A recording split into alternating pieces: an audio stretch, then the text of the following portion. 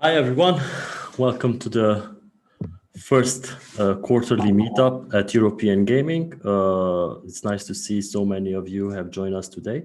I'm so happy to see many familiar faces on the small screens on my laptop.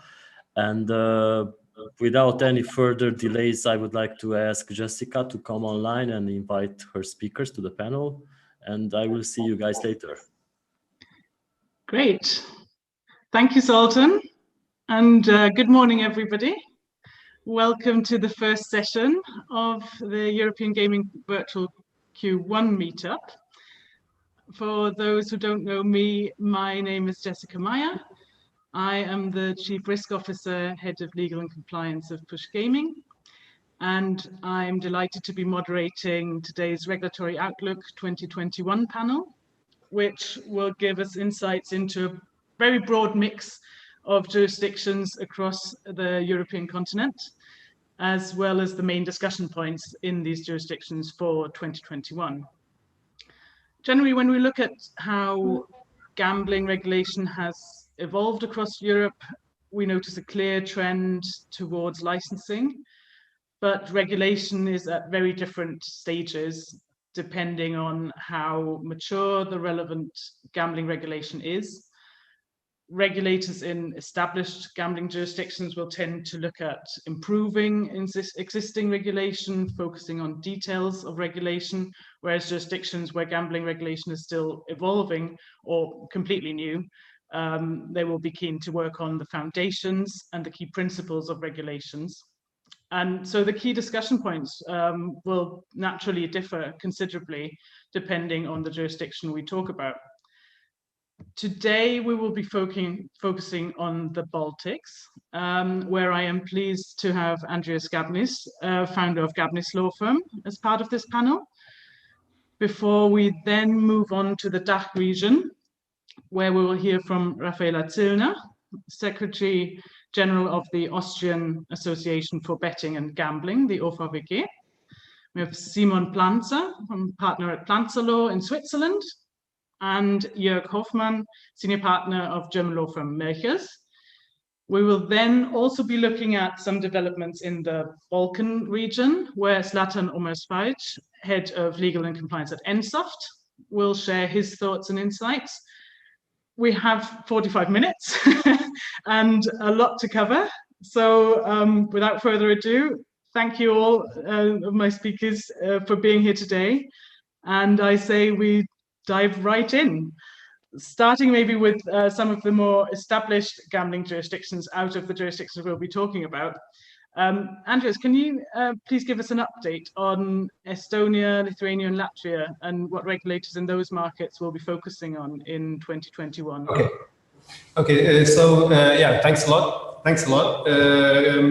Yes, as you put it, Lithuania, Latvia, Estonia, and the whole Baltic region finally is more or less a mature region in terms of regulation. So basically, these three jurisdictions are not similar to each other, but again, at least we can call it mature markets. That's good, actually. In terms of, obviously we don't even have 45 minutes anymore, so I'm going to be, brief and quick. It's relatively stable. Again, it's a good thing. And Estonia, nothing new last year, and most probably nothing new this year.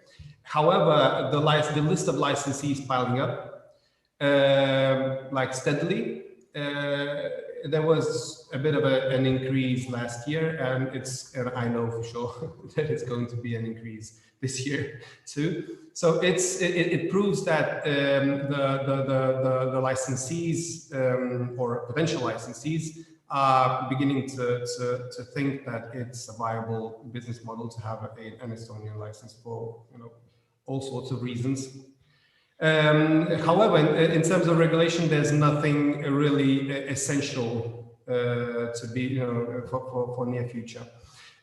Similarly to Latvia, because in Latvia, last year there was a nightmare with Latvian lockdown, because I believe it was the only country in the world who took online down only because they had to take down the land base.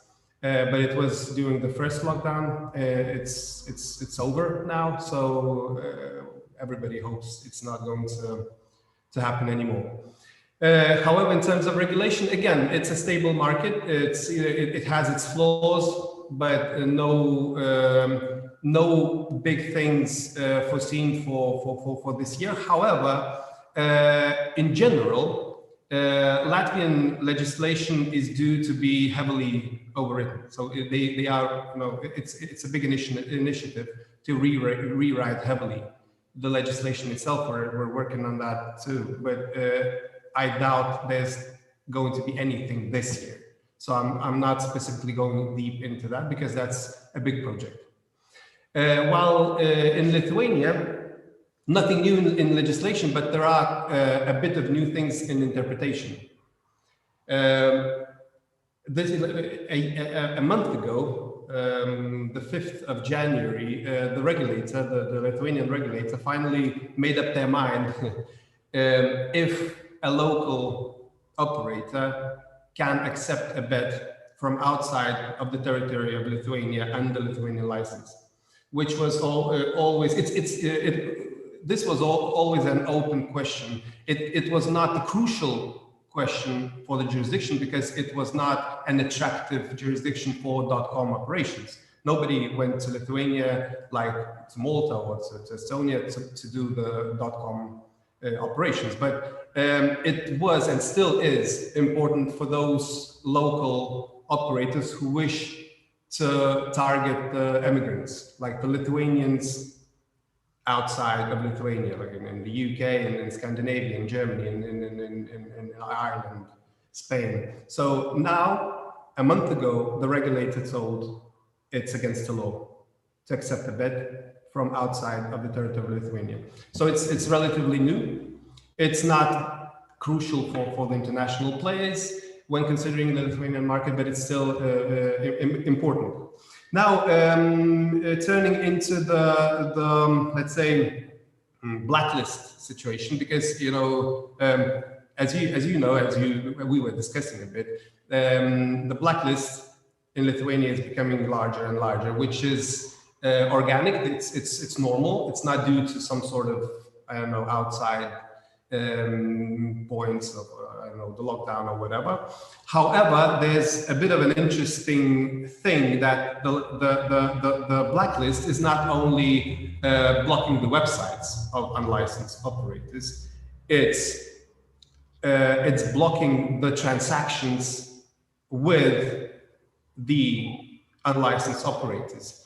And there are two things that should be considered, and maybe not everybody knows that. In terms of the website blocking is, the website blocking plus the transaction blocking is that if you get into a blacklist in Lithuania, there's literally no way of getting out of it, except of getting a license, which is a bit crazy.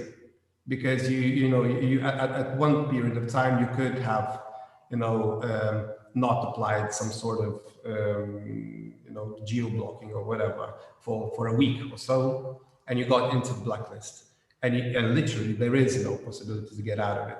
So it is a bit of a craziness in the legislation, in the regulation there. However, an interesting point is that the transaction blocking is something that is very important for the PSPs that are listening to us right now, is that the Lithuanian banks must block any transaction related to the unlicensed, to the company which is in the blacklist. So basically, if a blacklisted company perfectly licensed in Italy or Germany or UK has an employee in Lithuania, that employee cannot get his salary. If there are Lithuanian gambling software providers who provide the games so the blacklisted companies for non-Lithuanian purposes, they can't get paid. Only because there is this general overall ban of any transaction related to the blacklisted company, and that is very important for any PSPs, the electronic money institutions, the quasi banks. The banks want to be, because Lithuania is becoming a fintech heaven, and more of these fintech companies want to acquire Lithuanian license, but there's a catch there a bit in terms of gambling. You should consider. We're working on that to turn that, away, because it's, again, crazy. It's not worth to leave there in the legislation. It's too heavy. It's really against any sense. So, but right now the situation is like that. So I think that's more or less 8 minutes from me. So if you want to turn back to me at whatever time during the panel, please. But I wanted to be condensed. And thank you. Just perfect summary. I think a very good overview, very concise, perfect for our time constraints that we have today. But the payment blocking or website blocking side is very interesting. Obviously, it's very far-reaching then, and it is. I think across the board, whenever these blocking measures are introduced in a jurisdiction, there's always a lot of controversy around that, and that's a good point to loop in. And Simon, actually, because Switzerland is one of the candidates in terms of jurisdictions where blocking activities were all the rage, and I assume still are. But so Simon, maybe could you talk a little bit about sort of how effective these website blocking measures in Switzerland have been, which were introduced in 2019? Absolutely, delighted to do so. But first of all, good morning, Jessica. Good morning. And of course, a cordial welcome to everybody who's with us today. You ask about the effectiveness of the domain blocking in Switzerland. Maybe we can distinguish two domains, one being the legal domain and the other one being the factual domain in reality. So first of all, with regards to the legal side of the domain blocking has been so far upheld by the national courts. There's actually procedure pending that was launched by internet provider against domain blocking decisions. And very recently in January, 5th of January, the Federal Administrative Court rejected that appeal against domain blocking, and among other arguments also found domain blocking proportionate. This decision can still be appealed to the highest court, the federal court. Honestly, I'd be surprised if that court decided in a completely different direction, still legally speaking, leaving political or factual considerations aside for the moment. So that's the legal side of the effectiveness. When we then look at the real world, I'm tempted to say, we have hundreds of domains being listed on the blacklist in Switzerland. We've currently, well, we still have two regulators, right? And on the casino regulator side, we're talking about 300 domains approximately listed. But a recent test actually concluded that only about 53 of them could actually not be accessed. So the large majority can still be accessed, and this has various reasons. First of all, there are different ways of domain blocking. Then it also depends on the very device that you're using. Mobile devices tend to be less blockable, and it depends also on the browser that you're using and the very version of that browser. And more modern versions tend to circumvent domain blocking, actually. So the effectiveness de facto seems to be very limited. Maybe one or two figures on the market, how the casino market, online casino market has developed. In 2020, we had a GTR of approximately 170 million in the legal market.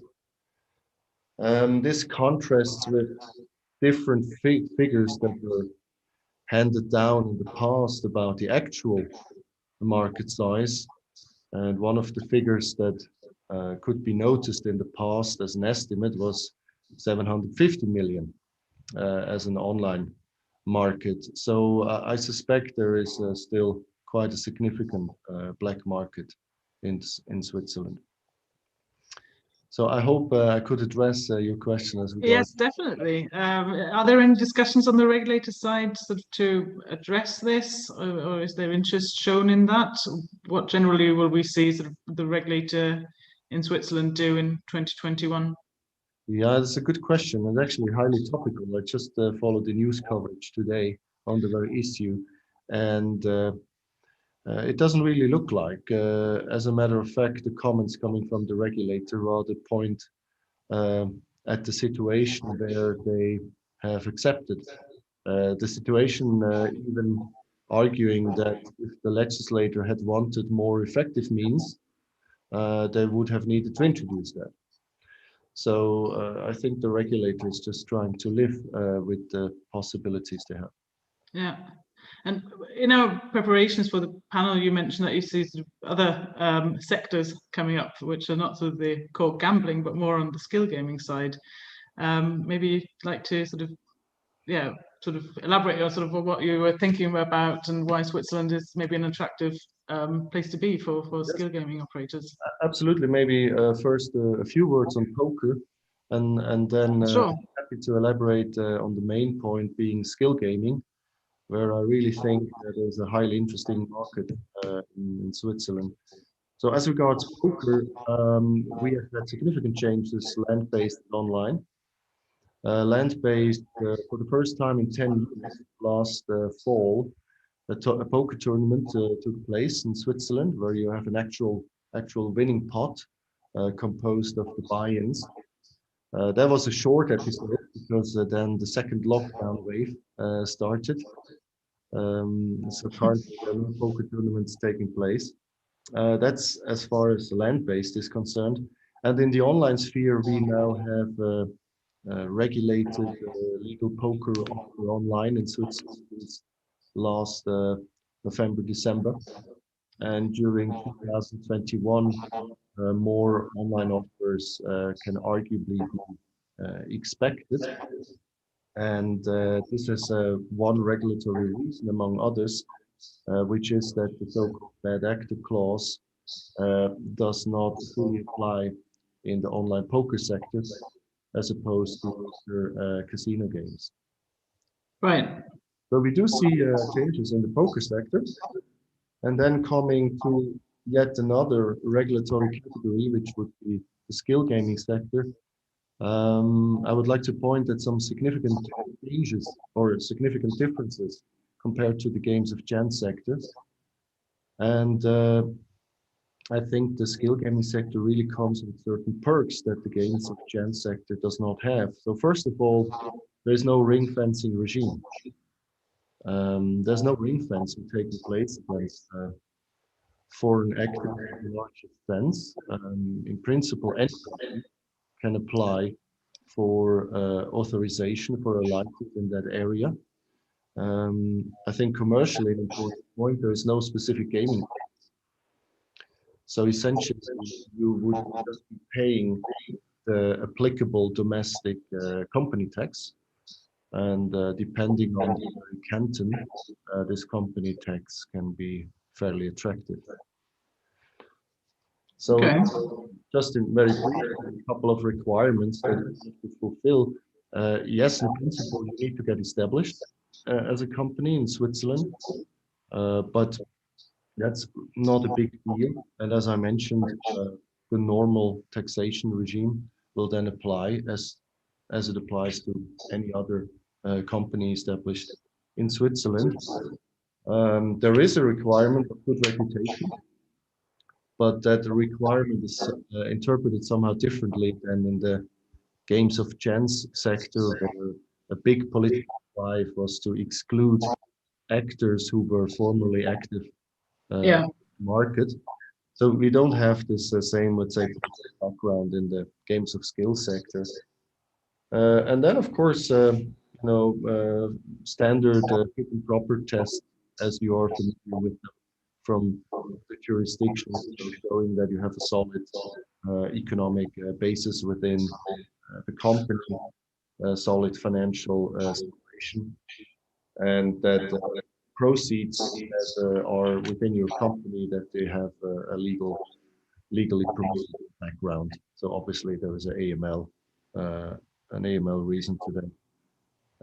So I think when you look at the requirements, they're fairly feasible to achieve. Commercially, in case, because of the taxation aspect that I mentioned, and setting up a company in Switzerland, it's not all too hard. Okay, that's sort of an interesting outlook then for this skill gaming sector that might grow if this potential is seen.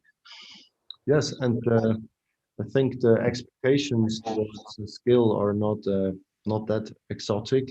At the end of the day, it boils down to predominance. Yeah. The outcome of the game predominantly depending on the skills of the player, or rather on chance factor. Okay. Well, thank you, Simon. We'll move on to an evergreen in regulatory outlook panels, Germany. And sort of welcome Jörg and say hello to Jörg this morning. And it seems at the moment the focus very much is on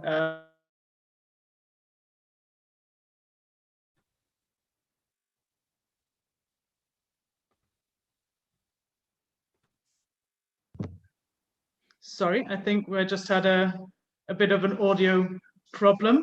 What I said was, hello, Jörg, and we're moving on to Germany, which is always, well, almost always features in these regulatory outlook panels, because something will always be going on in Germany. And we're definitely not talking about sort of a matured and jurisdiction here. Things are very much still developing and evolving. At the moment, the focus is on, seems to be on sports betting, following the issuance of the first 22 sports betting licenses. How is the licensing process going, Jörg? And also, maybe if you could touch on sort of what the enforcement situation is at the moment, obviously with the transitional regulation having sort of entered into force in October and December last year. Thank you, Jessica. Yes. Good morning to you. Good morning to everybody else. Yeah, happy to do so. Being a gaming lawyer in Germany means you must be addicted. You need your daily dose of madness. And if you consider the sports betting application process started in January last year, and it's still not completed. As you said, 22 licenses were granted to first operators. This started in October last year. And the license number 22, surprisingly, has been granted to an operator just last week. So this was surprising because there was a certain interruption in granting licenses by the authority, probably due to the fact that there is a gambling committee always making final decisions, but not being able to make that decisions because they can't find common grounds and conclusions. But where are we now? So I said we have these 22 licenses being actively implementing the license conditions. So they have to comply 100%, of course, in the near future. But there are also, I think, between, let's estimate, 35 or even 40 applicants with still pending applications, proceeding to get this completed and to get a license as well. And that's it so far regarding the application proceeding. We estimate that there might be some operators who consider to apply as well, and the chance is there they could do so. But as we all know, this current interstate treaty will expire by the end of June. A new treaty will come into force. most likely. There were some questions whether it will or it will not, but I could take it for granted because there was the question of the state of Saxony-Anhalt will ratify or not due to coalition issues they had with various discussions. But now they announced they're fine with signing the treaty, so that's okay. And then new regulation will come into force, will replace a few of these conditions. But those licenses who were granted under the current regime, they tend to continue at least until the end of 22, and will then be attached or extended. A new application proceeding will come into place for those who haven't applied before. Enforcement is a very interesting topic. Certainly you don't need enforcement for license operators or those who were tolerated because they are in the proceeding of applying. But of course, there might be black market operators who never applied, which will now be too late, of course, to be tolerated. So they can either refer to European Union right and continue that discussion, or will be subject to enforcement. But enforcement at the moment means that the Regional Council in Darmstadt, which is the responsible authority for conducting that licensing procedure, is looking at the other verticals, meaning casino games or the virtual slot machine games on online poker, a multi-channel operator is offering while he's applying for a license or while he's just operating under the new license. Because as some of you might know, we have sort of a transitional regime in place since October, meaning those casino operators and online poker operators who comply with certain requirements put together in joint guidelines in September by the Supreme Gambling Authorities in Germany. If they comply with it 100%, they will be factually tolerated. There's a waiver of enforcement against these, but most importantly, they will be regarded to be reliable. Reliability is one of the main conditions to get a license. So if you're not reliable, you won't get a license. This means that if there is an applicant applying for a sports betting license, the Region Council in Darmstadt must look at the other verticals and see if they are compliant. And since this is not easy to identify what sort of the definition it is for certain requirements. I'll give you an example. Although there's a waiver of enforcement against the offerings of virtual slot machines, there is no waiver of advertising and promoting these compliant games. That makes no sense. It's just stupid, but that is how they apply the regulation. And advertising means or includes welcome bonuses or bonuses at all. And it's hard to understand for an operator. So there will be objections against these bonuses. This causes delays of a few weeks because you're receiving the hearing letter. You need to adjust your scope of offerings and then get back to the regulator and hope everything is fine. That is what happens now. And also there's a discussion of bet types, the scope of bet types, in particular esports, mixed martial arts. There's a discussion. I heard it. It seems to be disputable if that is a you can't sport or find a satisfying answer. I think the answer is it's not accepted in Germany, and for some reason they don't want it. Esports is a major discussion. You can lead this discussion with the competent people at the regional council. They understand and lead this discussion.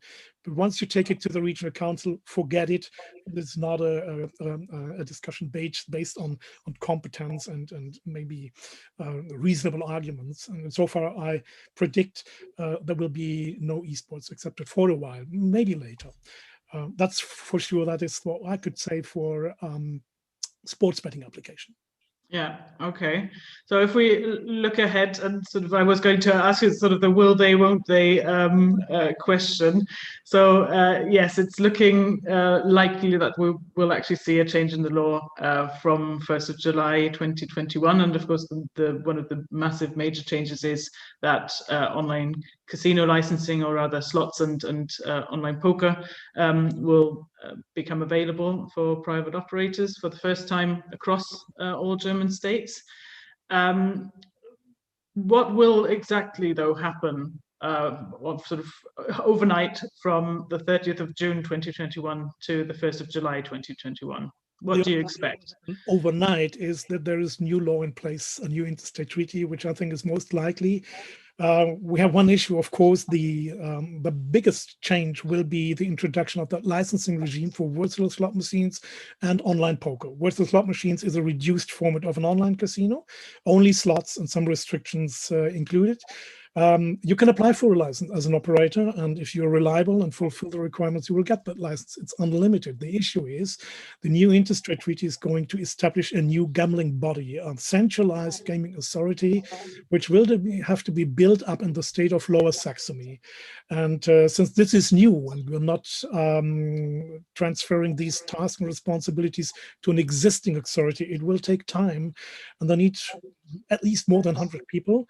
They're trying to hire these people now and build it up, but it can regard it as extremely high, extremely likely that they will not be able to take over as of July 1st.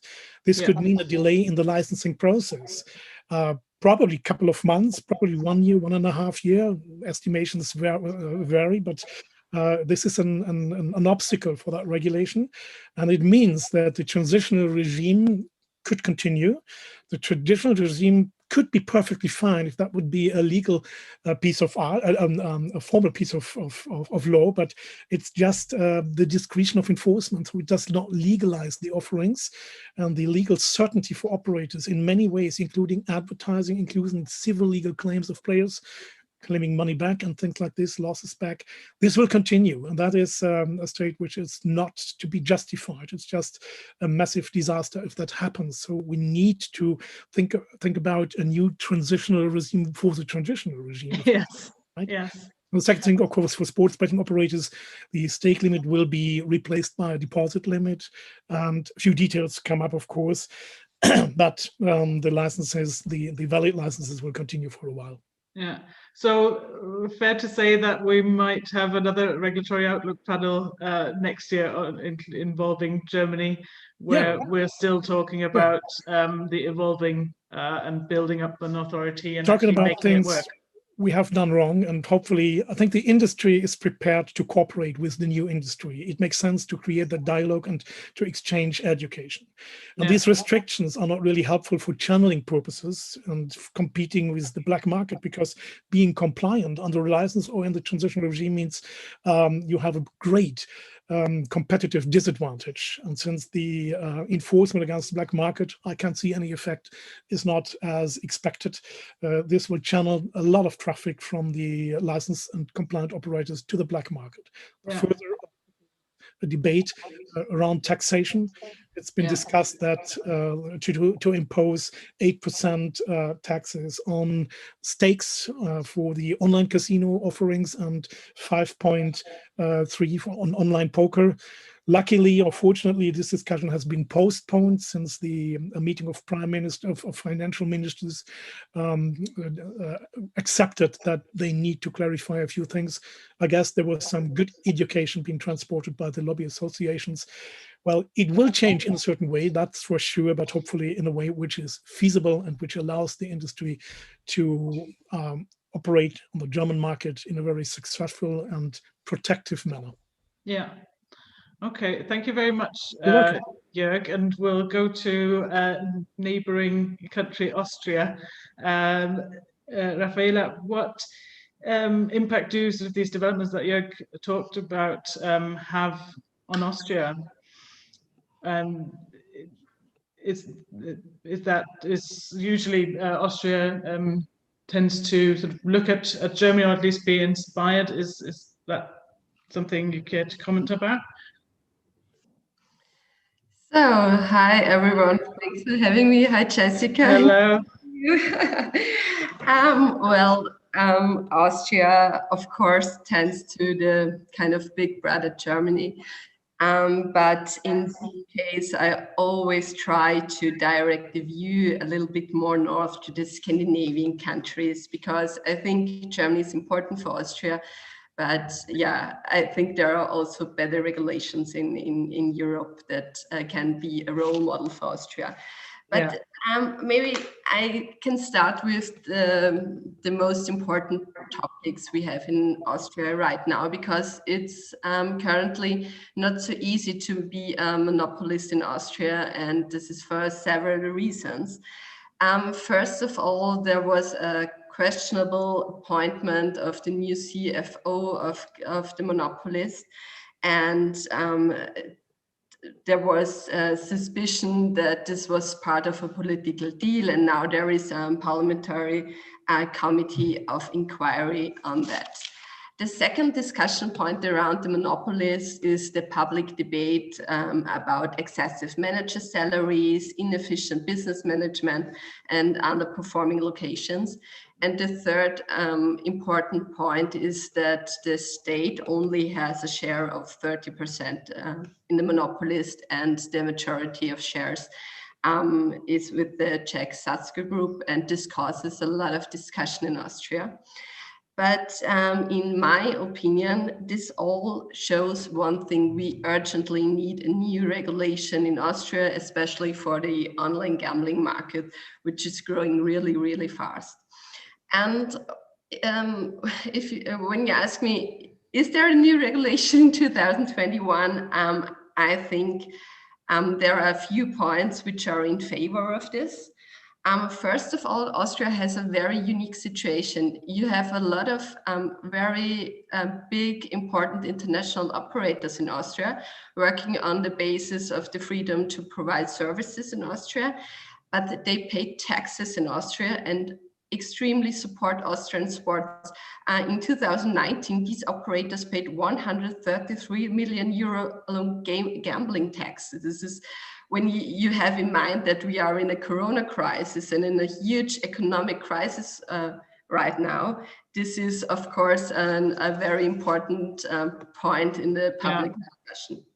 Another thing is that right before the first lockdown, the Federal Minister of Finance announced that he will implement a new gambling authority.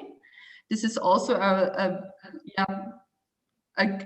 right point, or a point in the right direction. And third, as I mentioned before, the scandal around the monopolist, and also the pressure from the other European Union member states, because hardly any European member states has a monopoly or a complete ban of online gambling. So I think there are a few points in favor of new regulation 2021. And of course, I'm focusing in my daily work a lot in lobbying and work towards new regulation in Austria. One point I would like also to mention is the topic of player claims in Austria. Because I heard that this could be interesting for our audience. In Austria, we have some litigation financiers which have specialized in suing back gambling losses from operators without an Austrian license. In our point of view, this is from a legal perspective completely wrong, because the Austrian gambling monopoly infringes European Union law. We have commissioned a lot of studies on the incoherence of the gambling monopoly in Austria. Right now, today, the media published articles or a news commissioned by us about the advertising methods of the monopolist. And there is a lot going on, and there are so many good arguments. So maybe one sentence to our audience: if you're affected of player claims, please get in touch. We have a lot of documents and studies, and we can support you in many cases. That's fantastic. Thank you very much, Rafaela. And we'll move to Zlatan and the Balkans. I think what we've sort of learned already, by just looking at the different jurisdictions that we've already looked at, is that the goal of any gambling regulation should be to protect the players, achieve channelization. But unfortunately, more often than not, other factors play a far too dominant role. For example, the money that can be made through high licensing fees, or excessive taxes, or protecting the sort of monopolist or the former monopolist in the then open competitive market. Montenegro just recently published a draft for a new law seeking to overhaul its gambling regulation. Zlatan, what are the key aspects of this new law, and what are its the main objections against it? Yeah, thank you, Jessica. Good morning from my side also. I hope so you can hear very well. As Andrew said before, they don't have new regulations, but they have a new interpretation. In Montenegro, we have a new regulation, and this would be definitely a hot topic in upcoming months. Namely, at the end of the 2020, Ministry of Finance in Montenegro put in procedure of adopting a new gaming act. Proposed act is in the public debate phase, which started on 30 December 2020, and all stakeholders have a chance to submit proposals for amendments on existing text. A few days after public debate started, operators, lawyers, and other industry experts put in place significant objections of existing draft, where some objections are very serious due to the fact that indicate uncomplying with the constitution of Montenegro and constitution value which is placed in constitution of Montenegro. What we saw in that draft, that also huge number of articles are inapplicable in practice and represent only a wish list by the government. From the other side, we saw that some articles are probably understandable only to the one who wrote them. Although the text of draft contains, for example, 65 pages, but if they want to have a full implementation of the betting act, it is necessary to adopt in the next period approximately 20 bylaws, which is so many bylaws for one text of law such act such as this.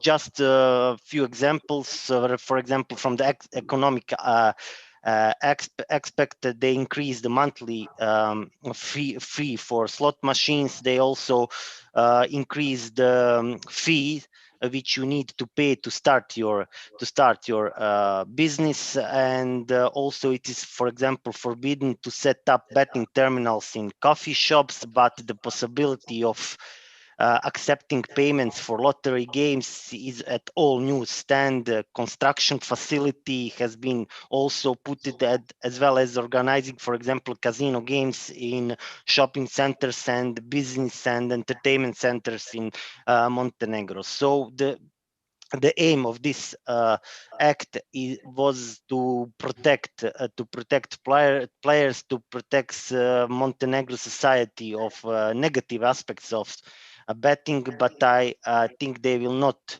fulfill with that aim, especially because they have a lot of term in betting act which is not defined on the good legal point.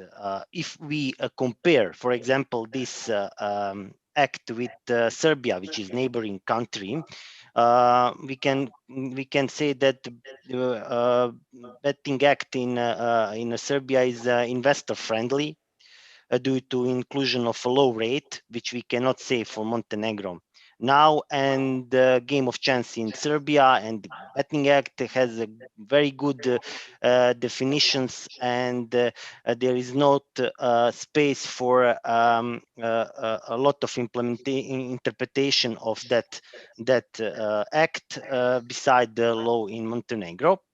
So in the next and upcoming months, I expect a new interpretation of this law. We will not have new regulation, but we will have a various of different interpretation. Yeah. So that is in the short. That is the shortest way to explain. But definitely in the next panel's next meeting, we will definitely discuss more about this proposal. Okay. Rafaela mentioned sort of that Austria should ideally sort of be looking at inspiration from jurisdictions such as Denmark for regulation. To which extent do regulators in the Balkan region sort of look at look at how EU member states regulate gambling when drafting their or sort of revising their local regulations? Well, due to the fact that every country in Balkans, especially this Montenegro, Serbia, Bosnia and Herzegovina, looks to join the European Union in the near future, they need to to comply legislation to be EU law compliant. But we cannot say for betting acts that they are EU law compliant. They have obligation. The legal ground for this is stabilization and association agreement, which concluded Bosnia and Herzegovina, Serbia, and Montenegro with European Union. But these countries are development countries, and according to that fact, regulatory processes need huge reform to ensure putting standards of EU law in the first place, beside other interests of politicians in these countries. Okay, thank you. Looking at the time, I'm afraid this is all sort of what we have time for today. Thank you, all of you, for keeping it concise and to the point. I think we've had a really good overview. Thank you all for making it, and everybody, of course, for listening in. And I hope you enjoy the rest of the Q1 meetup. Thank you, Jessica. Danke schön. Bitte schön. Yes, and we are right on time. So I would like to invite Andrius to switch on his microphone and video for the next panel discussion. Hi, Jessica, thanks a lot. You did the perfect job. It's actually, perfectly on time, and thank you very much for a very well done first panel, because the first panel is always the most difficult to run. I hope everyone's on board, because I need Araxi, Charmaine, Ilya, Mario, and Vladimir. I hope everybody is there. Okay, Charmaine. Hi. Hi. Hi. Now. Hello. I have to double check. Hi. Araxi, hi. Now. Hi. I think we have everyone. So we have do's and don'ts for emerging markets. We have the same time, 45 minutes, and we have a perfect mix of people here.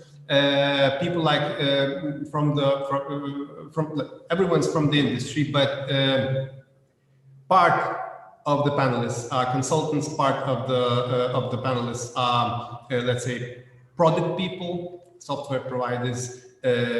No matter if that's from the legal side or it's from the product itself side. And we have Mario, who is a consultant / regulator, which is extremely interesting for everybody, because it's not a common thing to see in most of the jurisdictions. So okay, so Araxi, DS Virtual Gaming, Charmaine from Playtech, Ilya for H Agency, Mario Galea Random Consulting, and Vladimir from Evo Play. We are discussing the do's and don'ts for the emerging markets. We can actually have it from, let's say, do's and don'ts for the regulators of the emerging markets, and do's and don'ts for the potential operators and the current operators in the emerging markets. And obviously, emerging markets, there's no specific rule to call a specific market an emerging or non-emerging, but let's say in this particular conference, we're looking into a region which is basically Ukraine, Georgia, Uzbekistan, and a bit of Kazakhstan, which I don't really think we should cover a lot. Not because it's very far away, but because it's a bit of a political thing going on there, like one group of interests taking over from the other group of interests. It's not extremely what we want to talk about in this part, in this panel. So I would like to start with Ilya. Are you with us? Sure, no problem. Oh, hi. Yeah. So good. So you're active in the region quite heavily. You're acting like, let's say, okay, you're active. Maybe not in the whole region as a whole, but still quite broadly. Could you please start with Ukraine? briefly what's going on, but not like, into extreme details, because the panel is not, about the news and the regulation, but about the do's and don'ts. And could you move forward in terms of what what the operators and the industry players should expect while considering entering, let's say, Ukraine, and then touch upon maybe Uzbekistan a bit, and maybe Georgia, but maybe for starting point in the Ukraine, because it's a bit of a region with its traditions and and culture. Please. Yeah, thanks, Andres. Hi, everyone. Hi, fellow panelists. It's a huge pleasure for me to be here. And Andres has chosen a rather interesting topic for the beginning of our panel, and this topic is obviously Ukraine. And as some of people who are in this Zoom meeting know, I can speak about Ukraine for hours and hours. But if I would be to, provide a rather short comment on what is going on and what to expect, is that after first license, Cosmonaut license, I'm sure that everyone is aware of the fact that license was granted. Ukraine is now being, by Ukraine, I mean obviously Ukrainian legalization process in general, is being torn apart between this first license on the one hand, and the fact that most likely this first license does not allow Cosmonaut to operate because there is still no clarity on technical regulations in Ukraine, and there is still no certification framework in Ukraine. And this is on the one hand. And on the other hand, Ukraine has a lot of bylaws to adopt before the market could be considered 100% regulated.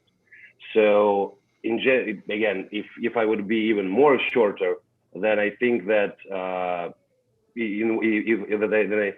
Ukrainian status of Ukrainian legalization in one sentence would be, would be fair to say that Ukraine is moving forward, but sometimes Ukraine is taking a couple of steps back. So, and getting to the particular operator's perspective here and what to expect when considering entering this market, then my usual advice to everyone thinking about Ukraine and about entering Eastern Europe in general is to, try not to rush things a lot, because at least with Ukraine, because there are a lot of developments, there is a lot of news going on around this country and around the legalization process, and sometimes when in times like this, this is my opinion, it's better to wait on the sidelines for a couple of weeks or a couple of months and wait and see until more clarity would be on the table from the government, from the regulator, and from the market in general. So I guess this is my take on that. Thanks a lot. I will come back to you actually. Now I want to move to Charmaine, if I may. I want to touch base a bit of the other side, like the takeaways that from the already mature and regulated markets. Because Charmaine, you have been let's say in the policy making, in the legal side from of the gambling business for a bit of time. So you see that from the inside, what let's say the struggles of the emerging markets, the struggles of the newly regulated markets from the regulated side. So what are the takeaways from the European markets, or maybe not even the European markets, from other mature markets that you tend to see in this region, and you would like to, let's say, take have the main points of that. Thank you, and good morning, everyone, and thank you for inviting and for having me. Yes, I think it flows quite nicely from actually what we were hearing this morning about markets like Germany, like Austria, and also indeed like Montenegro. That was quite an interesting take. I suppose 3 points that immediately come to mind are that when you're looking into new markets, each market is individual. You can't lift lock, stock, and barrel what you might have taken from one individual more mature European market to a new market. I think you have to have an appreciation for that. You have to in my view, engage in discussion with policymakers, and equally you have to realize that you have the politicians, and you have what's happening on the ground, different and diverse stakeholders, and the political pressure that, and yet the politicians have to bring all that together. And then you have also the regulatory bodies, new regulatory bodies in emerging markets. If you think of Ukraine moving from a complete prohibition to legalization, which I find quite interesting because it does offer new opportunities. And on that, I think Ilya made a really good point in sort of saying, you might need more time. And what that brings to mind, if you think of Italy or of Spain even way back, I don't think that they got it right or pretended to have got it right immediately when they first started regulating. The products, tax adjustments came after, and definitely then the market improved, whether it's the channeling of players into the regulated market, or whether it was, of course, the revenue for the state. And also, I think when it comes to industry, it's, do we want to take a short-term or a longer-term view? And again, there we have lessons to learn from European markets, where we might have had a shorter-term view in entering a market, getting excited on market entry and forgetting that there might be repercussions down the line in terms of how we behave on the market. And, immediately you can think of Sweden, which, after quite, I would say, a painful move towards regulating online, it's immediately moving towards a re-regulation, if you like, and advertising cropped up massively over there. But at the same time, it does offer us opportunities, and certainly for Playtech, where we've taken a commitment to regulated markets, where we're getting about 90%, I think, of our revenue last year came from regulated markets. So we want to be active in engaging in discussions there to help try to frame sensible discussions. But at the same time, and not, I think, unique to Playtech, you want to see viable regulations, but you want to go with solutions that fit and that suit the realities on the ground. As I was saying earlier, you can't take a one-size-fits all. And one reason I was saying why take a longer term view, because I think often we are such in a rush to talk about tax, licensing, fees, costs, etc. Of course, those are all very relevant in entering a market, but perhaps we touch upon less proactively on the responsible gambling angle. And that might be a bit further away from realities when it's a new market trying to regulate, and yet it will kick in. And that is, I think, a relevant topic because it ties in with the market trends we are seeing in Europe. But I can touch upon that later if you like. Okay, but for instance, just a quick remark. You're talking about. Am I losing you, or I hope I'm not losing you? I can hear you. Okay, great. So yeah, just a quick remark. You're talking about the good practice, but it seems that you're a bit, talking about the ideal world, like, the perfect world, when everybody speaks with everybody, like, you provide your feedback and everybody listens. But in reality, it's not always like that. For instance, like, we're talking about the region, which has its ups and downs and stuff like that. So considering this particular region, like Georgia, like Uzbekistan, maybe, like Ukraine, what is how do you deal with from Playtech to see or Ilya to make the people involved to listen, because from I know how it sometimes feels when you get to to Belarus, which is actually more or less the same region we're talking about, and to the industry, and you're talking with them and say we're doing in Lithuania, in Poland, like this and that. No, it's not Lithuania. It's not Lithuania. It's not Poland. We're Belarus. When you talk, but it's in Malta, the same thing. Okay, if it's in Malta, please continue. We want to hear what you want to say. So, how do you make them listen, more or less?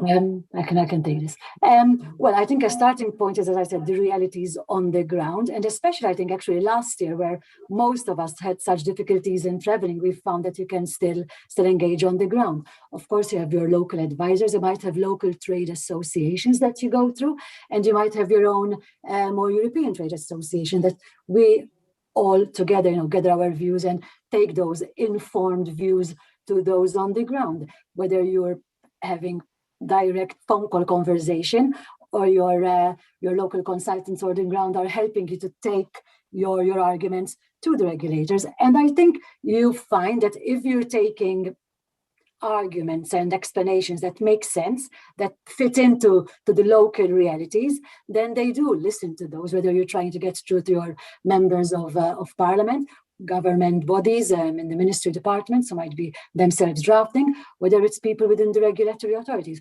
We find that you can go to them, and of course you can reach out to them. In better times, you'd be trying to go and have your face-to-face meetings with them. But this is why I said earlier, the realities of what's happening on the ground. I might go and tell, Ukraine, this is your ideal tax. This is what you should be doing, 20% GGR tax. The reality is that what has been drafted in the law is slightly different. So I have to fit my narrative to help them move forward as well. Otherwise, they will listen to me, they will listen to your arguments, but they don't necessarily go everywhere. It's not about not having the audience to listen to you. It's about how far your arguments will then go in practice. Yeah, you're right. You're absolutely right. If you don't mind, I also would like to add a short comment on that. Yes, because Charmaine and I, we both have certain experience in trying to communicate various positions to the regulators around this region. And I personally work with governments in Russia, in Ukraine, in Uzbekistan, in Tajikistan, and other countries in post-USSR territory. And I think that the main thing about government relations, so to speak, in communicating your positions to the government, to the regulator, is understanding. And understanding not only not only that you or an international operator or generally the market should try to help understand the government, the regulator, our issues and our view on certain things. But for instance, I always trying to understand the issues behind the regulator's view on certain issues and certain questions, because usually, at least I witnessed this a lot of time. I have witnessed this a lot of times, that there is, for instance, there is certain thing in the law, in the regulation, that obviously not so favorable in terms of international practice, but market practices and stuff like that. And you need to understand why the regulator is hesitant to accept any comment on that. And usually this is not because they think that gambling is bad or because of gambling stigma or because of something like that. It's usually because of some rather simple troubles in the workplace, that there are managers, there are top managers, there are ministers, there are presidents, and there are this chain of power and chain of command should be held in mind when you're trying to speak with the regulator. And you do not the very important thing that you need to ensure is that you wouldn't be the guy who is trying to push someone from the government, from the regulator, in the direction which is not open for them yet, because of their internal struggles or because of their internal structure.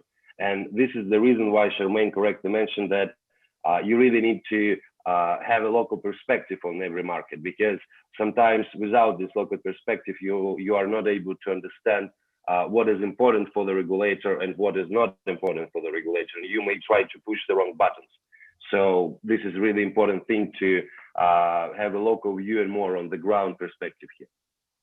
Okay, thanks a lot. I totally agree with that. Obviously, it's just that sometimes, I'll now move to Mario and have a quick remark here, because from what I hear from you and from my own experience, is something like when you want to push something that would be more favorable to you. That's one thing, because that's usually it can be seen. But sometimes you just want to push something that would just work, because you see in the legislation that something is written in a manner that will just not work. So so that's a bit of a different sides of the perspective. And in this particular case, there's a thing called in like legal transplant, when you get some sort of a thing which works, let's say Malta, and put into another country, and that could work and that could just not work. So that's what I want to ask Mario, because if Mario, are you with us? Yeah, sure. Good morning, everyone. Hi. So it's exactly what you are doing, actually. You go to places and you put the systems there that you know how they work in other countries, where you implement it in, let's say, in Malta, in some other countries, and you go to, let's say, to Georgia and do the same thing, and you see what works and what doesn't work, and you see why you can be trusted, and how to make the regulators to trust you only because it worked somewhere else or your expertise is vast. So can you please go forward with that kind of a thing, the struggles of this region, or the good sides of this region, in terms of maybe Georgia, because you're heavily involved in Georgia, and provide your insights of these. Sure. I think, Andres, you hit it right. One of the things, and in order for me to segue into those regions, I think one of the things that we are missing here, and with the hindsight of the previous panel and this one, is about the big elephant that is going to enter the room soon. And that is going to be the European standard, the CEN, now I think it's going to be called CEN 456, which is the European standard for reporting on online gaming. Now, why do I say so? Because this standard took 2 years to draft. All jurisdictions, all member states took part in it. I heard before the mention of Estonia, Latvia, and Lithuania. They were very, very active countries in drafting this standard. And the whole idea about the standard is we brought all European jurisdictions together and said, okay, now we need to put a standard which works for all of us. And this is going to be the posterity for Europe for the years to come, in order for us to agree on something that up till now there was always disagreement. It took 2 years. It took 34 regulators plus all the European trade associations to draft. The voting has been done, and the standard has been ratified. And I believe after the translations into French and German, it will be published as a European standard, which will be probably March. This will change the whole scenario, how we regulate. If you look into Malta, for example, Malta has already published Directive 6, which is based on the standard. It's using it only for the land-based reporting already. It's going to use it also for the online for sure in the coming months once the standard is published. We did the same in Georgia. We didn't take any risks in Georgia, and in Georgia we actually use the same standard that Europe is going to use for the reporting and monitoring of online gaming. This means that certification, how do we do certification, is going to drastically change because now the standard covers a lot of what the certification before it tried to do. And basically it's a standard that works. It's a standard that tries to define things like GGR and player responsibilities and stuff like that. It's a very complex standard, and I mean it goes into hundreds and hundreds of elements, and it is very comprehensive. And whether it will be implemented in full or in part, it is something that works. What is important that came out of the standard is the jurisdictions that came in and participated had a one common goal. Let's make something that works for Europe, and this will be the basis of other future sort of initiatives that Europe will go into. So this idea of what you're saying is an evolution from some years ago, where we had a Europe that was split into those who were pro online gaming and those who were against online gaming, whereas now we were I mean everybody knows Malta and France were at loggerheads in 10 years ago, whereas on this standard they were actually the two partners that wrote part of that, most of the standard. So you see a change and evolution, that evolution of somebody called them the mature jurisdictions. I'm not sure whether that's the right word to use, but And that makes me look very old, actually. It's where we are going now, and this will impact definitely the neighboring states, and especially those states which are interested in joining the European Union.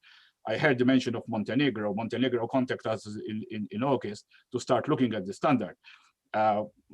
Lately, we have also Macedonia, which is also looking at implementing standard reporting systems, which also changes how the regulator works. It definitely makes the regulator much more transparent. It makes the operators more onerous in their reporting, but it also irons out most of the ambiguities that exist. Which also brings me to Ukraine.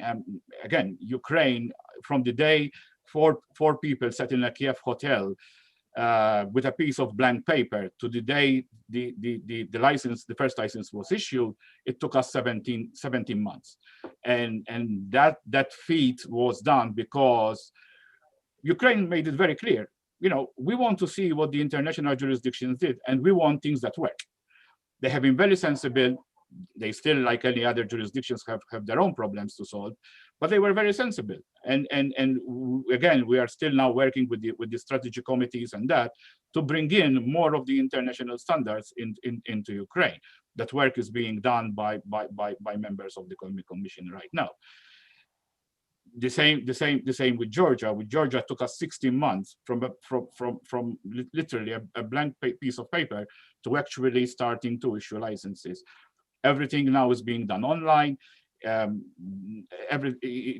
whole process is monitored totally with every single transaction. In the case of Georgia, we are able now. The technology allows us to do that as a regulator, and to issue a license in Georgia is taking us days now, not the months and almost years in some jurisdictions. I perfectly understand, and from what I hear from you, and again, it's not something new that you're talking about, because the complexity of the standard or complexity of the legislation is not actually the problem. The problem is ambiguity and not being, like, let's say, united. It must not be perfectly united, but still, when you enter the market and everything is new plus ambiguous, it gets into the problem, because that's why the complexity is not a real problem, because you can have a complex standard, but if it's applied everywhere, so united, plus it's understandable. It's hard to implement, but it's understandable, not like Zlatan mentioned, and maybe even in other countries where I can confirm, where you get 60 pages of something that completely nobody can understand, because it's written in the non-gambling language, and it's not consistent. It's obviously not going to work. So it's not complex. It's just ambiguous and not clear. So I get your point. So everybody is after what's what could potentially work. Yeah. So because we still have 15 minutes and I have 2 people on my panel, so I want to move to Araxi.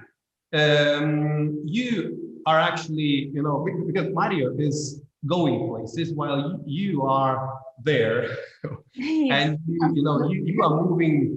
You are moving within the region everywhere, like in Georgia, Armenia, Kazakhstan, even South America. But let's stay in the region. And what's your take from the cultural side?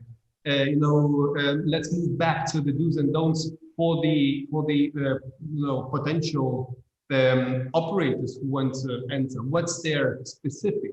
What should they know? What are the musts that they have to consider, if they want to get a viable business out of the region?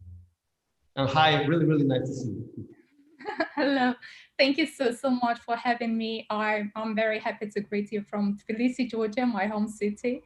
What I want to say about my country is that we are geographically, we're located in a very great place. We're between Europe and Asia, and the culture here is very specific.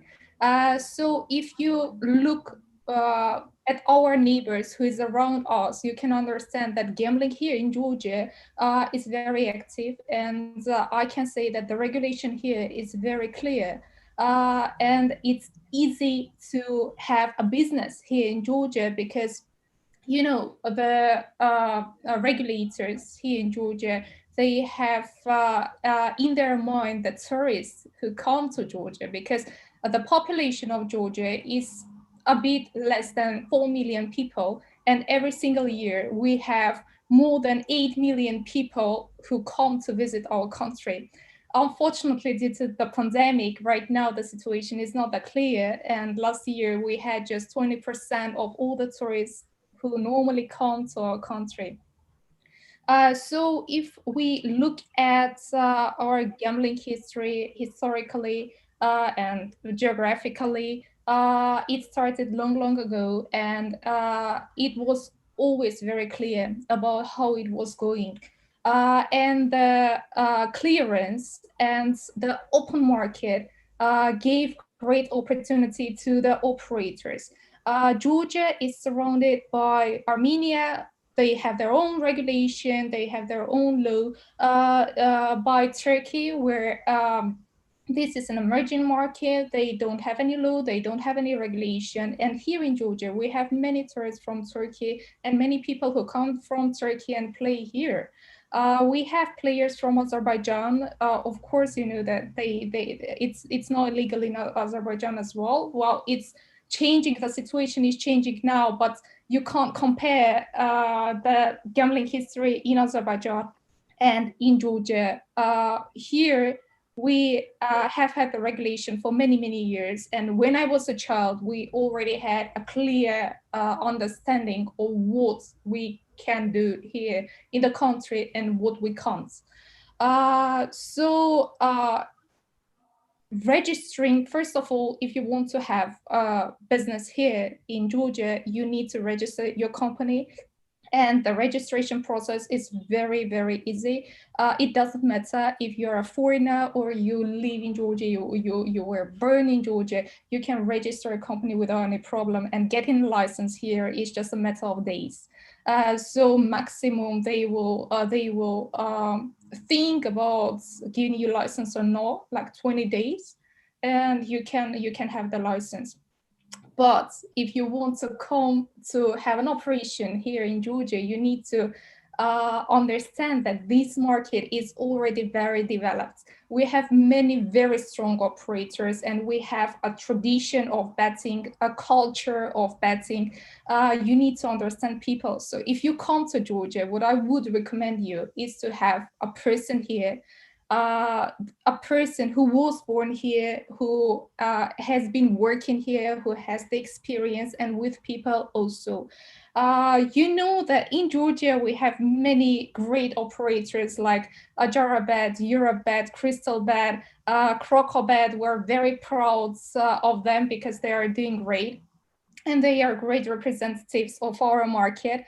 And if you think about being a competitor to these markets, to these operators, you need to take into consideration that you need a very strong sportsbook. Without it, there is no way to come to Georgia. You need to have a very strong poker. You need to have a desire to make the games that were played here in Georgia, that the Georgians played since childhood. For example, like domino, backgammon, seka, bura, and thanks to our great operators here, we have these games. They develop these games especially for this market, especially for their players.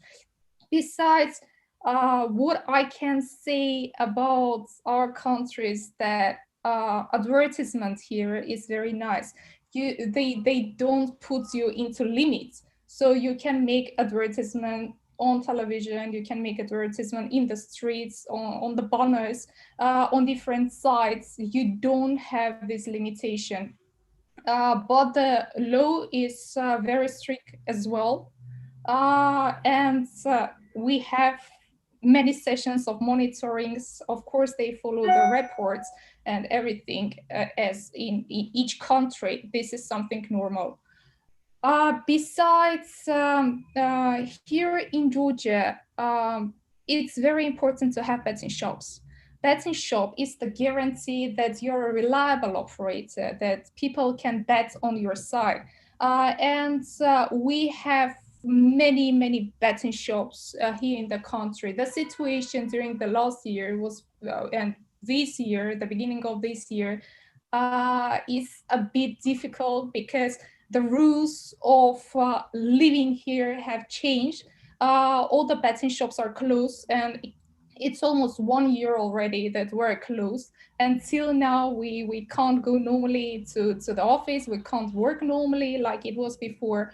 And the business, the gambling business from the land-based point of view was very harmed, 100% harmed.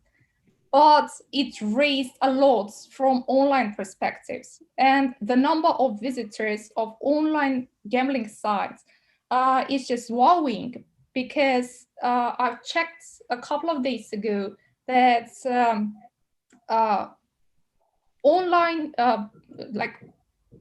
operators site are visited even more than Facebook here in Georgia. So people, yes, I mean, you know that well, worldwide, Facebook is on the first ranks of these visited sites, but here in Georgia, the gambling is so developed that people go more to Ajarabad. Okay, understood. Understood. It's literally a very interesting region for this, very interesting for the operators, potential operators. Actually, obviously, it's a developed country in terms of the operators, the local operators. So it's not an easy country, but still, it's a very interesting country. So thanks a lot, and let's move to Vladimir. And I want to combine Vladimir and Ilya in terms of what you should do and what you shouldn't be expecting in Ukraine. And basically, let's start with Vladimir because he hasn't spoken yet. Hi, Andres. Hi. Hi. Thanks a lot. Yeah, you're a software provider, so you're not an operator. So yeah, but you know your slots are, you know, they are not Ukraine specific. so you can you can speak, you know, in terms of everything. But as far as, you know, you're from the region, so yeah, your perspective of what works and what doesn't work, and what do's and don'ts for the potential operators and maybe locals. Thanks. So I think the main question from different operators, I mean international operators that are going to come here, or even B2B providers, is what the expectable amount of this market, what is the size of it, because nobody can understand. As from 2009, gambling is fully prohibited, and it was fully prohibited in Ukraine. So after 12 years, everything has changed. But I think the main, like what we're expecting here from the market size is very close to nearest countries like Poland, Croatia, Romania.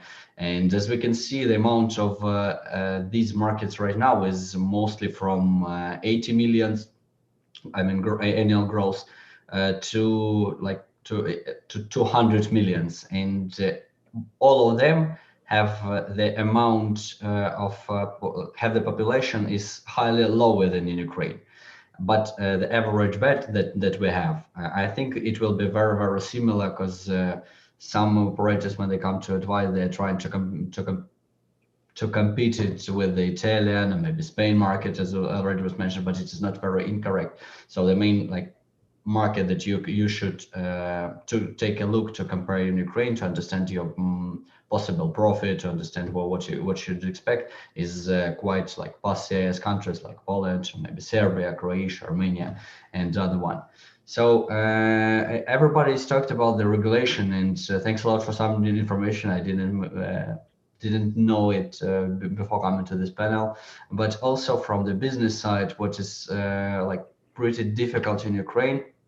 I think Ilya will add some more information about this, but it is advertising. So advertising is in Ukraine is pretty limited, and you have rules to what you can tell. You have the rules when you can tell it. You have rules even what the information should be inside. Like for example, that the gambling you should be aware of. Like gambling should be aware, and this information should take more than 50% of the whole information that you have.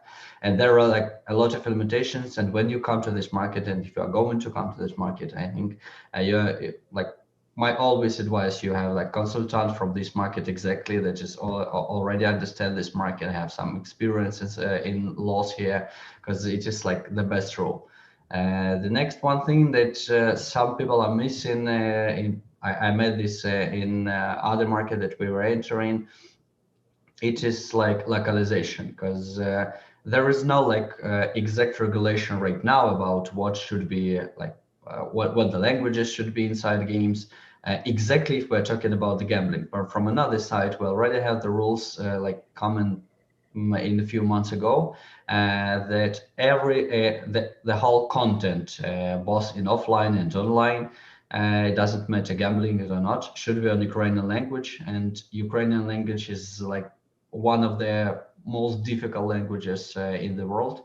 And I'm quite like advising to everybody, it doesn't matter it's operator or B2B provider, is to find some local translator to be sure that the information that you are going to tell the people will be really correct, and the people will understand what you're proposing. The main the main issue right now that Ilya was mentioned in the beginning, it's that we already have the opportunity to issue the licenses, but we have the opportunity to issue only B2C licenses right now. And also we can't operate from B2C point of view. And also the same situation in B2B market, that we are not understanding what is expected from B2B in this market. We have ideas where commission, we've spoken with commission about what they're going to enter, and I hope the certification process of B2B games and like betting games, instant games, table games, doesn't matter, will be fully explaining what we're expecting. But as I know, maybe they have another information from this point of view, but as I know, for the first year, like German market, like Greece market, we will use like certification of already regulated market like MG, UK, maybe Italian market. But I suppose that in some time, like in 1 year, maybe a little more, Ukraine will have their own own certification process inside, maybe just to compare in Belarus, something like this. So I think this is like the main information that everybody should think about before entering the market. Well, really nice insights, and I want to link to Ilya and his closing remarks, because we have a few minutes left. Closing remarks, and I'm really interested in your point of running the business in the UK remotely from, let's say, Malta, Gibraltar, or whatever, versus acquisition like M&A versus the partnership that could be potentially, viable in Ukraine. What are your, thoughts of this? Is running the business in Ukraine remotely even an option?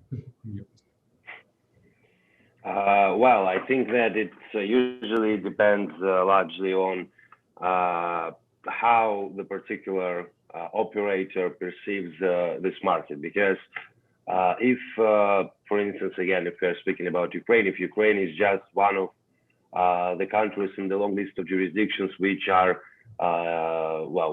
interesting for this operator, then obviously it would be much easier to try and find local partner in the country and agree with him about the particulars of your partnership, and then just assist on the matters where you can assist. In turn, if this operator perceives the country, perceives Ukraine or Georgia or Uzbekistan as a different project, and by different project I mean mostly a separate project aside from others business development initiatives within the company.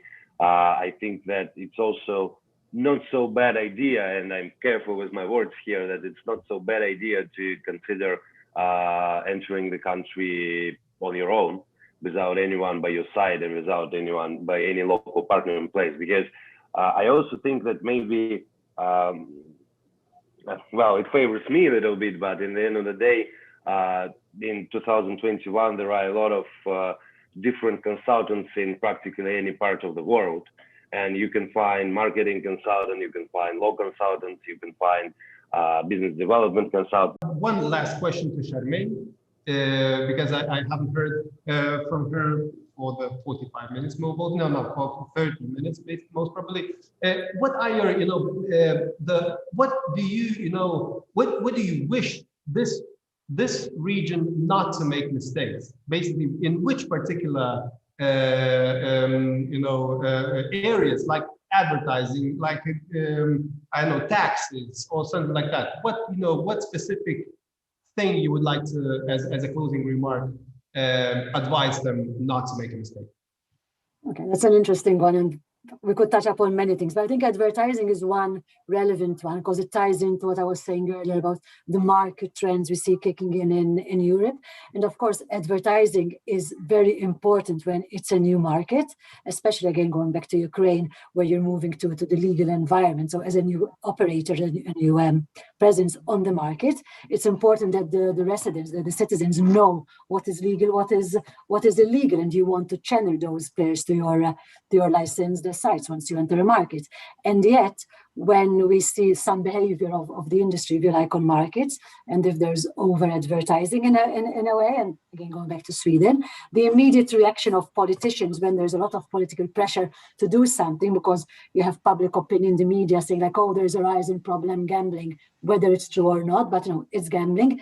It can affect a percentage of the population, regardless how small. So they immediately move around, try to restrict or outright ban, like Italy did. And that, the question mark is, of course, we don't have advertising out of sight, but is it the solution? And it goes back to the longer term view of the industry on the market and how you behave. Because just by doing away with advertising, it doesn't mean that you've improved the protection of players. So the last remark I wanted to make actually was that as Playtech, what we're doing is actually investing heavily in research for the use of artificial intelligence for behavioral analysis as a means to protect the players, and moving away from the more universal approaches of, general general kind of pop-up alerts and things like that.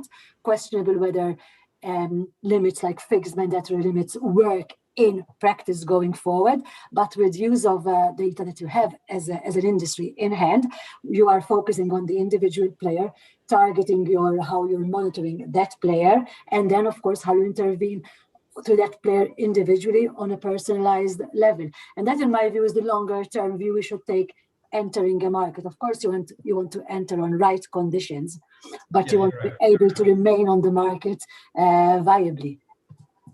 Okay, thank you very much. It's only 4 minutes that I took, from the other panel, so it's good. Thank you very much, everybody. I hope it's not the last time this year, and let's meet in regulators' decisions and politics. Yes, thank you, Andrius, Achu, and I think it's spasibo in Russian. Okay. So yeah, it's not the last time we are meeting online this year for certain, because we have 4 quarterly meetups planned. So this is only the first one. So I would like to ask Morten to come online. I am online here. Can you hear me? Yes. Hi. Hey. Hey. Okay, I will leave you to start your panel. Yeah, I'm just looking for my panelists. We should have Odetta, we should have Ludovico, Minna, and Gustav. Are you all here? Well, Gustav is here. Hi, Morten. Gustav is. Hi, Gustav. I'm also here. We are here from the beginning. Hi. Do we have Ludovico as well? I think Ludovico is stuck somewhere. Yes, I'm here. Can you hear me? Ah, yeah, excellent, excellent. Thank you, guys. Okay, great. Then we can get the panel started. So, good morning to all of you. We have a great panel today about regulators' decisions and politics. As you know, regulation is always key focus for stakeholders in the industry, as local governments, by changing the regulation, can change our business and the sustainability of our business with a flick of a finger. And this, just to give you an example of how this works, this happened in Denmark recently. In my country, the market conditions were changed dramatically from the beginning of 2021, when the government decided to go from a 20% gaming tax to 28%. So obviously that's a massive tax hike for the gambling operators and for the viability of the market. And it decisively forces the operators to adapt to a new reality this year. So to help me with this discussion and to discussing recent developments and government decisions, I have with me experts from the South, from the Southeast, and from the North of Europe. They are experienced experts from the gambling industry, and they all have different backgrounds and representing different organizations. And I was hoping that my panelists could just make a brief introduction of themselves with names and occupation, starting with Mina, then Odeta, Ludovico, and Gustav. Okay, so I'm gonna go first. So I'm a Finnish lawyer, but I've lived quite a long period of time abroad and starting my career, in the field of gambling from an Austrian law firm, and then basically moved to Malta and worked there in-house for a while, and then after that consulting or providing legal consulting for online gambling companies and B2B providers. And currently now back in Finland, in my home country, and hoping to provide my expertise to those who are interested in the Finnish markets and what's going on in Finland. Thanks, Mina. Odeta? Hello to everybody. My name is Odeta Nestor, and now I'm the president of Remote Gambling Association from Romania. And I was regulator 5 years before, and I work on the legislation what now it's enforced in Romania and regulated online also. What can I say? I was thinking yesterday what to talk about today. And was coming in my mind a lot of, to say, like a problem what we have in our market. But after I saw and I hear the previous panels, I can say that Romania is a heaven for the online gambling. Why I can say like this? I can say like this because in this moment we have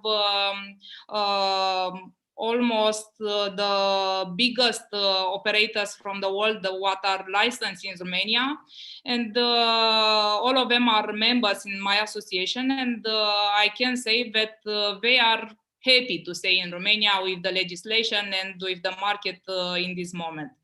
Why I'm talking like this? It is also for the previous year when the was very hard period for everybody. For online also, for the operators who have on the platform just betting, for example, was very hard year because like we know, all of us, we have not any events on the sport events, and for the betting was very hard. But for operators who had also casino on the platform was a very good year. The income was increased, and we need to be right. This is the reality. What we can say for the land-based, like everywhere, it's a sensitive, very sensitive period. And I'm sure from my experience from the regulator part And for the government part, I'm sure that this year and maybe also next year for the land-based will be a new period, to say. For sure, some of the companies will go in the bankruptcy, some of them will pay a lot of taxation and will be very hard for this period to come back to the business. So for the next period will be like a I don't know, to new company to come in the market, and some old company what will disappear for sure. On the online, I can say that in the total, the members are, the operators on online are happy with this market, because for the, like I saw before, a lot of restriction are in other countries, in other European countries. Still in Romania, we have the regulation is fair with the business, because when I was in the position like a regulator, all the time my discourse, my speech on the parliament and with also with the government and everybody, I try to explain to them to understand this is the business, is not any other I don't know, other problems. This is the normal business, but the government and also the regulation need to be fair, with the business. This why if we see now the, I don't know, in other countries that they increased a lot the taxation for the gambling, I'm sure that this will not be good also for the market, for the operators, and also for the government. This will be a very strange period, and I don't know how it will be finished. This I try to explain them all the time in this way. This was my discourse and my speech. What can I say in this moment? We have the taxation is fair with the business, is 60% from the GGR on the online. The marketing are it's okay. The restrictions are not so strict, so we can do it everywhere. Just some restriction for the bonus. You cannot promote the bonus everywhere on the street or somewhere, just on the platform. So these are for the marketing. Oh, you have to advise. Sorry? Sorry. Okay. The other problems in Romania in this moment, we have not any discussion in this moment for some changing, but I'm sure that will come this kind, because from the politic part we have some things are not so stable in this moment in the government, also in the parliament with the majority, and for sure will come the discussion on the budget, on the Romania, on the state budget, and will come the discussion about the taxation. But for sure our association and also other operators, big operators, will come with arguments and to keep it to prove that this taxation is fair with the business, and to leave it in this way, where to find just small updates on the regulation. Okay, it's true, we still need to have some updates on the regulation, but not about the taxation, and small on the bureaucracy, and also on the technical request, we need to make some updates on the regulation. Other problems in this moment, the discussion with the land base for sure will come, because some operators what had not the online, they are very scared, and they are thinking about the business that will be transferred on the online after this period. And for sure there will come the discussion like two different markets to fight between them. Otherwise, this is the we have the problems with the banks. The gambling company who is coming, the new gambling company, cannot open the bank accounts in Romania. Still we have a lot of discussion. I discuss also with National Bank, and they are thinking about high risk. This market, this activity, the gambling activity, it's published like a high risk on the analyzed on the banks, and they prefer to not take this risk and refuse to open any bank accounts in Romania for the gambling. I'm sure that also in other countries this issue is coming on the panel because of the new anti-money laundering. directive. So for sure, from where are coming all this issue?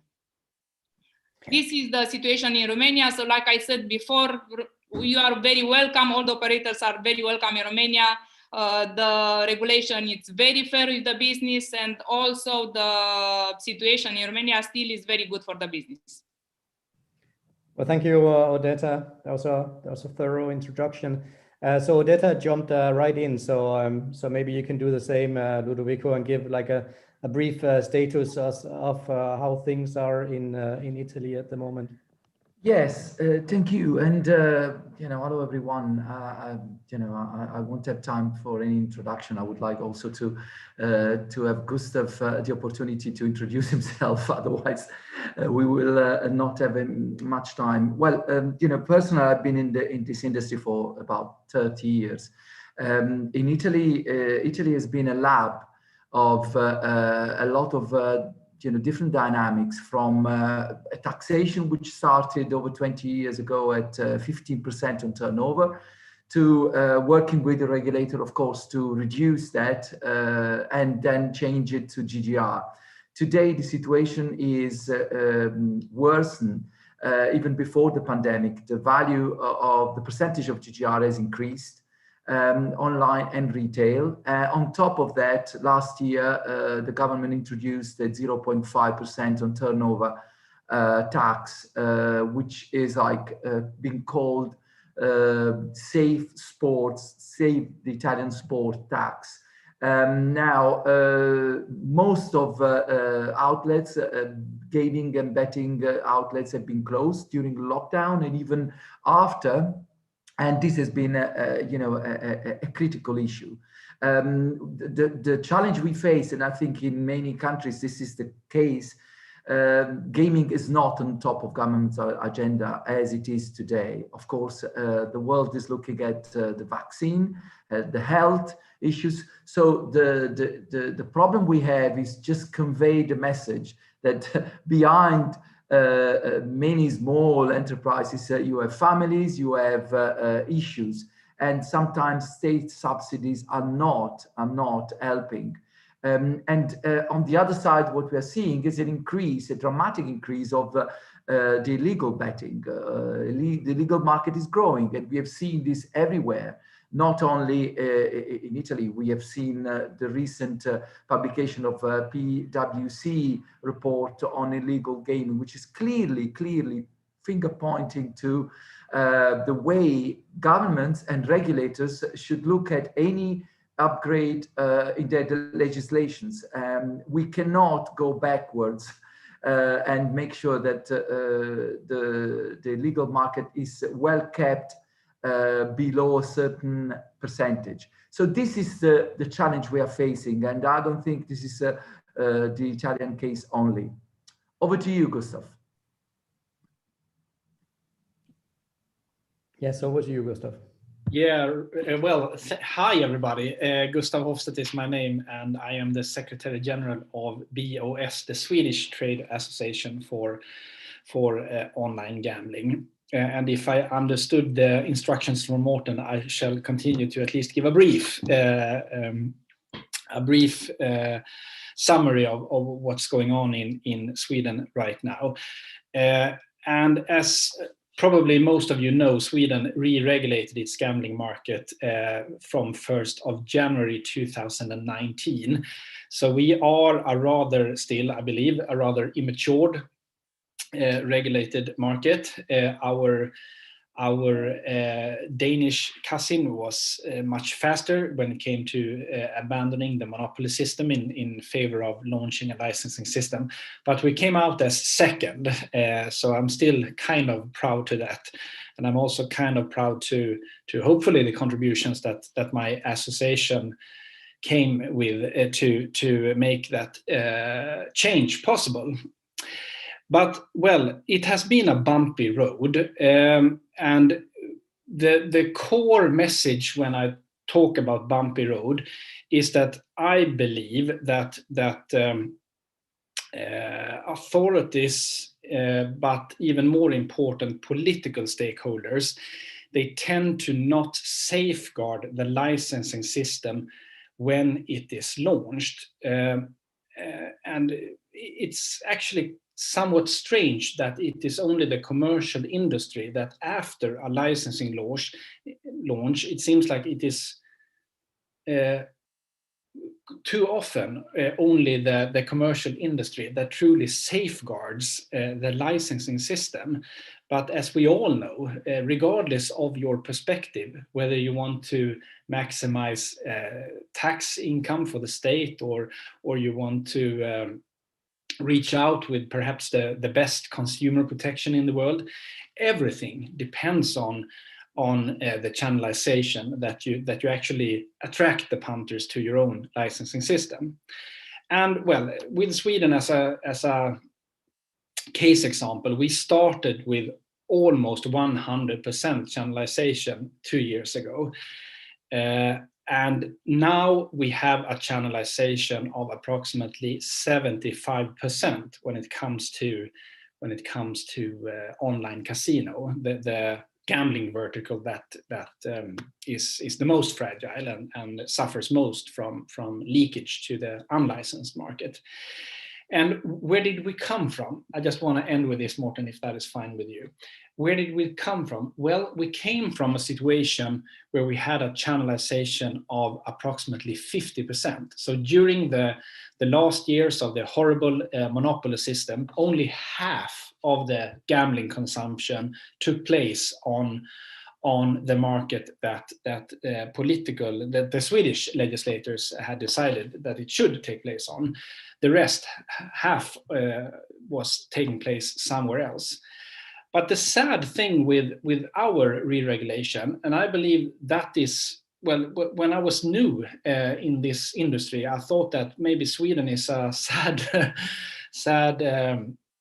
example, but that the rest of Europe is so much more beneficial. But it isn't. The witness we just heard from Morten Rönde about Denmark dramatically increasing its gaming taxation is yet another example.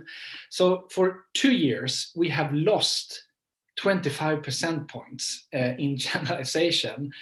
And we have to find a way where we all safeguard what we really should be very, very proud of, namely a channelization that creates profits to gambling operators, yes, but also consumer protection and also tax income for the states. And I do believe that that's where we have to start. And I believe that at least my own jurisdiction is at a tipping point, whether the re-regulation will be a success or a fiasco. Thanks, Morten. Well, thanks, Gustav. And I think it's interesting what you point out. And in my opinion, Sweden is no different than other countries.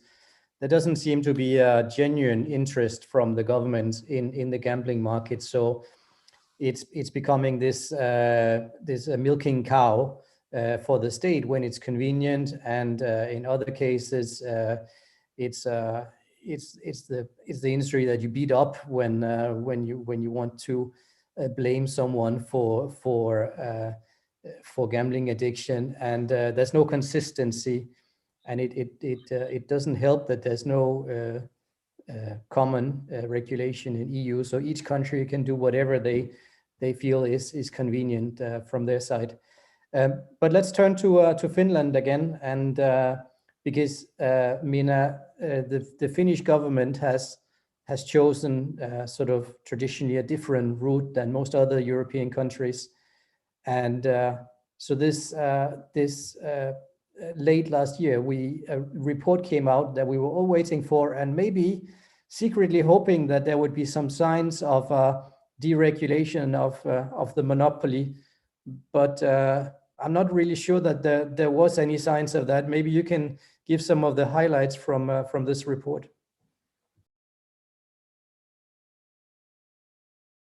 You need to put your microphone on. Yes, I noticed. Sorry. Thank you, Morten.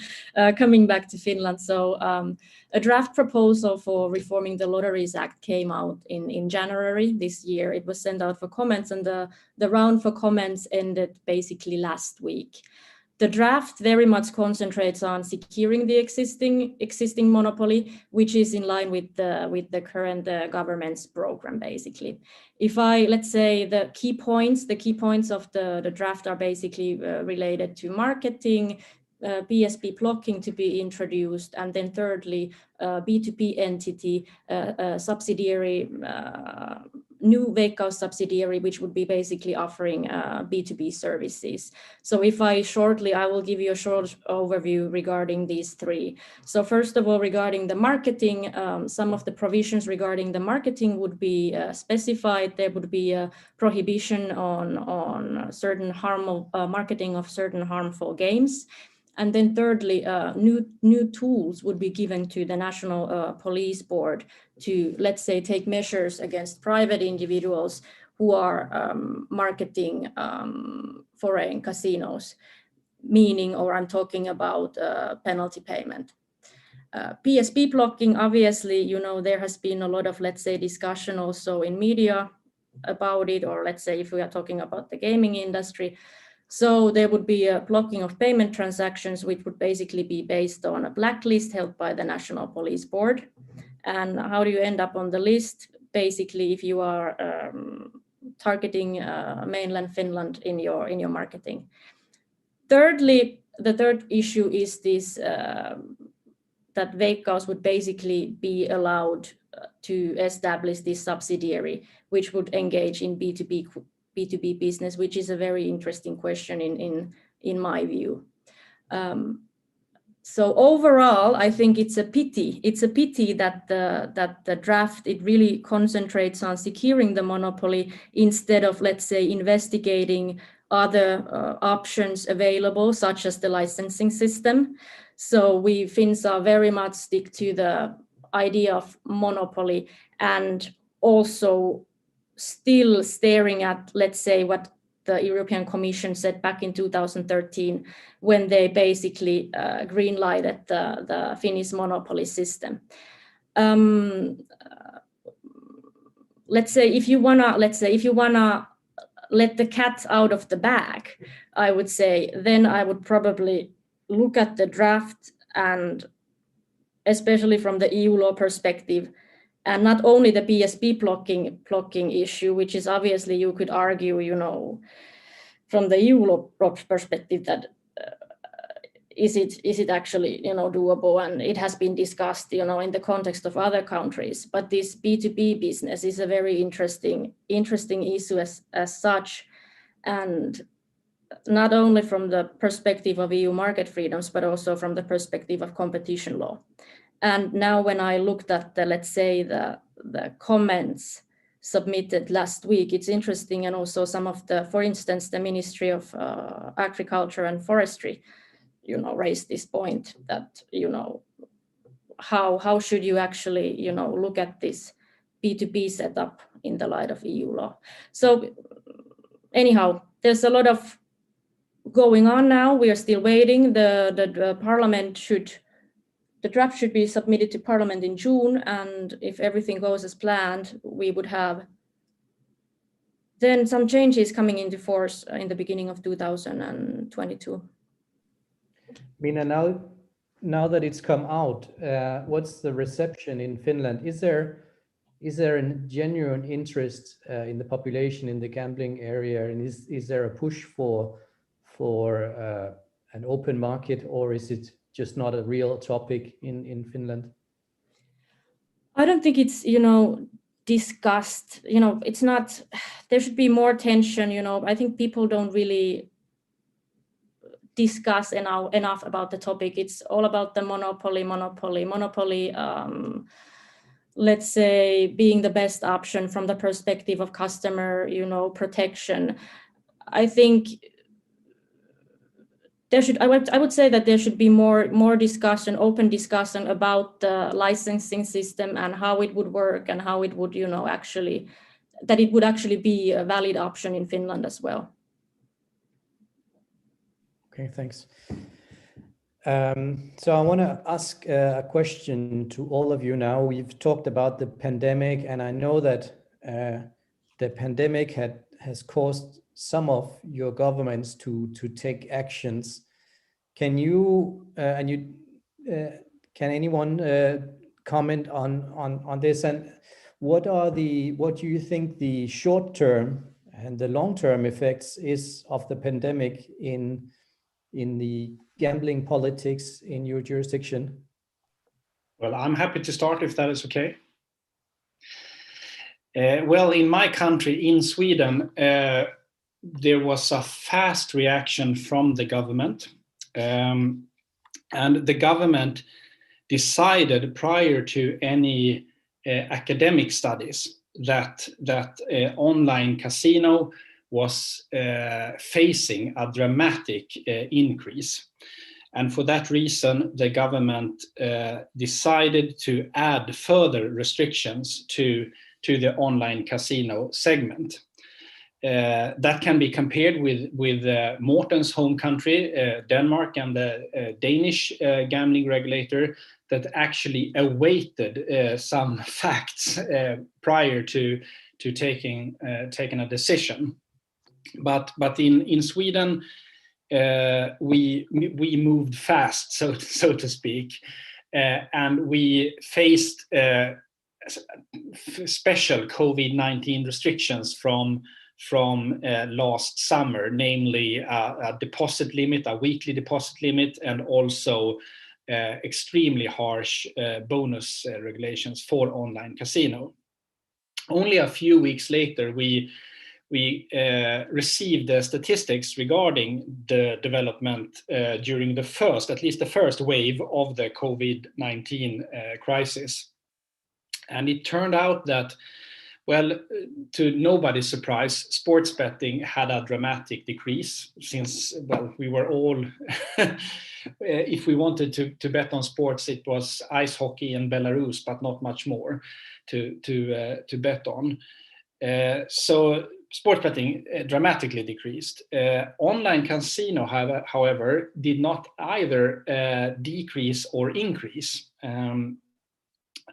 But we had an explosion in Sweden regarding in my home country, so popular trotting. So betting on trotting or horse betting in general was extremely popular. And the reason for that was that, well, the trotting arenas were open compared to any football arena or, well, just about any other sports arena. So we have faced consequences because of COVID-19, and those new measures from the government, the new restrictions, they were actually prolonged. A new decision was taken in December last year to prolong them. So all in all, we will have them for at least 1 year. And the scientific or academic connection to those decisions is absent. They have no connection whatsoever to the real development in society. Long term, well, it's not a particularly qualified guess that since we operate in the online gambling industry, it might be beneficial that land-based casinos, etc., are closed. They are completely closed in my home country. So it probably rushes a transmission that we would have seen anyhow. But it will probably go a little faster, the change from land-based gambling to online gambling. But as you probably know, Morten, Sweden and Denmark are the two jurisdictions in Europe that have the highest degree of online gambling anyway, way over 50%. So for that reason, I don't think it will have much dramatic change when it comes to at least Denmark and Sweden. Thanks. Just as a quick wrap up of this, do you think the restrictions are going to stay? That's a hugely interesting question, and my qualified guess is no, because there are unfortunately, other governmental initiatives that can ruin the Swedish gaming regulation anyhow.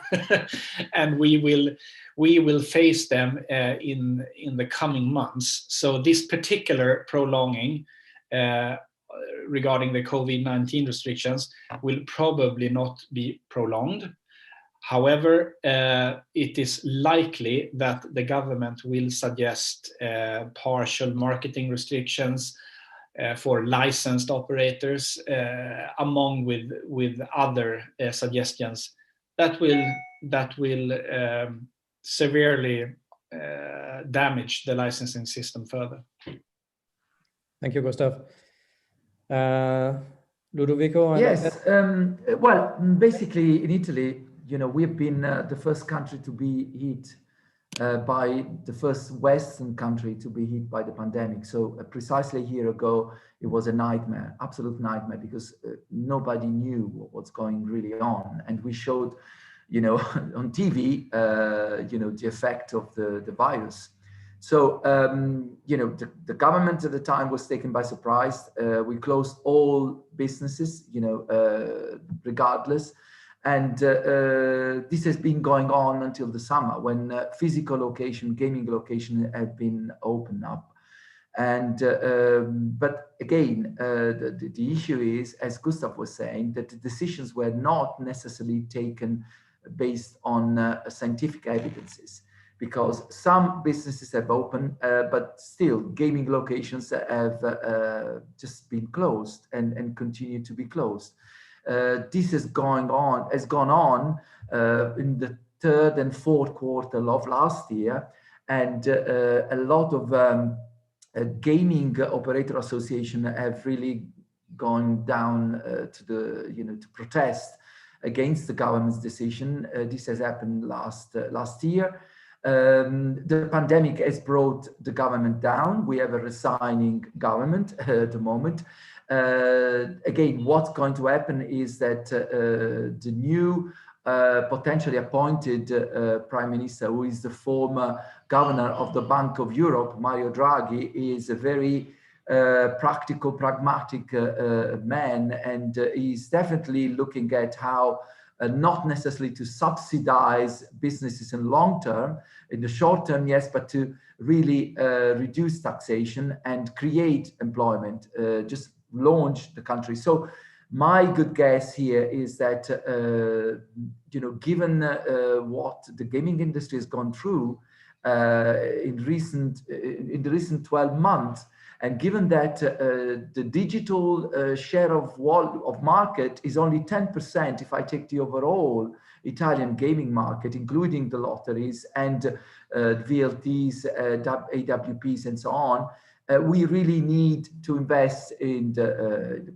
broadband penetration. We need to invest in digital channels, even though we have seen a shift in the digital channels. So I would say that the tax increase, which we have seen last year, especially on turnover and on the sports betting segment, may be reviewed possibly at the end of this year, but may be reviewed in general with the new government. I expect things to change, but again, I don't feel as if gaming would be given the highest priority. The highest priority in every country today is getting the vaccine process underway. And the sooner this is done, you know, the better, and the sooner we will get out of this tunnel. So I think this is the priority of every government. If you talk to a policymaker, if you talk to anyone who is lobbying, you know, again, gaming is not there on the top of the agenda. But I have hope because I feel that the new government will address and support businesses in general. And I think we have in Italy a great opportunity when it comes to what we've gone through in the last 20 years. And we also have, you know, an incredible point to make, which is the illegal gaming back on track, growing. Criminal organizations have tried to exploit any opportunities, and also, you know, in the gaming industry, not only in my country but in other countries, to further legitimize their presence on the territory. So it is absolutely imperative for the government in this country, and I think in other countries, that they really look at this issue. And you know, I think we have the opportunity as a legal gaming industry to really have a say, and this will definitely happen, in my opinion, with the new government, which I hope will be established next week. We want to see who are the ministers. We want to see what are the guidelines. Yeah, I mean, this is, in my opinion, what will happen. We have some cards to play. I'm not sure this will happen in the next few months, when everyone will be looking at the process of undergoing the vaccination. But I feel confident with the fact that we have Euro 2021, we have the Olympics, hopefully, we have Copa America, we have a lot of sports, important sports events this year, and I hope that by June we will be in much better condition. Well, thank you, Ludovico. And Morten, if it's possible to have just 2 minutes, because I saw in the chat, I'm sorry if I interrupt you, but I saw in the chat some discussion about the Romania market, and some people asked me to talk about also about some problems in land-based. I said it's a heaven for the association what I represent, because I'm the online remote gambling. But also I told you that for the next feature, for sure, some companies from the land-based will go in the bankruptcy. They asked me to explain a little bit more about this and to understand what is real happened in Romania about this. Is true, is not fair, is not moral what is happened, but this will be the job of the regulator and the government to do it something in this way. What was happening in Romania in this period, with COVID period, they decide to, today, they decide to open the location, but it's with under condition to use just 30% from the whole area, all the location.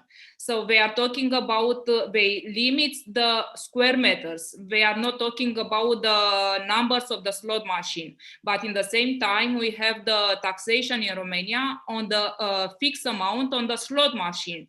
So this is, it's amazing what it's happened, because like it is in this moment, it is like you can use just 30% on the business, but you need to pay all the taxation, fixed amount, even you produce or not produce this income from the slot machine. This is why I said that if the government and regulator don't decide something and to fix it, this problem, we will have a lot of problems in Romania about land-based location and land-based operators. So this is really unfair, and they need to fight about this and to go with the arguments and to try to fix it and to change the law in this way. Also, in the same time, it's a problem that it's like a principle in the law that you cannot to make the regulation what shows something for the previous period. So everything what they will change will be for the future. So what is happened for the previous period when they was closed, and also they worked just for, I don't know, some days from the month, and they still need to pay all the taxation. So this is very, very big problem in Romania for the land-based market, and will be for the next feature a lot of, will come with a lot of problems. I'm sorry if I interrupt you, but I saw on the chat some discussion and I wanted to explain a little bit. No problem at all. Thank you, Odeta. We are kind of running out of time. Unfortunately, we had many things to discuss. It's always interesting to speak with experts like yourselves. I think we established that that things are happening, even though gambling might not be on the top of the agenda for the regulator. In Italy, they're getting a new government. That usually means that gambling is low on the agenda. That's not the first thing you want to do as a government. But anyway, I want to say that 9 out of 10 times you don't really want to be on the regulator's agenda, but it's usually not good things coming. So with these words, I'll thank my panelists for a great panel, and I'll give the word again to Sultan. Thank you, Morten. Thank you, everyone, for this awesome panel. Yeah, politics has always been heavily involved in the decisions of regulators, and sometimes in the worst way possible. Okay, so we move on to more fun topics, which is the synergy between the land-based and the online operations. And I would like to invite Tiago to switch on his video and microphone. I'm here. Hi, Tiago. Okay, so I will leave you to introduce your panelists. Cheers. Thanks, Sultan. And good morning, everyone. Welcome to this panel discussion. We'll be discussing the synergies between land-based and online operations. And this panel is going to be sponsored by Play and Go. We actually have Keith with us from Play and Go. My name is Tiago. I'm the All-In Global CEO, and I'll be moderating this panel discussion today. Apart from these synergies, we will also be addressing the legal, technological, talent, regulatory challenges that land-based operations face when they try to move online. And our panel of experts today will give you some valuable insights, so please stay tuned, especially if you or any of your clients are moving from land-based to online. So with me today, I have Domenico. Let me see if he's around. Hello, everybody. Good morning. Hey. Hi, Thiago. Hi, Domenico. So Domenico is the commercial director at Alternar. He's joining us today. We also have Nick Tofiluk. He's the CEO at the National Gaming and Casino Supervision Commission in Cyprus. Yeah, good Nick. morning. Hi, good morning, Nick. How are you? Good? Yes, thank you. Yeah, perfect. And we have Keith Caruana from Play and Go. He's the technical compliance lead. Hello, Keith. Good morning. Good morning. I think your camera is off, or? Let me check. I'm having some technical issues. I'm going to try to reconnect, Diaco. Okay, cool. We'll be here. Robert Dolling, Chief Commercial Officer at Singular. Hello. Hello, everyone. Hey, Robert. How are you doing? Good? Very well today. Thank you, Diego. Perfect. And Dimitris Panagias, Group General Counsel at Kaizen Gaming. Good morning, Diego. Good morning, everyone. Τι κάνεις, Dimitris? Καλά? Είμαι καλά. Ευχαριστώ. I'm fine. All right, cool. Thanks, guys, for being here. Thanks, everyone, for joining us today as well. If anyone from the audience would like to have ask any questions, please feel free. We have the chat function. If one of you feels like intervening, we're also welcome to that. We're open to an open discussion on this.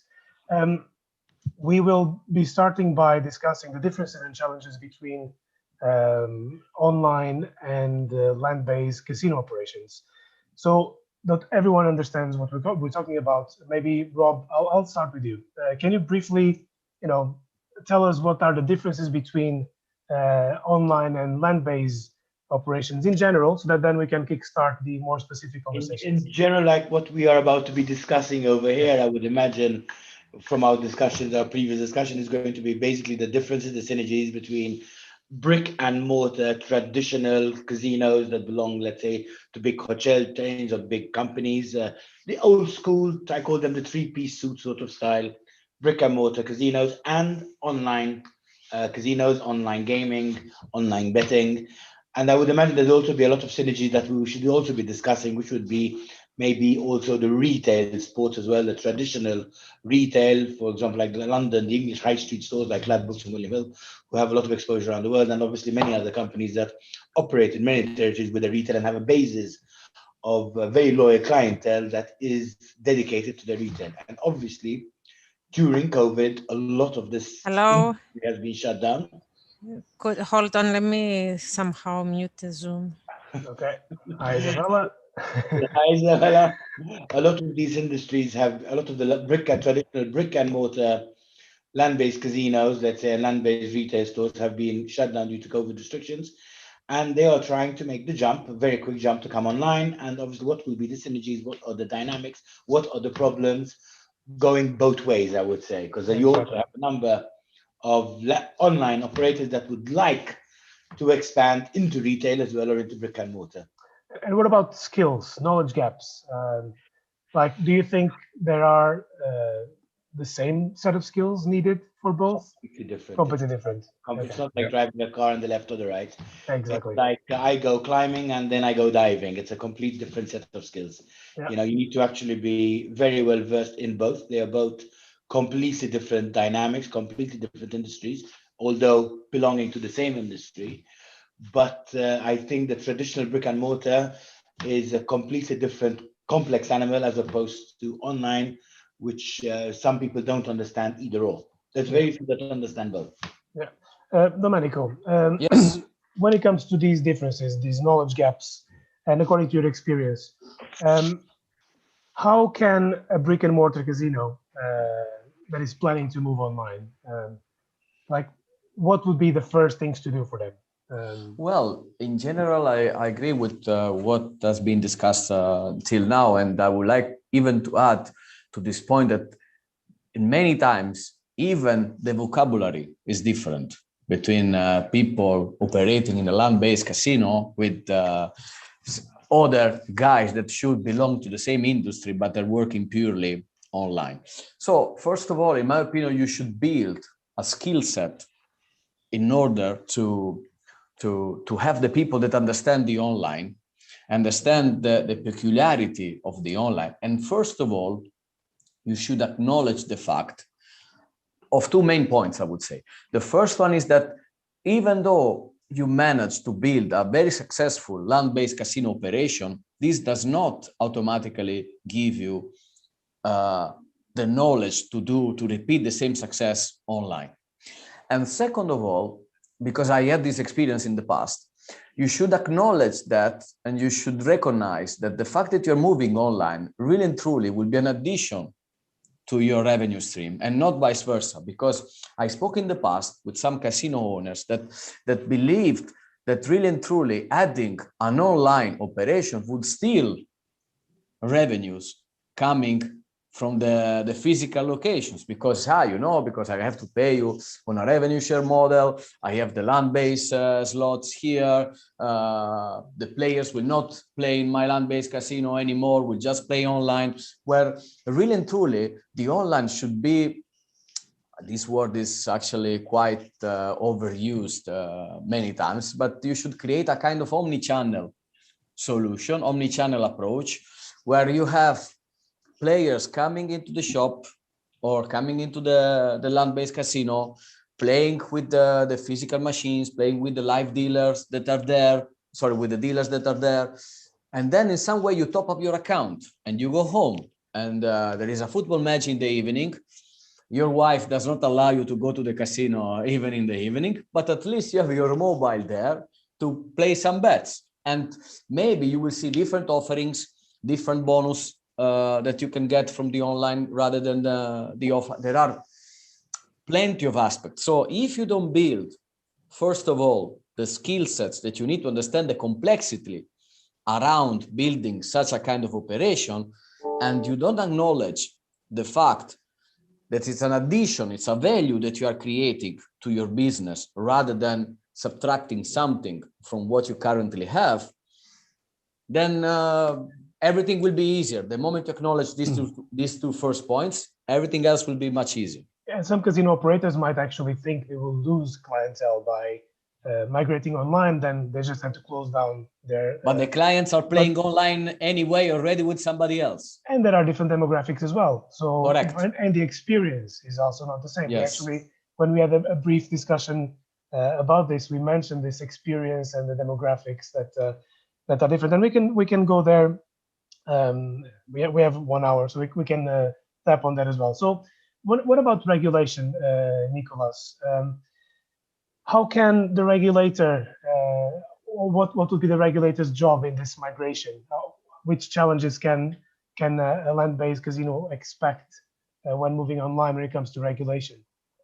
Well, if I could just sort of talk in regulation in a more general sense, I've been sort of listening to the conversation, and from a regulator's perspective, a number of points immediately spring to mind. And the first one was picking up the actual knowledge of the difference between online and offline gaming. You have to remember that to regulate, you have to understand. And the challenge for regulators as technology becomes an ever-increasing disruptor and provides commercial opportunities for people to align different types of product and different types of provision. One of the challenges for any regulator, in my view, and particularly going forward, is getting knowledgeable people into positions, quickly enough to both actually operate a regulatory regime, but also advise on policy, because there is a lag between what's seen in the market, the regulatory interventions, and then the policy. So gaming law is certainly my experience in the UK. It takes a while. Any law takes a while to catch up with what you might call reality, and I'm not being cynical there. But in a market that is developing as quickly as this because of the potential to exploit technology, it's a bit like the financial services market. I think that's an ever-increasing parallel here. So the understanding and the competencies of regulators are really under some pressure at the present moment.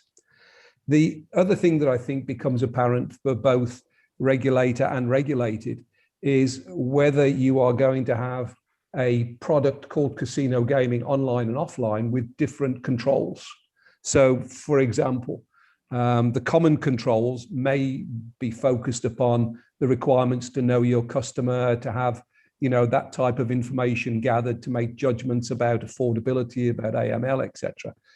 But when it comes to other controls, the difference between an online and offline environment may be something as simple as spin speeds, whereas on offline, if you don't have a physical requirement through your technical standards to have spin speeds physically registered, you could see a situation where the product is called the same, but it is delivered very differently because of the different regulatory requirements. So online, you can reduce spin speeds very easy through technology. Once you've got a physical component within an environment, it's not so easy to do, perhaps.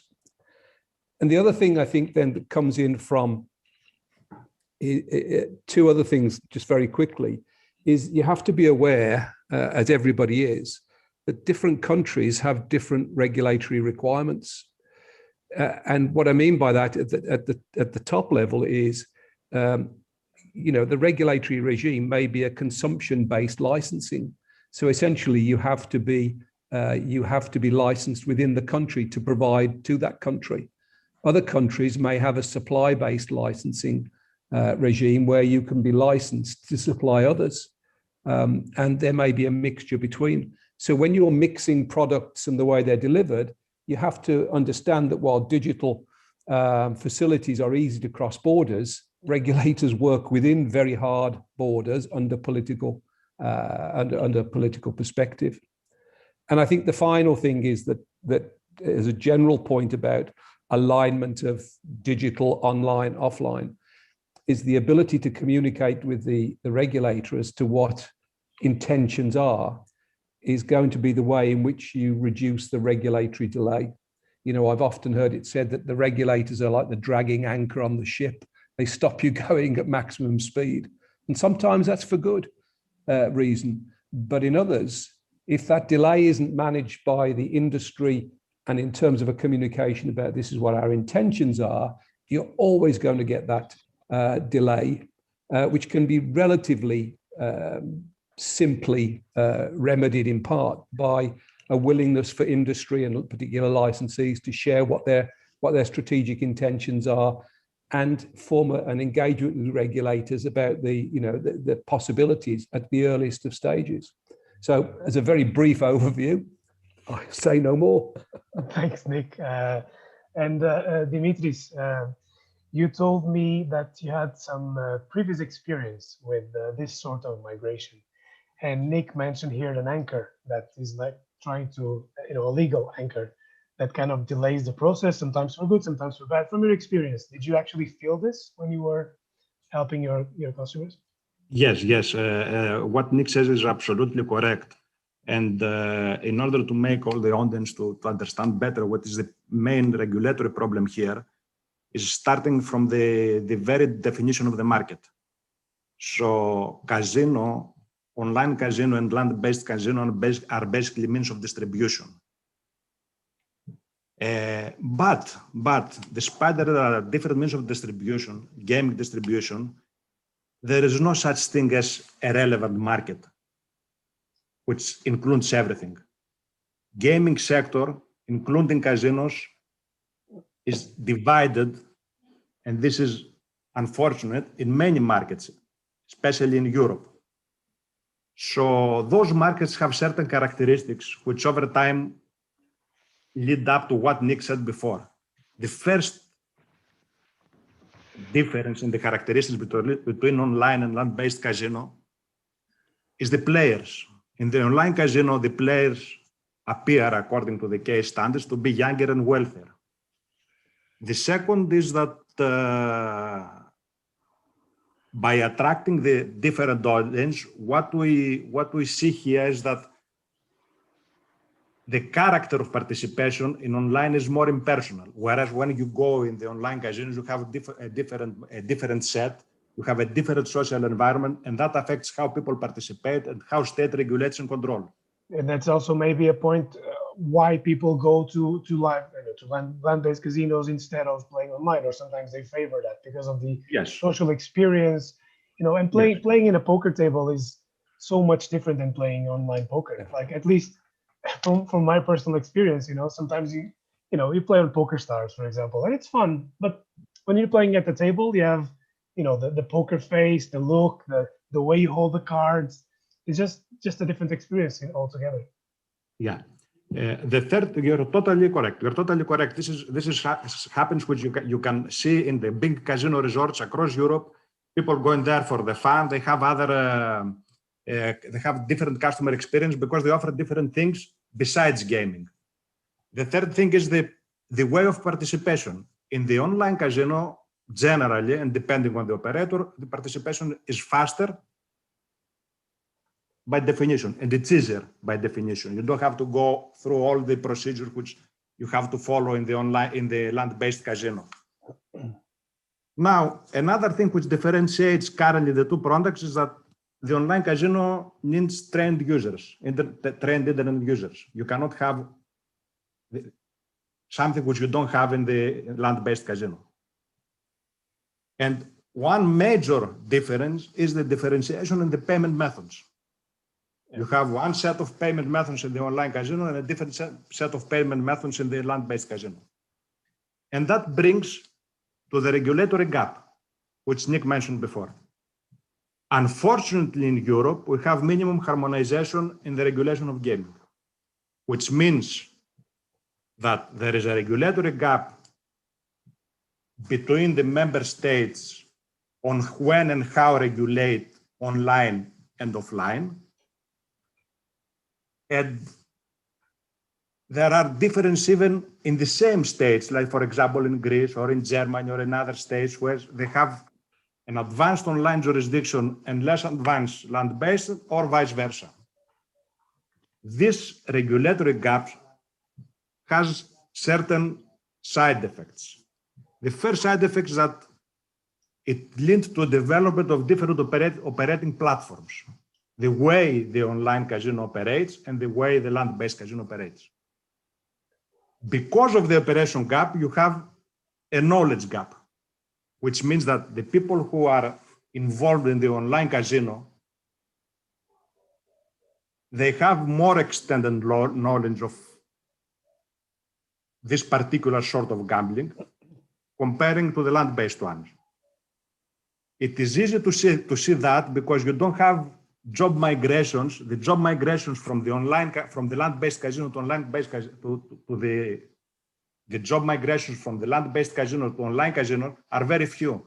You don't often meet people coming from the land-based sector working for the online, which is an indication. There could be, for example, the dealers. Sorry to interrupt you. The dealers can do some. There is some skill there that you can do a virtual casino, for example, or and that can be. But that is the functional road. Yeah, that is more exactly. This is what I was going to say. That's a functional role.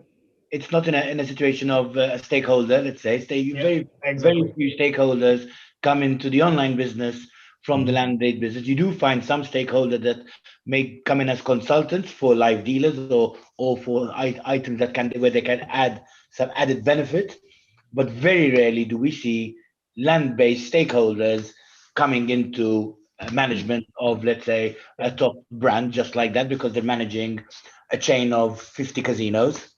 And their experience is totally different. Completely. Brick and mortar is a completely different thing. And Keith, we've mentioned the omni-channel before, and I would like to ask you, first of all, brief explanation of what the omni-channel is and how can that benefit organizations that have land-based and online operations. Yeah, so basically from my point of view, an omni-channel, I would consider it as a one-stop shop, basically for the player, where of course there is the aspect of having the online website of a certain casino, and you have also the land-based, the brick and mortar casino. And ideally you have a common system between these two entities, which just to use what Nick said previously, where the regulator defines them as two separate entities sometimes, which is the biggest challenge I would say that one needs to undergo and assess, because an online license is a completely different set of requirements from, for example, what could be written down in the law for a land-based license. So that's one perspective. And just to keep it on a player's experience approach, it would be, as I said, a one-stop shop where the player can easily log in on the operator's website, of course, the casino website, start the gameplay in that specific venue. And during the time, of course, he decides to go and meet his friends and continue playing through a brick and mortar venue, and of course continue enjoying that seamless transition from one channel to another. So that's how I would define it in a nutshell. Or because the wife doesn't allow it, right? Exactly. Yes, that's a good example. Or the husband. I don't want to discriminate here. Yes? Yeah, but be careful. We're going to get a regulator who's going to start telling the wives to tell them what we're doing. Oh, we don't want that to happen. And like Nicola said before, that the regulation will be completely different from one side to the other. So an omni-channel, despite being pleasant, at least on paper, might be actually challenging to have, right, Keith? Or yes, I would say actually, Tiago, that from at least talking from our side as a supplier, of course, where we have our solutions both in online and also in our own land-based solution called Omni as well. And that is our biggest challenge. For example, from my side, of course, defining whether, for example, just gonna take an example here, the server concept, when you're reading the law and you're defining whether a specific market accepts or acknowledges a server within the casino. Some markets, they do acknowledge, for example, the server, or rather than using the word server, like server-based gaming system, which is usually defined as the common technical term to actually conduct Omni. In this case, it would not be written, or it wouldn't clearly define whether that is a server or not. Like, for example, some regulators would use the word, like, for example, central monetary system. What does that actually mean? In a land-based solution, a central monitoring system, you could easily have a server, but the main use of that server would be just to pull out reports from those traditional machines by using legacy protocols like SAS, for example, which is something that it was created way long time ago, and it is still being used in the industry. So what I'm trying to say over here, from a regulator perspective as well, the biggest challenge would be to actually introduce new technologies as well in the market. And as I said, I mentioned server-based gaming system, where rather than having a server just to pull out reports from those machines, you should actually have a server which controls gameplay, where you have one terminal which would have more than one game, opposed to traditional. But keep me jumping into the system where the old legacy machines are standalone machines. That's the biggest problem that we are facing, where even some regulators impose that the machines are that as well.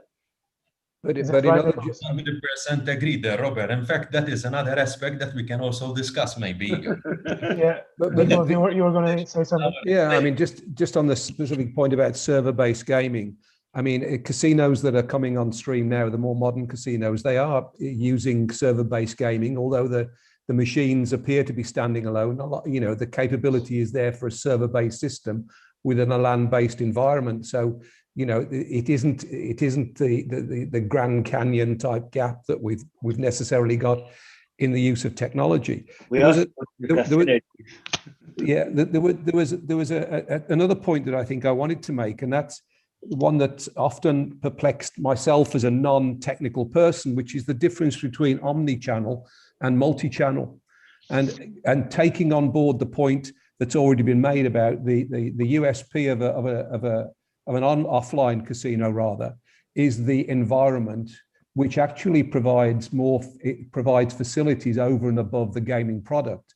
So you've got non-gaming facilities, you've got financial facilities, you've got different ways of payment that are more comfortable to some people than others.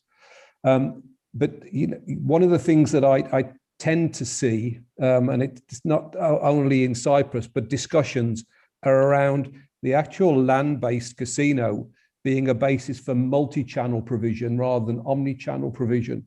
And I think the difference there is multi-channel revolves around the product, where the person is drawn to a location to access those products, rather than my understanding of omni-channel is where the customer is at the center, irrespective of where they are. There is a fundamental difference, I think, from a regulatory perspective as to whether an operator is going, again, in the limits of my understanding, multi-channel or omni-channel. And I think it's quite a fundamental difference that I, for one, have to sort of get a better understanding of. Yeah, thank you. So when it comes to sports books and sports betting, do you actually think it's easier than a casino, for example, to have online and land-based operations? Domenico, do you wanna? Yes. First of all, Tiago, allow me please to answer to a question from Evelina that I saw here on the Yeah, I was going to ask chat. that question when we're speaking about HR, but you can go ahead, please. All right. Yeah, no, very, very simple. At the end of the day, Evelina, would be depending on the profile of the person, on the skills that he can build. Definitely in the gaming now, on the online Domenico, part. so some people might not have read the question. So yes, sorry. So Evelina asked if professionals from land-based operations can get a successful career online as well. So that's depending on many factors. It depends on the person, depends on the profile, depends on the role that is looking for. Definitely there is space in the online gaming industry, because even though there have been some redundancies also on this side of the industry as well, the sector is flourishing. I mean, we are seeing still opportunities coming into the market. So, in my opinion, it depends on the right profile. Then, to answer to your question, yes, definitely there could be synergies between, let's say, an online sportsbook offering and a land-based or a retail sportsbook offering. In general, in terms of operation, there are still some challenges in a joint operation, because really and truly, for example, it depends on the concept of the operation, of course. But if you have, let's say, agents, or let's say the shops owners are getting commissions from you to promote your product, then most probably they won't be so happy if the same players will have access to different bonuses when they play online. So you must find the right balance between what you offer online compared to what you offer in the shops. If you have a combined operation, then definitely another challenge is about deciding if you want to offer different odds. For example, if you want to have different odds for retail rather than different odds for the online. There are several aspects that you must take into consideration, and really and truly, again, we like it or not, we always go through the regulation point of view and what is allowed, what is possible, what is not possible, and the challenges that an operator might face. For example, in Italy, there are two different okay, it's not entirely a license system because it's a concession model, but there are different concessions that you have to get if you want to operate online and if you want to have shops. So there are definitely, in my opinion, possibility to create, how to say, a nice product. The key will be to find a provider that understands these challenges, has the experience, because it overcome already these challenges before, and listen to these situations and have solutions for that. Okay. Well, actually, giving you just a quick example of Portugal, this is where I live and I'm Portuguese. So we have like the betting shops, let's call it, with one operator. But anyway, there's fixed odds, right? I mean, they just release the odds. You bet on that, and then you have to expect that an important player is not going to get injured, for example. And online you have dynamic odds. You know, that you can pre-match during the match. It's such a different. Yeah, you have live. Yes. You have live inside the land. Not in Portugal. Not in Portugal. We don't. Like, there's only one up there. That's a regulatory problem, not a technological problem. Maybe a monopoly problem.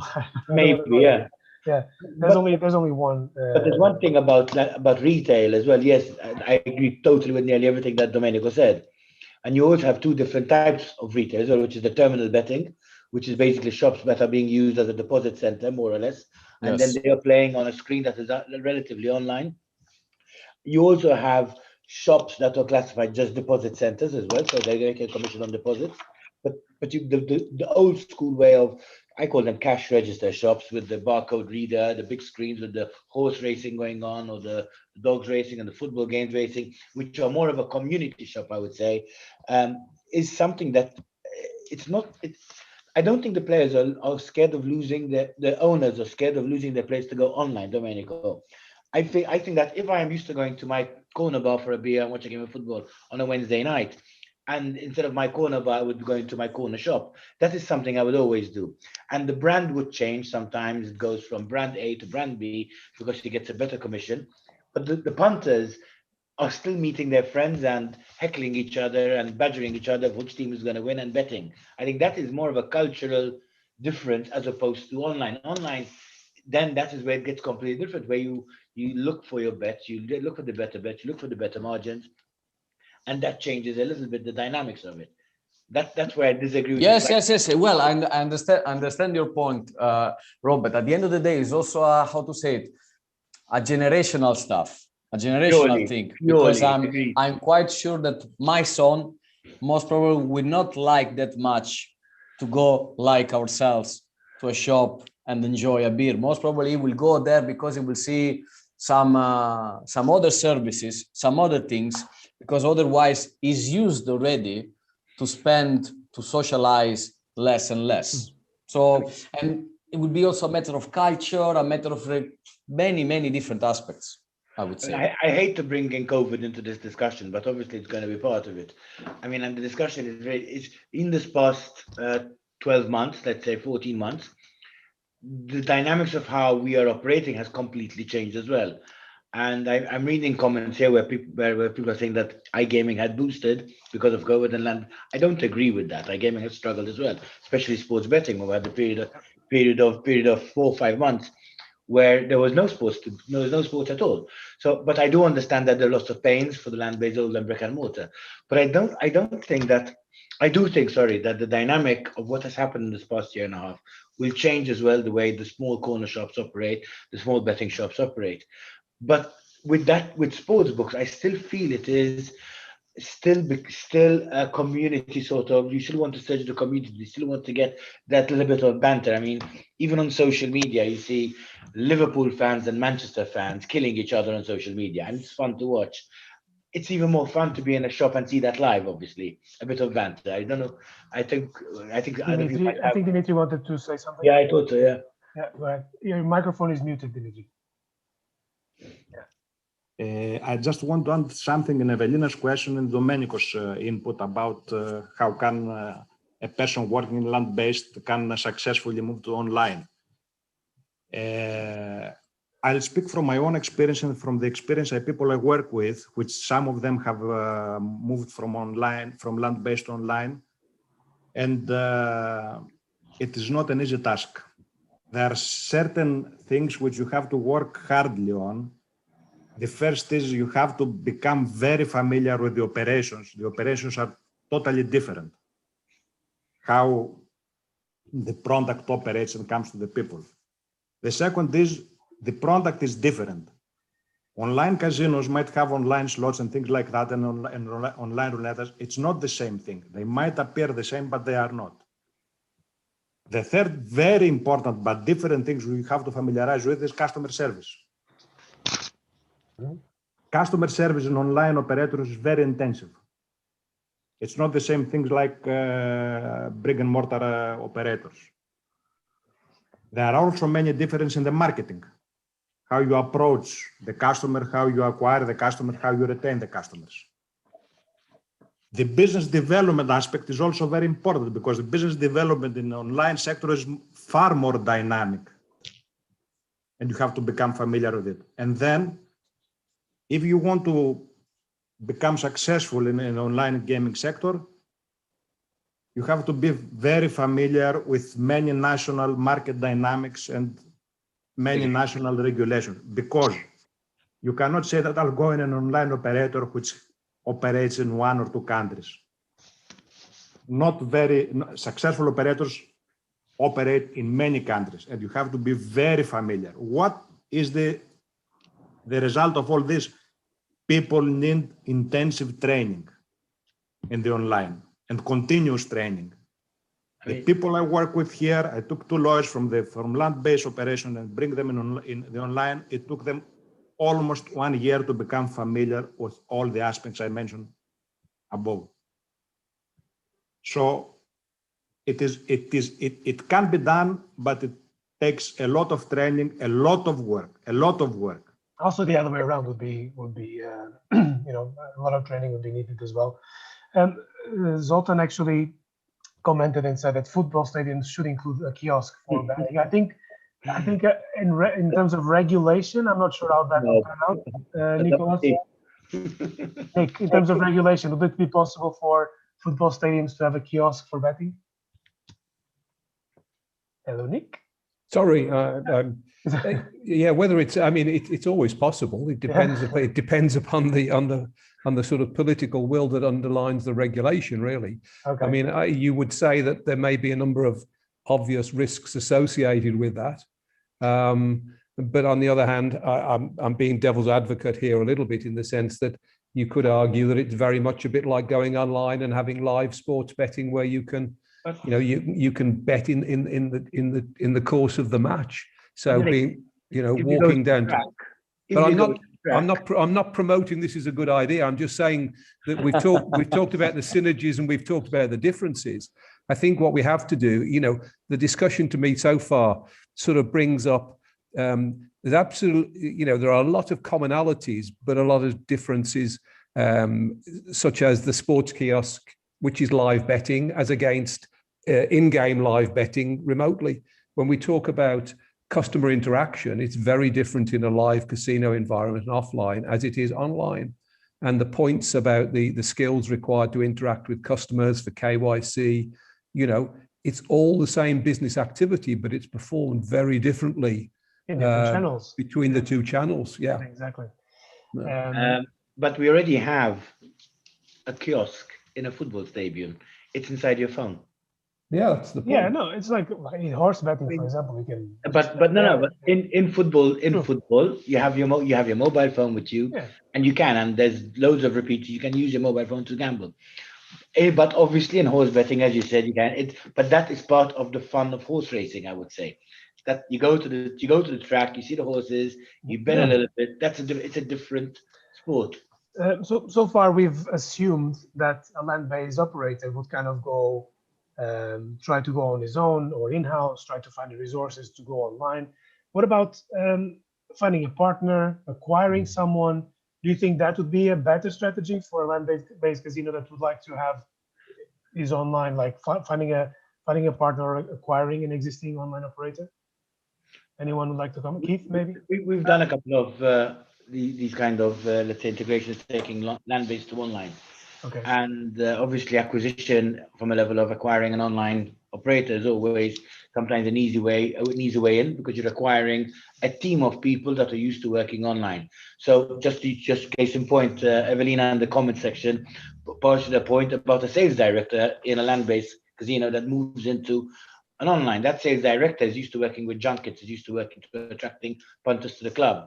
Whereas in online, it's a completely different world with the affiliate managers and bringing in your own VIPs and things like this. So that acquisition point actually speeds up a lot of things, or you're just buying in a knowledge base. That is where I agree with. And also, I think it is important that if they're going to be partnering up with an Altenar or a Singular or any other company out there or playing up, they need to make sure that the partner that they are dealing with has experience in taking land-based brick and mortar to online. It does understand the difficulties with having legacy softwares, legacy systems, legacy platforms, talking with modern systems where you want to try and expose a seamless wallet between what's happening land-based and what's happening online, having the ability of letting the player move seamlessly between your land-based and online, and being able to market to both players equally. You want to try and attract your online players to your land-based casino and vice versa. The players, completely different types of players. People that go to the land-based casinos are searching an experience. They're not just searching, I want to go. I mean, I'm sure there are a number of them, but they're not just searching, I want to go and gamble. I've gone out for dinner. I've dressed up nicely. I want to go and have a bottle of, that is like the traditional Monaco sort of vision in their mind. And they want to have the experience of the casino. The online is still a form of entertainment. It's a form of thrill. It's a form of buzz, but then a completely different player again. And if the land-based operator manages to identify this and manages to market to this and manage to grow like this, then it can be successful. But it depends on who they partner with or who they acquire and what they want to achieve out of it. If they try to achieve, I want my players who are not playing FPN all to play online. Not going to happen. It's not going to happen. Won't happen. Forget it. And actually, the business will grow, not stall or. The business will grow where they will attract maybe a younger player, more dynamic player that will play online and then will go to land-based as well, because it's fun to do that. Yeah, but I think you mentioned the type of people. I'll come to you. You mentioned the type of people that go to a casino, and I can also think about those guys that go to a poker table for the free sandwich. Yeah, I always picture this. I just go there for the drink and the free sandwich. And everybody walking into the casino sometimes, the glitz and the glamour and the excitement of it, the bells and the lights and everything. It's always, come on, let's be honest. Yeah. Everyone feels a little bit like James Bond at some time, or point or another, whatever. It's just the experience, you know. But my sense, Tiago, is that actually, if you're going to think outside the box, and again, I come at it from a regulatory perspective, not an industry perspective, and it's more of a general comment, is that my sense is that actually casinos have a great potential to create these strategic partnerships that you mentioned. I think that's what you were sort of focusing upon. You know, we see strategic partnerships within airlines where you can pass passengers between the Star Alliance, et cetera, and everybody gets a bit of what they need. And in terms of the casino being a physical environment, which matches a certain part of the market demand in a country, it also acts as a potential environment to provide the banter around a sports betting kiosk. It doesn't have to be on the casino floor. You know, you get casinos that will offer sports tournaments within perhaps, exhibition or conference space on a temporary basis.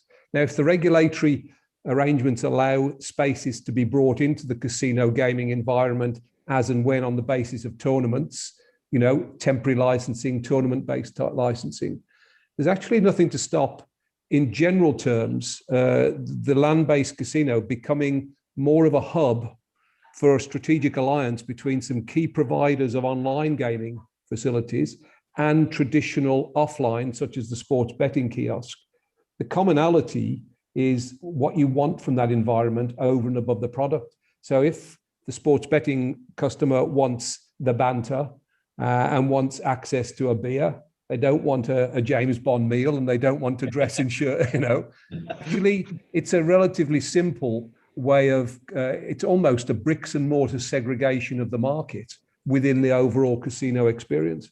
So I think if we're talking, you know, technology offers great integration opportunities, but I wouldn't dismiss the opportunity to look at a land-based environment, not as an omni-channel venue, but as a multi-channel venue that can reach out to many different market segments. Again, it's just an observation from a sort of a slight distance. Keith, you wanted to intervene before when I asked about the acquisition and or partnership with online. If you also want to add about the brand itself, because if you partner up with an online operator, you might have the issue of the brand. You might want to keep your same brand. You might want to operate with a different brand online. What are the benefits there in terms of marketing? Yeah, it really depends actually about what is the actual agreement between the two entities, of course. The first thing coming into my mind would be that if there is a land-based operator which wants to, of course, partner up with an online operator, most probably the infrastructure to support that online move, that online migration would be already in place. When of course, when it's an operator who is trying to build everything from scratch, I mean, going from a land-based and all of a sudden moving to online, it's way much more challenging, at least from my point of view, because as we know, the online aspect is more strict. There are more controls in place, and you need to factor those things into aspect as well. From a player perspective as well, I would say that it depends also from the player groups. You know, you need to consider different kind of player groups, as already outlined by Rob and also by Domenico, and that's where you need to target exactly what kind of players are you looking for. You know, if you're targeting the Generation Z players, most probably, yes, you need to invest more into the online aspect of your casino, because in today's world, everything is on mobile, you know, everything is on social media, marketing, and that aspect as well. But of course, if your trend is more, or you need to target maybe an elderly age, then you need to also consider that aspect, whether it would be worth it, because most probably an elderly person is more attractive to the traditional look slot machine, where you have that traditional lever, that mechanical aspect and feeling of the machine. So it's two different words, absolutely. But once again, going into today's trends and the new technology being in place, I would say that it's on, of course, a good way to go, but it depends, of course, on the agreement between the two parties. Yeah, thank you, Dimitris. Yes, you would like to add. This is a very interesting conversation. I have run this 4 or 5 times in my previous business engagement. This project of deciding if you cooperate or acquire an operator. I think what the important factor here is how fast, how quick a land-based casino wants to get in the online casino operations. If you want to do it fast and efficiently, I think working with an online operator or acquiring an online operator is essential, at least as things are now. Why is that? The first thing is that when you want to go online, you need to rely on data. You have to be data-driven, and you need to rely on business analytics. Land-based operators do not have that intensity on business analytics comparing to the online ones. The second is the investment in technology. Of course, land-based casino invest in technology, but they invest in different technology. It's not the same technology they invest. The third thing is the tools which are available when you want to operate. And not only the tools, but the integration. The online operators are far more efficient in the tool integration and how they integrate the products they offer to the people. The online operators have different management vision, which is necessary. Some people think that a land-based operator will have the same vision because it's the gaming sector. It's not the same. You need to have different vision. You need to know your customer. The KYC in online operators is far different than the land-based. And if you want to do all this by yourself, it will take time, considerable effort, considerable investment. And if you want to make a synergy with the omni-channel, if you think that omni-channel is ideal once you get in the online sector, it's better to have an online partner or acquire an online operator, because it will give you the omni-channel approach much quicker. And omni-channel approach shows that you have an 89%, almost 90% in customer retention, which is great, very important thing once you get in the online, because customer retention is something very important. Okay, thank you. Cornell asked a question on our chat. He's from FanBet, and I actually invited him to join us if he wanted to speak about that specifically with his experience, because he mentioned about the jackpots being shared on a casino floor and not being part of the online offering, for example, or the other way around. Like, how would a casino player feel that the jackpot on that specific machine or game is also shared amongst, you know, thousands of people online? I don't know if he's here. Yes, he's here. Yeah, Hi, I'm here. Hi, Cornell. How are you doing? Hello, everyone. I'm okay. Would you like to introduce yourself? Yes, I'm Cornel Baloi. I'm in gambling business, mostly online, for the past 20 years.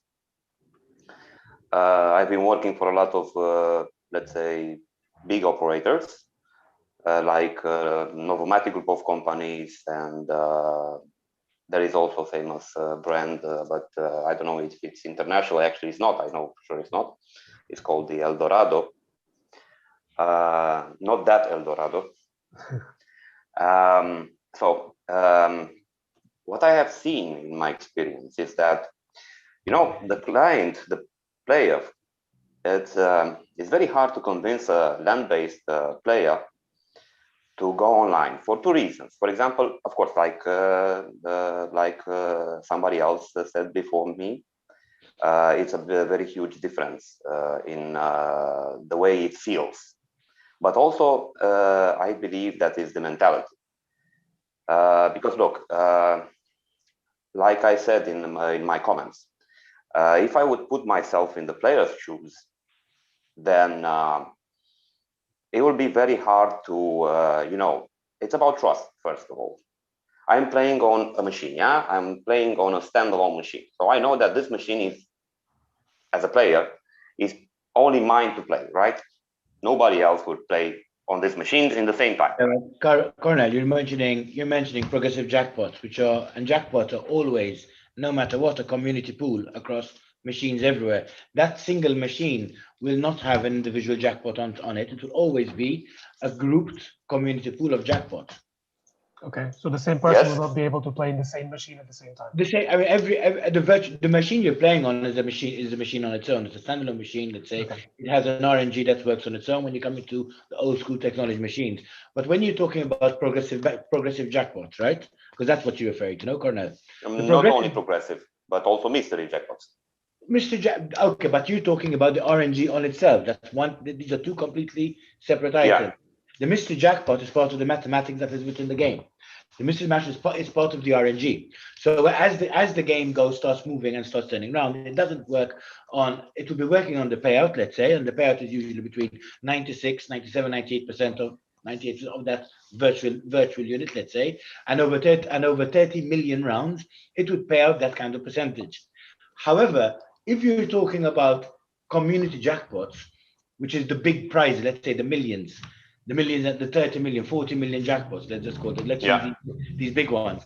Those are always across global, let's say, all the machines on that are being played on that, be it Novomatic, be it Merkur, be it IGT, be it Net Entertainment, Play and Go. I believe, Keith, you can jump in even further on this and elaborate. Yes. If it is a game win, that would be a mystery jackpot, what you are saying. That's part of the game round. That's not a jackpot. That's what the outcome of that actual mathematics will actually give you. It's the same in the concept than the bonus game on an online slot. Yeah, exactly. Yes, but no, basically I was talking about the community jackpots, as you said. Yeah, but because the ones that, for example, the ones that are organized for, I don't know, that particular venue, yeah? So basically, let's say you have a casino with, I don't know, maybe 50 seats, yeah, just for the sake of it. And you as a player, or me as a player, I know that in this particular venue, we will participate, my fellow players, all 50, 49, whatever, how many are in this moment. The tournament, slots tournament. Not slot tournament. Let's say that is a mystery jackpot that will, usually as a player, you know when it will drop. Yeah. What? As a player, you know when the mystery jackpot for the venue, you know when it's about to hit. Yeah. Because you advertise that. You're talking about things that I can guarantee you everyone has a hunch. I can sit down on a blackjack table and say, okay, after every 3 pictures, the 4th picture is going to come. Standard lucky thing. It's luck. It's pure luck. It's 30 rounds. And then Cornel, if I might add something, I understand your concept. I understand also that some players will face difficulties in understanding what is really the potential of an online. On the other hand, if you think a little bit about it, this will be actually one of the first points that we discussed. I mean, the moment you have people that are running the operation, that understand the values and then transmit these values, these opportunities to the people, the customer support of the land-based casinos. For example, I'm quite sure that plenty of casinos, they have kind of loyalty system. So according to how much you play in the casino, you get some rewards, you get some free food, you get some free balls, whatever.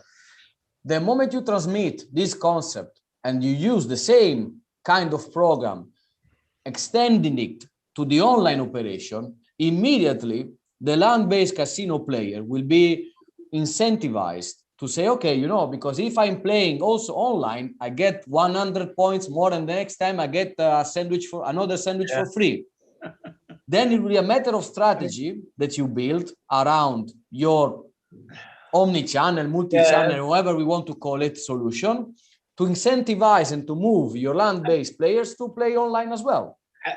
From a regulatory perspective as well, any game that is certified, the very first spin and the very last spin, let's just say the 30 million spins that give a statistic, all of them have exactly the same equal, let's say, chance of winning the jackpot. Simple as that. Yeah.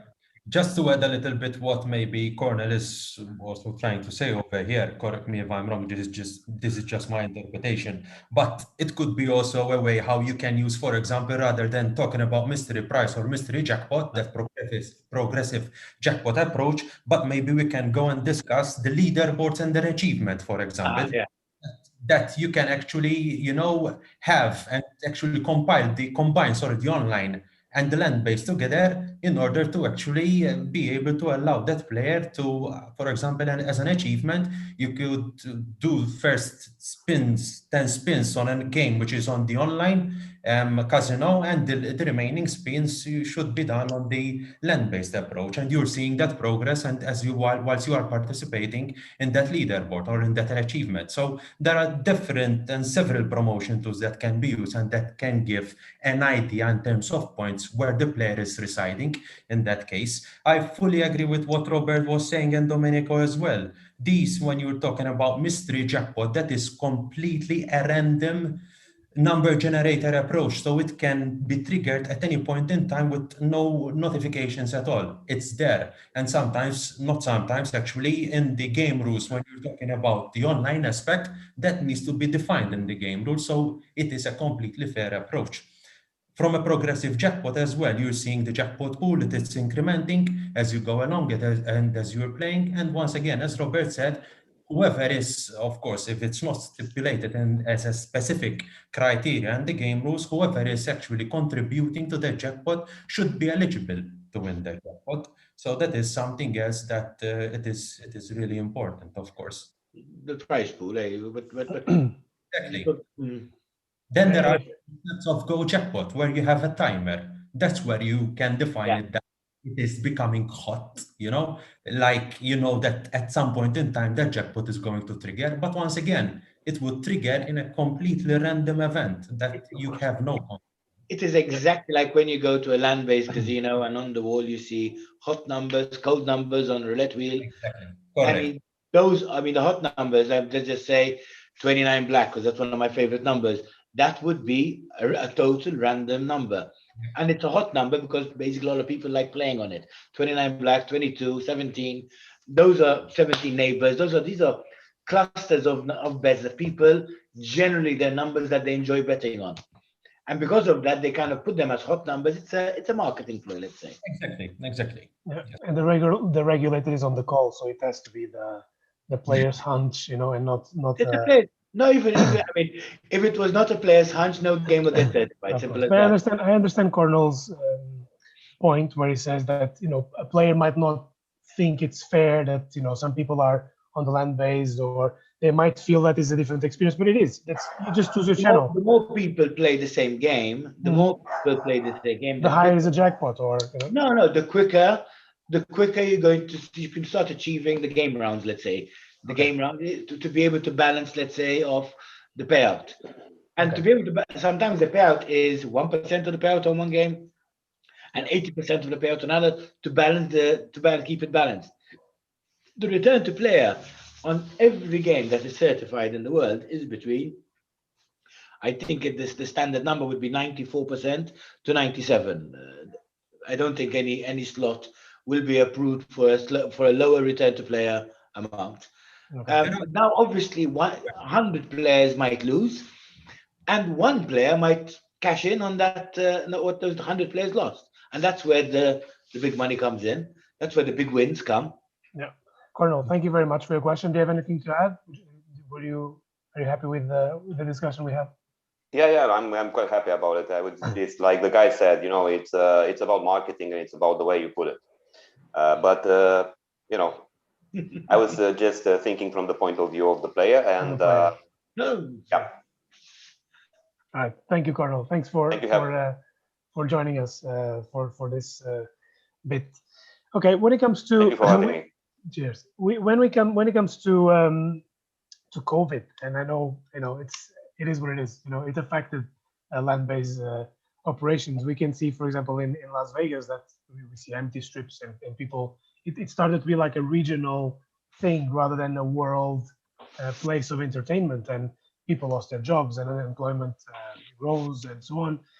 Do you actually think that these land-based operators can reinvent themselves during this pandemic and explore the online world even more to ensure business continuity? But then we have the partnership, or then we have the acquisition, or then we have the someone that just goes all in and tries to run the business on their own online with all those caveats that we've discussed before. Do you think industry is reinventing itself as well? I mean, Svenska Spel today cut off 200 more jobs, totaling 500. That's from the land-based operation. So it's a very painful time for land-based, and obviously would love to help as much of them as possible to try and keep them online, keep them operating and everything, and to try and find new dynamics of how they can use their facilities, let's say, how they can keep their companies have rent, land-based have lots of rent. The brick and mortar costs money to keep going. There's maintenance costs. There's everything, and now with COVID, there's even the sanitation cost. Yeah. They have limited amount of people that can go in at the same time, probably social distancing. So a table with 10 players is now with 3 players, for example, or 4. But I do believe that the bounce back will be very, very big. When remember, we're going to be sitting down in our home offices for a very long time, and every single one of us, I think, on this panel here have heard the news, or today have seen your phone memories telling you're flying back from London or something like that, from a conference. I'm sure we've all been there. But the minute everything else opens up, I'm going to say something that a storekeeper once told me. He said, people that have money will always have money.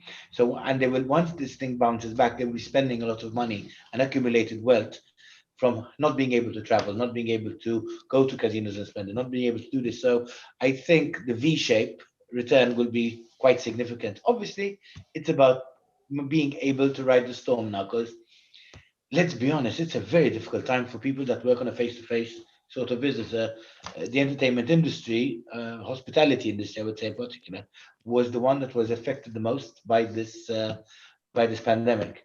And I think it will be our duty for being an online company to try and see if we can help as much as possible to amortize this by identifying or at least guiding land-based operators how to maximize on what they can do within their land-based operations to bring in more revenue towards employing dealers, towards keeping the place running and everything. Okay. And one of the things that I see that they're not doing, which is something I think we should do, is actually use they already have the tables, they already have the dealers, they already have the trained croupiers. Start doing your own live systems inside the casinos. Start putting in cameras on the tables. It is the simplest and quickest way for you to get going. You need a license for that, right? I mean, it's not just you need a license for that, but a lot of regulators, not all of them, have given land-based operations this opportunity that during COVID they can take their license online as well. Not every regulator, very few. Yeah. And I thought that was a very nice gesture from them. But I'm not seeing them going down that road. They're going. And think about this: like even a player that used to go to a land-based casino, if that land-based casino is closed for a reason, for COVID, for example, they can actually keep on playing with their favorite dealer online. Exactly. Because people have this type of preferences when they go to a casino. They want to play with that dealer because it's the lucky dealer, and technology is on your side. Yeah. I mean, exactly. We're sitting down here in this room. There's 95 people sitting down. Every single one of them can comment, chat, talk to us. I mean, 20 years ago, I would have thought this was Star Trek. It's not. This is the reality we're living in. We have the technology. If we can do this technology on a simple Zoom software, why can't we do this bespokely for land-based casinos and have them keep operating? Dimitri, you want to? Yes, Dimitri. Yes. Quite right. Whatever you said up to now is quite right about that. But I think COVID is one factor, because it's good for the operators, land-based and all other operators, to think about business transformation through COVID. But I think all operators, land-based or not, especially land-based, have to take into consideration the market dynamics. The online gaming market is expanding, and it expanded far more during COVID. But it expands every single year, and eventually in 5 or 10 years will be 30-35% of the whole gaming sector. So even if there wasn't for COVID, I think all land-based operators should look into the internet.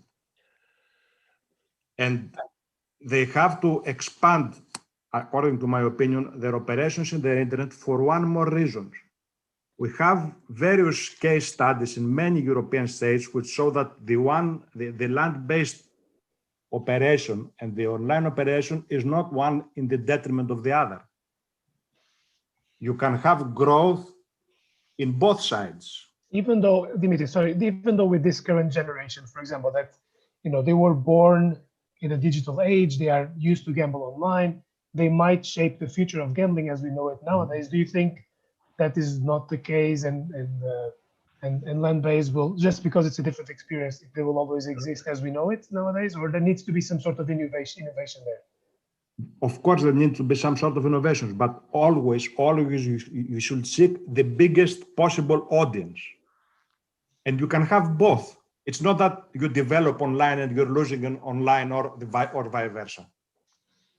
There are studies, as I said before, in France, in Czech Republic, in Sweden, in the UK, in Norway, which shows that both markets, online and land-based, can develop together, they can grow together. Of course, online will be faster, always faster, because of the nature of the technology and the nature of the product.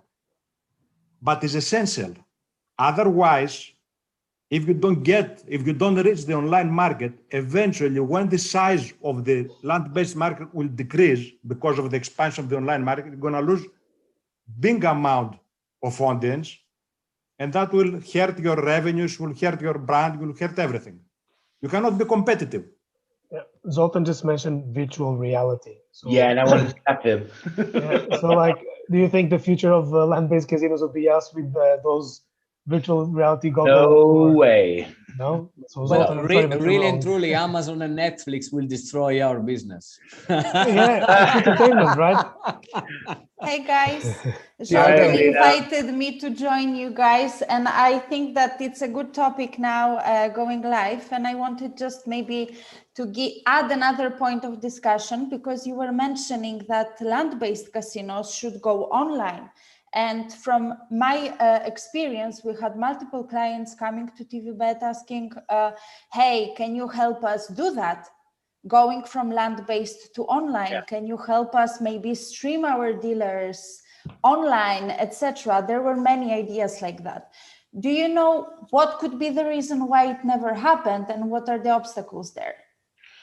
I mean, TVBet is a vendor towards operators, and TVBet is a vendor towards platforms like myself and Domenico. So in my opinion, the operators are going to the right technology partner from one end, but they're not following through all the way through. The operator needs to be their own brand. So if I am Blue Casino, my players play on Blue Casino, they don't believe in building the brand of Blue Casino, but they're coming to you to sell their space, which I see wrong. You understand what I'm saying to I understand, but the idea of such client that came to us was to create their own brand and use our developing workforce and you know, all the know-how that we have. No, so they wanted to create their own product by using the resources that they had in land-based. So there is a person having land-based casino. They have a workforce, all this like bunch of people that they are in need of job, you know, the casino's closed and stuff like that. What to do with that? Let's use it. Why didn't they follow through? I'm curious, because you're telling me they did not. Some people, they just disappeared. I also wanted to learn what was the reason, but the idea was like, there are many ideas like that. If I might say something here, Evelina, yeah. I believe that it's a combination of aspects. One of them could be, because I don't know, of course, the specific cases, could be that they believed that moving online was just placing some live roulette tables. Yeah. Which, as we discussed before, it's a complete different world. You don't need just a person who understands how, let's say, a physical casino works and just make it online. You need a set of skills. You need some people that have experience in the online in order how to drive, let's say, the acquisition of new customers, in order how to move players that are used to go to the physical casino moving to online. You need payment solutions because the players must have online payments to deposit and top up their account. It's a combination of things. So this could be an aspect. And also the crisis is hitting. So the moment you start understanding that it's not just about making some live dealers with the Blue Casino, as Rob said before, to work, but you need to invest.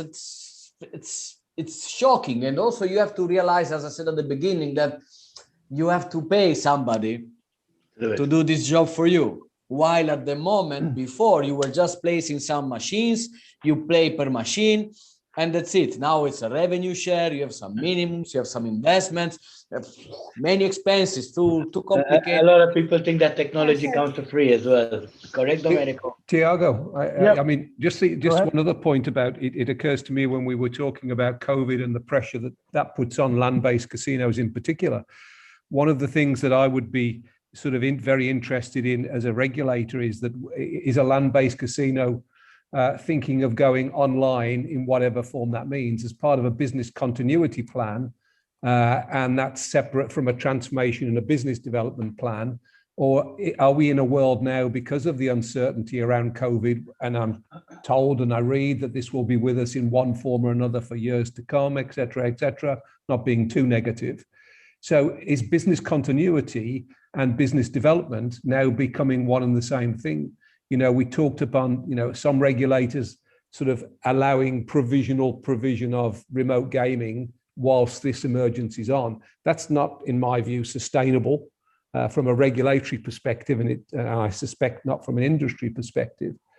And perhaps the point I'm rather clumsily trying to make is here, perhaps the world of business continuity and business development are no longer as separate as they used to be. Perhaps this is fundamentally changed the way in which the industry should think about the difference between land and remote and offline and online. That's an excellent point, actually. I mean, to ensure business continuity, you need to take all these measures, and yeah, and we've seen that in many, even in us. We are a service provider, and we have to take measures for business continuity to ensure that we were kept in business while this pandemic was on, and so on. And I think the industry is just adapting to the. Yep. But I suspect in like in many other business sectors, continuity plans. I suspect very few of them would have had closure of business due to pandemic over a 12 to 18 month period. It's high up there on the likelihood. Fire, flood, terrorism. You can see why they're more obvious. And COVID. and then COVID comes along and actually. Gives you a force majeure situation, which actually force majeure has huge contractual potential implications as well, doesn't it? Yes. Yeah. I mean, we are seeing this now coming more and more, Robert, I believe. In the new contract that we are negotiating now, we even have inside force majeure, there are new clauses. Force majeure used to be the standard 10 lines, and in 10 years in gaming, I've never had to negotiate force majeure. This is the first time in negotiating contract that force majeure is now become a point of contention during the discussions. We ran out of time. It's now, we've been discussing for 1 hour and 15 minutes, and I thank all of you for being here today. It was a very interesting conversation. Thanks for Evelina and Cornel to participate as well. You know that you're always welcome to ask questions, participate on the panels. This is for everyone. So thank you very much, everyone. I'll give the word to Zoltan now. Thank you, guys. Thank you, Tiago. Thank you, everyone. We've been talking about this topic actually for almost 7 years now. I remember I moderated a panel in Sofia in 2014, which was about the synergy between land-based and online, and nothing has changed since then. So only COVID now. Yeah, only COVID now. Okay, so I would like to invite Lyubomira Petrova online. Hi, Zoltan. Hi. Nice to see you. Okay, so you can introduce your speakers for your great panel. Yeah, hello everyone, and welcome to our panel discussion today, which is will esports and virtual sports reign on the industry in 2021?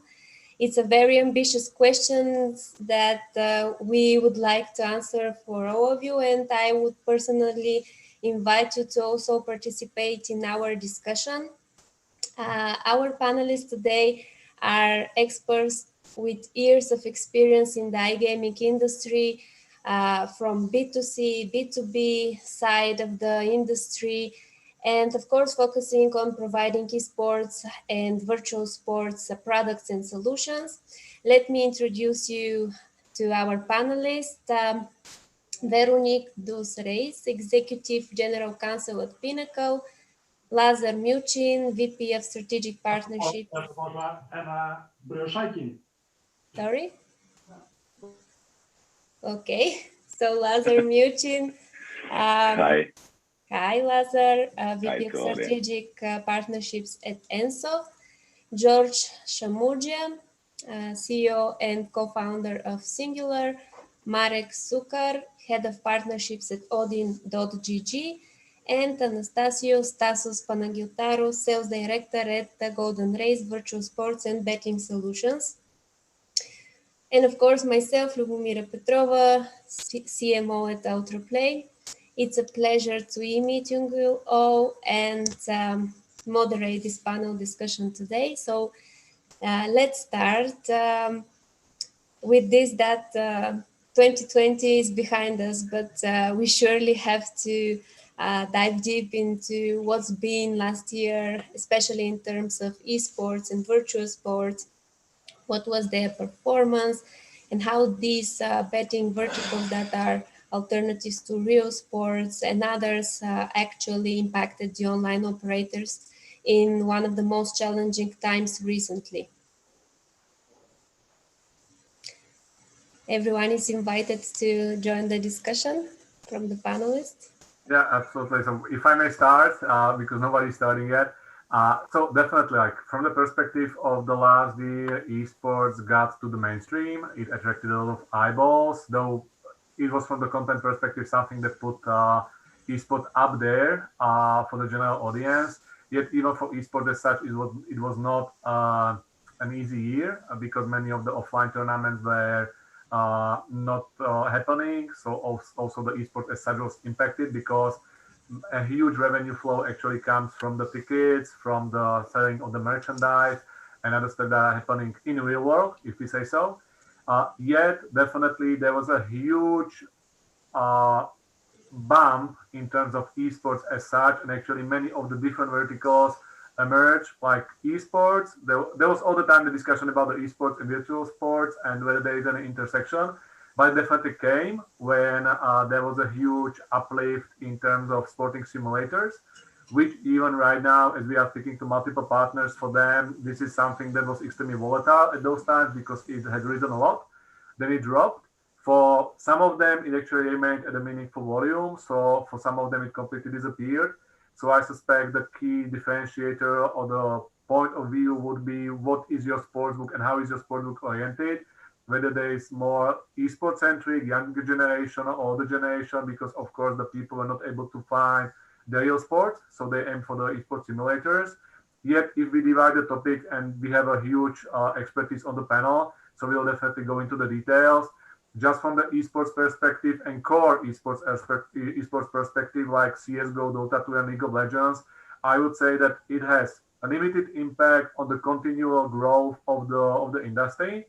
It definitely has a bump because people stay at home. There were more tournaments happening, so they were able to bet. Yet it wasn't that fluctual as, for example, for esports simulators, at least what we've heard from the industry. Just my 2 cents to the note, and definitely a little more to discuss. Hi. Actually, I want to kind of add a few kind of things to the topic. For sure, kind of 2020 was not kind of actually easy year for anyone out there. It was pretty challenging, and in some occasion, those challenges kind of brought new opportunities as well for every single vertical out there. But when it comes to kind of esport, esport had kind of actually steady growth. Even up till now, it was kind of steadily growing. But 2020 was kind of actually brought sort of kind of tectonic shift to the esport when it comes actually bringing the esports to the kind of broader kind of audience. So I guess we can say that 2020 became the year when they actually, not just the esports enthusiasts, but the rest of the world also kind of started to explore what it is about and what kind of actually experience it brings. And on that regards, there was actually quite a few kind of really good developments. Let's take the kind of US cases when the ESPN actually started streaming the esports kind of leagues. Even they streamed kind of actually League of Legends kind of tournament kind of on a TV. Then there was a couple of initiatives from the NASCAR kind of actually, they did kind of actually NASCAR kind of actually the esports kind of tournament among kind of pro kind of actually racers. Same was done by IndyCar racing. Same was actually done by NBA as well. It has to be kind of mentioned that the NBA already had esports kind of actual league and a tournament in place for the last 2 or 3 years already. So they kind of managed to utilize that pretty well. So in general, what happened is that actually the 2020 brought esports to the kind of global audience. So now awareness is now kind of much better among the kind of actually global audience. It's not the kind of niche thing anymore. And apart that actually what happened is that on the kind of betting side as well, which is really interesting. So especially beginning of the kind of actually second quarter of the kind of 2020 and the end of the kind of actual springtime, when the kind of actual games, the regular kind of sporting games were kind of halted, everyone actually, it's going to be sports media or the kind of betting sites actually started to actually discover new opportunities, what can be actually brought to the customers as a content, and esport was kind of obvious choice with the kind of virtual games. In general, that's a kind of trend across the world, but I can actually speak about our clients.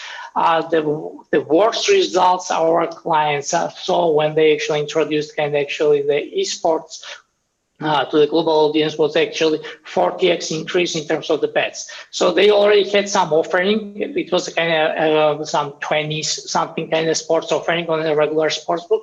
But once they started to promote it, they saw at least 40x kind of improvement in terms of actually receiving the bets on it.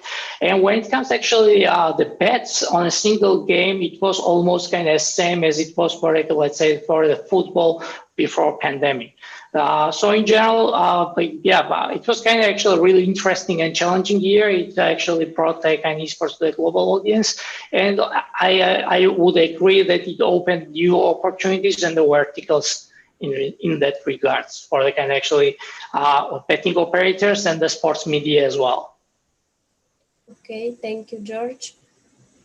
And if I may continue now regarding virtuals, because we were speaking about esports, so we can just come back to virtual. So what to say about 2020? We all know about COVID situation, what impact it made last year, and it will continue with the same rhythm. Fortunately or unfortunately, it depends how you take a look on it. And regarding virtual games, of course, that like esports, but let's say virtual games are more present for the past years, for sure. For 10, 11, 12 years already, virtual games are presented in iGaming industry in general, and just last year it happened that it just explodes more than it was the years before, and the growth, what it happened last year, we cannot measure it at all, because it's something completely different happened to the whole industry.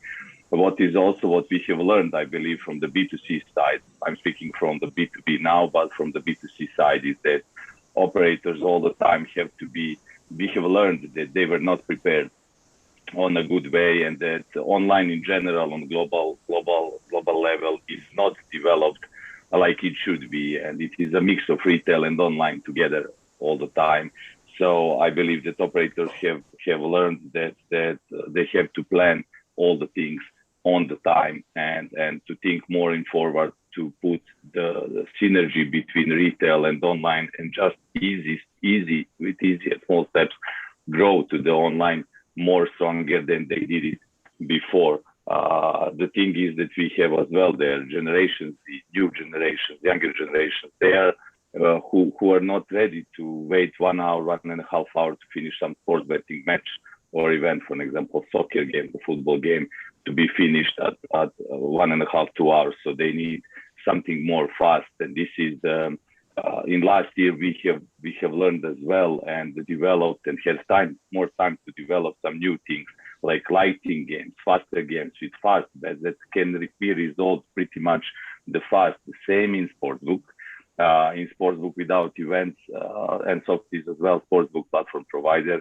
With sportsbook lack of the events happening live, we needed to create virtual events and to put the things in virtual world. So this is, I think, the something that is just the beginning of something beautiful for virtuals and esports in the future, what is expecting for the industry growth. Of course, it is not the same influence like sports betting have or casino do have, but it is something that for sure it is not just 5% of the revenue, but it depends on the market where you are operating. As well, I would like to add that I believe that for the future, the most important thing and the synergy between retail growing to online are SSBTs, self-service betting terminals, who are more closely to bring them closer to the players, to educate them on that way that they can place a bet by their own. They can choose what they want to play. They can choose what kind of game or bet type they would like to set up on the terminals, and like that to be more educated and prepared for going to online. And, you know, I believe that it will just continue with the same growth because of the awareness what happened last year, not only for the operators, but as well for the players. Okay, Tassos?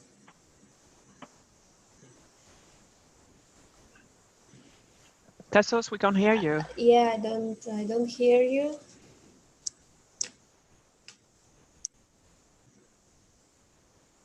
Probably Veronique, you can. I will intervene in the meantime. Thank you. So, I mean, 2020 for Pinnacle as a mainly sports betting operator has been a very interesting year because we would have never put in any like business continuity plan that there will be a world where there will be no sports. So that was a very interesting time in terms of a reflection and also take a look back of where we are as a company. I guess the advantage is that for Pinnacle, we've been doing esports for more than 10 years. So back before the COVID, it was already like our fifth or fourth biggest sport. So what happened is that because the other sports were all on hold, we actually had a real focus on building a better product because the product was already good, but then we had like all the traders and all the support team available because it was like mainly this and table tennis for some reason, which were like really like the big sports where we had like big action on it. And we've managed to improve the product to a level which is quite interesting because Pinnacle obviously is like a big B2C operator, but we also have B2B. And what we looked at the numbers, and from a B2B perspective, now esports is like half of the volume now is on esports. So there is a real appetite for this branch for sure. And Pinnacle not being like really focused on casino and virtual sports, we didn't see like a big growth on those sports. And this is where I think like each operator is very important to make sure to cater to their own audience, because our players, they would never go into virtual sports because they're just like full on sports. But what we manage, because sometimes what we see is that the difficulty to cross-sell between esports player and sports betting player, we've managed to do that like quite well. So our audience obviously like has an age gap between the people, the players who play on sports and players who play on esports, and it's really like make sure that you have a way to cater for those different audiences. And we've been doing that quite well for esports for a few years. So I think if it looks genuine and authentic, like you can attract those type of players. But I know that few operators, they were dealing esports because I think for them it was a trend, so it wasn't really like something that was taken seriously. And then when the COVID came and the world come to a stop, is like you can't speak to your customers in a genuine manner about esports because it's never something that you've believed in. Yeah, absolutely. And what titles have impacted Pinnacle the most last year? By titles, what do you mean by titles? Like games. Oh, everything. Everything. But I think also, what is appreciative is that we came back even stronger because, March, April, May was like really we were really unsure how the world is going to be. And now we feel a bit more confident, and we also like very happy in the sense that we've managed to go through that storm. And we feel that now the company is ready because we know that COVID is here to stay. So now we are really working on different strategy, different scenarios, how to make the company sustainable. And it's like the previous panel when they were talking about retail casino going online. It's the same approach also for online, because I don't think that it's just like plugging a game and then you're going to see like massive revenue coming from esports or from casino. It takes time. You need to understand the product. You need to be able to really communicate to your players. Otherwise, they will never be hooked to that. Like they don't feel that this is genuine, so they're not interested. Yeah. What about the golden race, Tassos? So I hope you can hear me now. Yes. Okay, good. So I agree with the panelists that spoke before. I think it was for the virtual games more, how can I say, a qualitative increase rather than a quantitative one. It was a roller coaster, I would say. With the lockdown starting to flood in Europe, there was a hype for new content, obviously, and the turn to the online offering. However, from this commercial hype, we passed over to integrations fatigue. I think it was so much, the piling up of contracts integrations that finally there was a stagnation from this point onwards. So when the sportsbook timidly returned, so the punters had some other options rather than Belarusian and Nicaraguan leagues. So there was, how can I say, a return back to normal. However, you know, the clients that we have been chasing for so long, and we were reluctant for any reason, for the integration worry, let's say, or for the reluctance of getting into a new product line, finally they were there. They had really witnessed and confirmed that the virtual games was an option, an alternative to the sportsbook as well. So this now is coming into place. I mean, at the first period of this pandemic and the lockdowns, like in March and April, I would say, it was the busiest time ever. And despite the fact that we were quite hit hard from the closure of the physical venues, overall in March, we had a 20% increase on our traffic. We reached almost 450 million bets on a monthly basis, very close to our all-time record. So it was an interesting era, and some clients of ours, they actually experienced a 10-fold increase on their traffic on virtual games, which now has been normalized to 4-fold increase. So it was a way out back then. It still lingers as an effect, and we will see, I would say, more positive results on the revenue side the coming months, as well as, you know, all these integrations get into shape, and the operators now, beyond this first you know, anxiety and these uncharted territories that we all found ourselves in, they now are scheduling back, you know, their offering and what they could do, let's say, with the product line. Yeah, absolutely, I agree. And this comes to the next question. We all experienced the great shift from last year when real sports were shut down. But I received this question a lot, if actually sports, and of course virtual sports, can keep traction in this year as well, can be a solid revenue stream as well. Of course, this year and following years, if you can share your opinion about that, because sports are now, not are now, but months back. So about the kind of actual virtual kind of sports, what I also kind of want to mention is that we got actually some clients, especially across kind of African continent, and a few can be named even in Nigeria, where the kind of virtual games were kind of bigger thing than the kind of real sports betting before pandemic, especially when we are talking about the kind of actual retail locations. I guess once we gotta get back to normal or some sort of normal, we're gonna see the same trends, and virtual kind of actual sports will retain whatever gains they saw during the 2020. But also based on our personal experience, what I also kind of actually point out is that there was some kind of actually, I would say that some virtual games providers missed the opportunity during the 2020. Golden Arena Sports Show is not one of those, but there are a couple others. So what among our kind of retail, there are kind of operators, our clients, who mostly relied on the retail, and they were mostly kind of retail operators, they wanted to move to the online. And when it came time to actually to launch the same virtual games online, we had kind of actually serious problems, and the problems can be divided into two kind of fields. First is actually them to be up to speed to provide the online product for the kind of actually online operations. That was a kind of big challenge for them. And second, whoever didn't provide it was lacking the kind of actually suited and tailored user experience for the online, meaning the mobile first approach, even the desktop, there was kind of huge problems. The user experience had this huge, it was whatever they had is what leaned towards kind of retail, and because of that, they didn't have a kind of proper online product. I guess they missed some opportunities. Still, they gained some numbers. They had some kind of good increase in numbers in place, but I believe they could achieve way more than they did during 2020.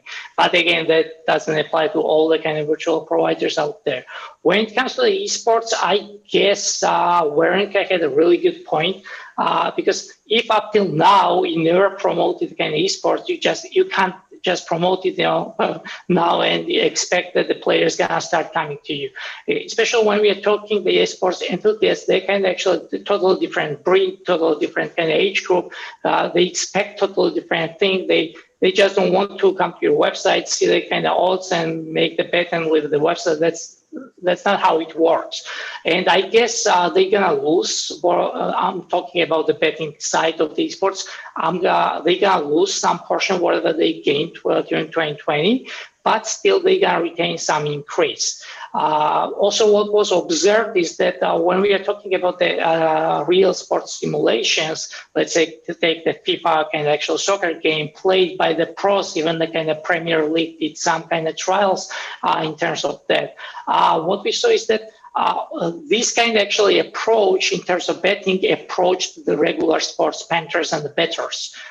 They were not totally interested in this kind of esports. We had even some trials among those kind of actual user groups, and they had almost kind of no interest in it. But once they saw the familiar faces, the pros played kind of FIFA games on the Xbox or PlayStation 4 consoles, and they were allowed to bet on it, it was really interesting for them, and they were kind of totally involved. But when it comes to the real, let's call it real audience, maybe it's not kind of right term, but the esports enthusiasts who are really into the esports, for them, the FIFA, NBA, and those kind of games are not fair esports games because they are not kind of well balanced in terms of the skills when it comes to the kind of professional kind of esports kind of tournaments and stuff like that. So for them, I don't think that kind of the betting sites that are totally oriented on the regular sports can attract those guys, or if they manage during the 2020, they're gonna retain them. For them, we need something totally different kind of solution that's gonna be standalone, and whoever does that has to be involved in the community, be a sponsor of the tournaments, and have kind of really tight, kind of strong ties to the community itself, and get involved in even the discussions and the promotions and stuff like that. And when it comes to the experience, for now, what we have observed is mainly what everyone is trying is that just copy whatever we have for a regular sports betting and just add the few streams from the Twitch, and that's the esports betting solution. That's not kind of right approach. It doesn't deliver the right kind of user experience any kind of actual real esports fan expects. And I hope there are a few good examples already out there. Unicorn is one of those, and I'm pretty sure we're gonna see a few newer ones as well. And whenever we're gonna see something that's standalone, totally tailored to the esports community, and they gotta also be involved in a kind of actually in a community, I guess then we'll see the real traction and the growth of the esports betting. Marek, do you want to add something to the esports part of it? I'll just follow up on what George said. I absolutely agree. We have different audiences for esports and for virtual games. I guess for virtual games, Tassos has much more expertise, so he can add to that. But we are more speaking about fast-paced games, more RNG related, definitely suited for African region and others where you have the action all the time, and to actually stream the sports as such is probably problematic there. When it comes to esports, we are more speaking about the audience, which is very much similar to sports audience. We are just speaking about the enthusiasts that are watching those sports being played on PC, consoles, and other devices, right? So with this being said, somewhere in between are those sporting simulators that from my perspective are more actually inclined to virtual sports, because many of the bettors do not even know the name of the players, what they are playing, how they are playing. They do not follow them necessarily. So this is not, when you are esports fan, you know the team, you know the players, you know how they performed in the past. When you are betting on esports simulators, many times you do not know. You just go on the website, you want to bet, there is nothing going on because there's pandemic out there, unfortunately. You have no idea what is happening in Dota 2 or League of Legends because those games are so complex that you will not be able to bet on them. But suddenly there is something that reminds you of soccer. So you have two options there. You can bet on sporting simulators, or you can bet on virtual games as such. There is, of course, a difference from the regulatory perspective because one is RNG driven. The other one is actually sports betting, sort of, that there are players playing. But at the same time, for the better experience, there is very much related. So that's why I absolutely agree with George that with these different audiences, you nurture a different kind of storytelling. With esports simulators, again, they are the leagues that fill the void. And going forward, I guess would be rather the competition for virtual games, as I mentioned earlier, because even for esports-centric operators and partners that we are speaking to, this is not much of the volume. And the audience actually rather catered to standard core esports titles than actually to these simulators. But at the same time, you have it as a part of your proposition.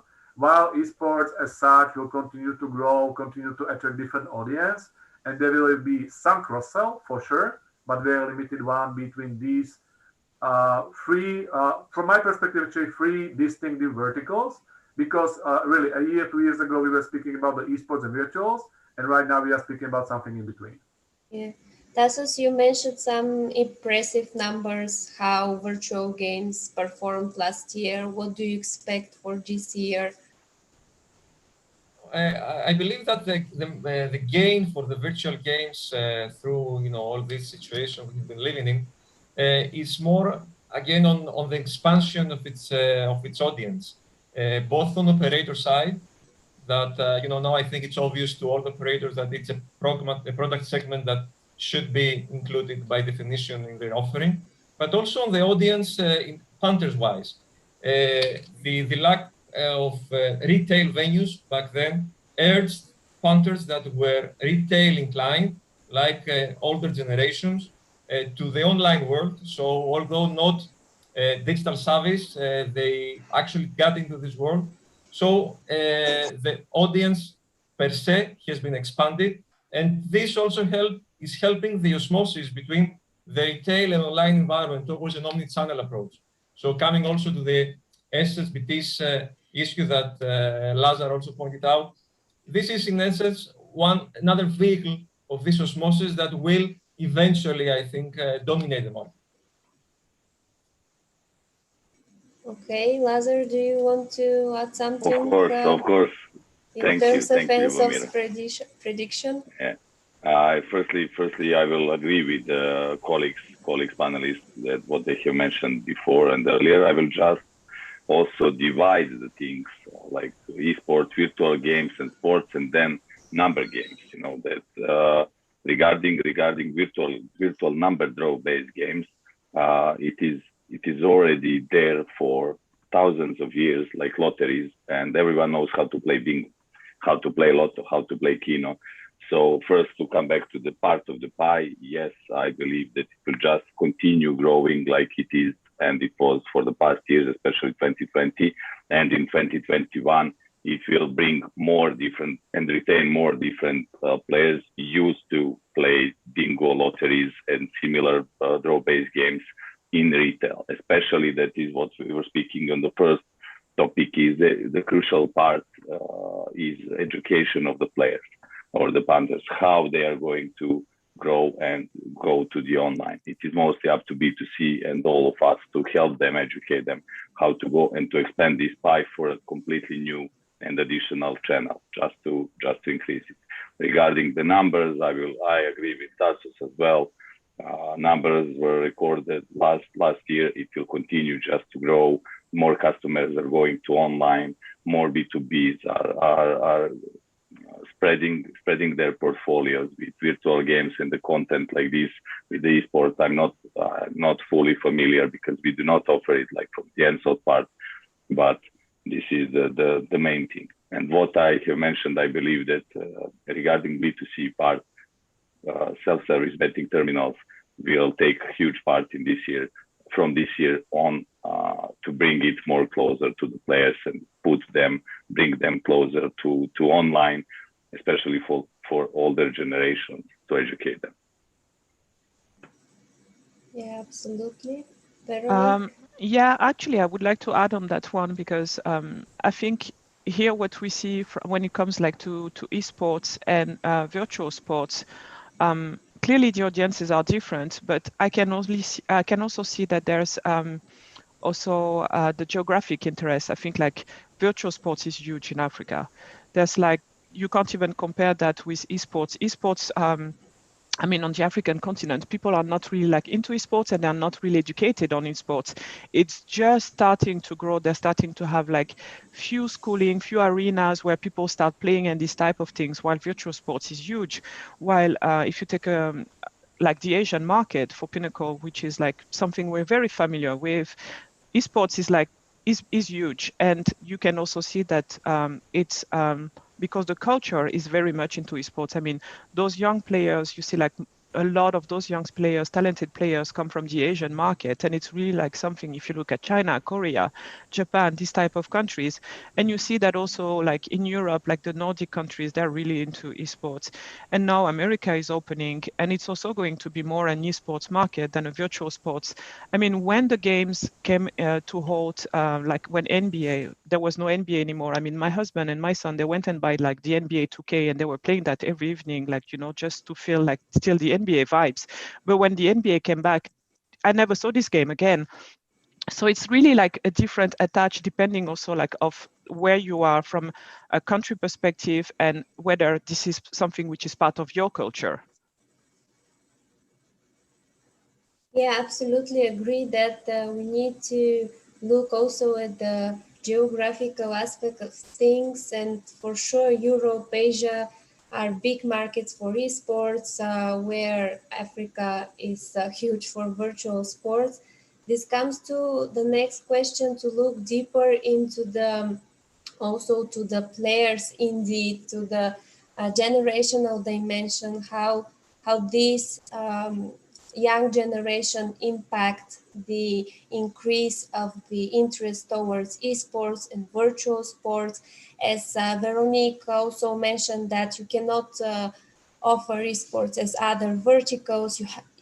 As well as George, you should have the right representation, promotion, offering, etc. So what do you think, how this generational dimension evolved the offering of esports and virtual sports? When it comes to generation, and I would say that actually, if up till now, sports betting kind of sites can actually neglected the esports, and either they didn't offer anything in regards to the esports, or it was somewhere down there after kind of 20s kind of position, they can't actually neglect it anymore. Maybe it won't be the kind of crucial for the next 2-3 years, but when we're talking about something for the next 5 or 10 years, they can neglect it. And why is that? There's actually lots of kind of studies kind of published even before pandemic, which is really interesting, which says that actually, even take the US, so among Gen Zs and the younger millennials, the esports is either as big as NFL, or on some extent it's even bigger than NFL. Then there was actual studies that among those kind of actual age groups, NFL and the kind of regular sports were on a decline in United States, when the kind of esport is on its growth. And even now, looking at the App, which is kind of actual application analytics kind of platform, State of Mobile 2021, they published recently. Once you go through all the countries they have data on, you're going to see that when we're talking about the United States, the Twitch kind of actual application in terms of the downloads and also time spent inside the application is number 2. When it comes to the Brazil, Twitch is still now on the number 3. UK is number 4. Across the Europe, it's same. You can observe the same trend. It's either on the number 5th place or on number 4th. When it comes to the Asia, as Veronica already mentioned, it's really sports heavy, and wherever Twitch is available, let's say kind of actual South Korea, Japan, it's in top 3 kind of actually. And when it comes to China, the local ones and local counterparts are the number 1 kind of application. So once you go through all the data and research where we got, even the recent ones, or even the ones before kind of pandemic, you can see that if you don't want to lose the next generation, let's say the Gen Z, who are kind of actually mobile native kind of actual generation, who spend quite a lot online in the games, also they do kind of more micro kind of transactions, which is kind of really beneficial for in-play gaming. You can't miss the generation. You can't allow yourself, you don't have luxury to miss. If you can miss that, then you can actually kill your brand, I don't know, in 5 or 10 years time. And if you can observe the trends in terms of sports and the interest, it's obvious that they are totally into the esports, and they are more into esports than in regular kind of sports. So considering all these, and especially what happened during the 2020 and the new trends that were established in esports, even the pros playing the kind of simulated games, I guess more or less whoever is planning for the future saw the potential there, and everyone kind of realized that when it comes to the esports, that's something really special and that can't be missed, and they have to invest more in it to develop that and to attract kind of actually more players and the younger kind of demographic. When it comes to the virtuals, the couple of times there are really, really good points mentioned, especially virtuals has an actual really kind of bright future, let's call it like they had, because it was on a steady growth, and it was kind of complementary. It was always complementary to the real sports. Whenever there was no game and the bettors were waiting for the games, they go to kind of product, and the game and the content was the kind of virtuals. Based on what we're seeing, that we are getting more realistic kind of actually game footage from the virtual games, more kind of options to bet on. I think it's gonna keep growing, and I don't know, that pretty good kind of years ahead for that kind of actually product. And we'll see more kind of actually innovative products on a virtual kind of gaming field. Yeah, let's see how it goes, but for sure it's something that has kind of really big future. So I think I want to follow up on what George just said, because I think the generational aspect is actually super important. It's like crucial right now. How you treat the coming generations, how you speak to them, which value you're bringing to them, and how you engage them. Because there's a lot of discussions about millennial, but I think like the real focus should be like the Gen Z if you want to stay relevant. Because usually, like, I mean, the parents of the Gen Z will be like the Gen X and this type of things. And we always look at, as a parent, because I mean, I'm a parent as well. As a parent, you always look like what the younger generation is doing, and they influence you. And this is actually like the parents are going to buy what their kids are recommending, because now they look into everything. They look at you.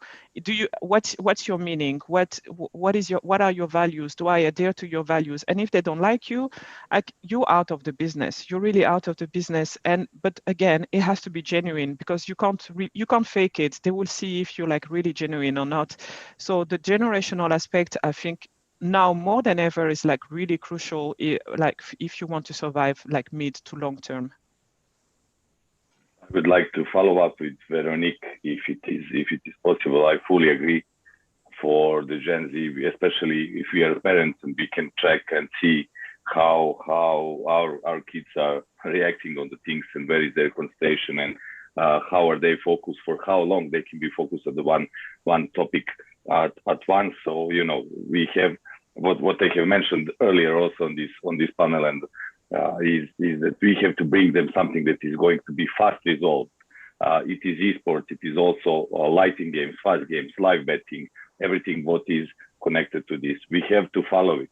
If we take a look in, I don't know, 100 years or 70 years from now, we will see that everything was easy, that any virus was, you know, needed time to get the news from this. And today, if my order is late for 3 days or more, 3 days plus from Amazon or something, there is a problem for me. So, you know, the things are changing, and that's how we have to bring to them fast things, fast resolving, to put them into their focus on their way, and we are there to learn from them. I believe that we can be happy that our parents maybe did not have chance to live in the same time like we are living currently, with the maybe in some countries communism, socialism, part of how it should be, you know, educated for the kids, than this crazy internet stuff what is happening currently. And I believe that we have this advantage currently to help them, or to help us bring it more closer onto and focus onto Gen Z, because it is something that is coming, not millennial, but Gen Z for sure. Yeah. Thank you. I'll just build up on Laza and Veronique, and actually on George. You're absolutely right. Like, we are speaking about the new generation, and this is really not about the Amazon, but it's about content on demand, right? If we consider ourselves to be part of the entertainment industry, then we are speaking about Netflix. Even was mentioned here before that we are actually facing Netflix because we are aiming for the same kind of attention span that is decreasing actually over time. So when the younger generation, they want to watch movie, they go to Netflix. They want what they want when they want it. Similar to Spotify and music, similar to Twitch and esports content as such. Nevertheless, many times what we see in the industry is that even though 80 to 90% of the esports betting actually happens in live, so while the game is being played, many times we do not have sufficient betting opportunities to support that engagement from the bettors. And we do not have, or the industry doesn't have the uptime close to, let's say, 80, 90, 100%. So the lines are not available all the time.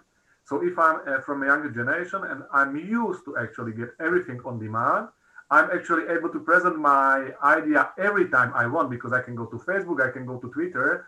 It doesn't necessarily be a nice thing that I'm going to share there. But if I want to bet, many times I can watch a game on Twitch, but I can't bet because the lines are closed or the game is one-sided and there is nothing else to bet on. So I guess this is many things that we are right now in addressing as an industry, Odin, Pinnacle, other players on the market, that we want to bring as many live betting opportunities and as much as possible. So I guess the crucial consideration right now for esports is live betting, and within that, the betting opportunities and the uptime. And this is what we need to address as an industry. Otherwise, the stuff would become boring. They can go somewhere else, they can do something else, they can watch something else. I think to jump on what Marek said, actually for us last year when there was like the halt with the pandemic, and obviously esports has always been big, especially pre-game, but we've seen a real increase when it comes to live betting on esports, and we definitely need to have better quality data, access to more data. That is definitely something that is the big focus. And on our side, we actually have a lot of our commercial people that are like really like chasing the data everywhere it is, like trying to get like quality data. Okay, so let's shift to this part of the discussion. Live betting is really an important part of every betting vertical. So how do you see this part can evolve this year? What can change or cannot change at the moment in terms of live betting? Amir, if I may start, maybe even from the previous point discussed, it is indeed true that the basic difference that we're living now is this fast pace that younger generations live with. So in essence, the fast games, which virtual games by definition are fast games, should become faster. So that's why we also launched the instant virtual games, and taking the point that you referred about, the live betting, we even tried to do that. I mean, it's again, it's not something evident for the virtual games because of their nature. They are short anyhow, so it would not accommodate easily live betting function. However, we launched, I think we're the first in the market to do that, the in-play possibility and the cash-out possibility. So we do have now games like the basketball 3-on-3 that offers you the possibility of betting for the last minute, and this is something to be further extended to the other line, to the other products of ours. So it's not, how can I say, maybe the basic feature that could be accommodated within the virtual games environment, but still something to be worked on. And again, coming back a little bit to the previous discussion about the fast pace and the traction of the young generations, also what we did consciously is to invest more now on the reality of the games with the real laws that we trade and the animation thing, which was left somehow behind, investing more in the betting experience, but now attracting younger people that are more accustomed towards the fast video games and the animation they offer. We should also adapt to this point as well. Okay. Anyone to add something regarding live betting? I'm sure this is a very hot on the topic as well. Yeah, live betting can actually talking about. We did kind of actually couple kind of actually experiments even before pandemic, even during the kind of pandemic. And in general, what we observed, this is not something kind of special for the kind of actual sports betting. And examples of that can be seen in other industries as well. When you're bringing the social aspect to the kind of actually betting, that's actually something really special experience there. So just bringing social experience to the kind of live betting, even on the kind of betting side, that can increase kind of user retention, engagement, and also the kind of bets they make. And the kind of actual number of bets they make during the game. Then this will be something that we are looking to kind of explore even more and to develop kind of new products on regards to that, to bring a kind of actually. So even the basic things such as just introducing the kind of chat. Imagine you're watching some game played by some actual, I don't know, some Premier League kind of actually players that Manchester City or kind of actually versus Manchester, and you just have the kind of specific dedicated kind of actual chat room like the Twitch does for the esports, just for that game. You gonna the engagement you gonna get from that. That's kind of actually really kind of actually amazing. And whenever we did kind of test, still it's not kind of actual final product. We are still kind of trying to tweak it. But whenever we did kind of actual test in the kind of closed groups or on a small scale, we did the beta test. The engagement with all was kind of actually really huge. It was, first of all, it had really kind of positive feedback, which is really good for the brand. And then the engagement as well, that how long did they spend on that page and actually following the kind of in-play kind of actual bets, how many bets they made compared to the regular kind of actual experience. We saw kind of drastic difference there, and for sure, actually bringing the social aspects that would be kind of actually one of the kind of key fields to explore in the future. Considering also the kind of COVID and pandemic situation, it's not just the kind of gaming, everyone, even the HBO and the streaming services are exploring the co-watching kind of experience. So something in regards to that, that's gonna be really helpful and interesting to see in the betting kind of field as well. I would like to follow up what George started is that regarding live betting, I remain the same with the same opinion, is that we have to build and bring to the players more fast resolving bet types, like what is going to happen next in next 10 seconds, 20 up to 1 minute, the next 5 minutes, etc. This is what we have developed as well in our sportsbook platform and the part, and of course that live betting will impact. And you know what is, I was 8.5 years in the operation, like in B2C operation, and I grew from retail to online, and then I went to B2B. And from the experience, always I more did like casino and online casino, but the players who are playing live betting, they are the same or similar with the players who are playing table games, fast resolving games like roulette, virtual roulette, table game like blackjack or poker, which is going to be resolved fast.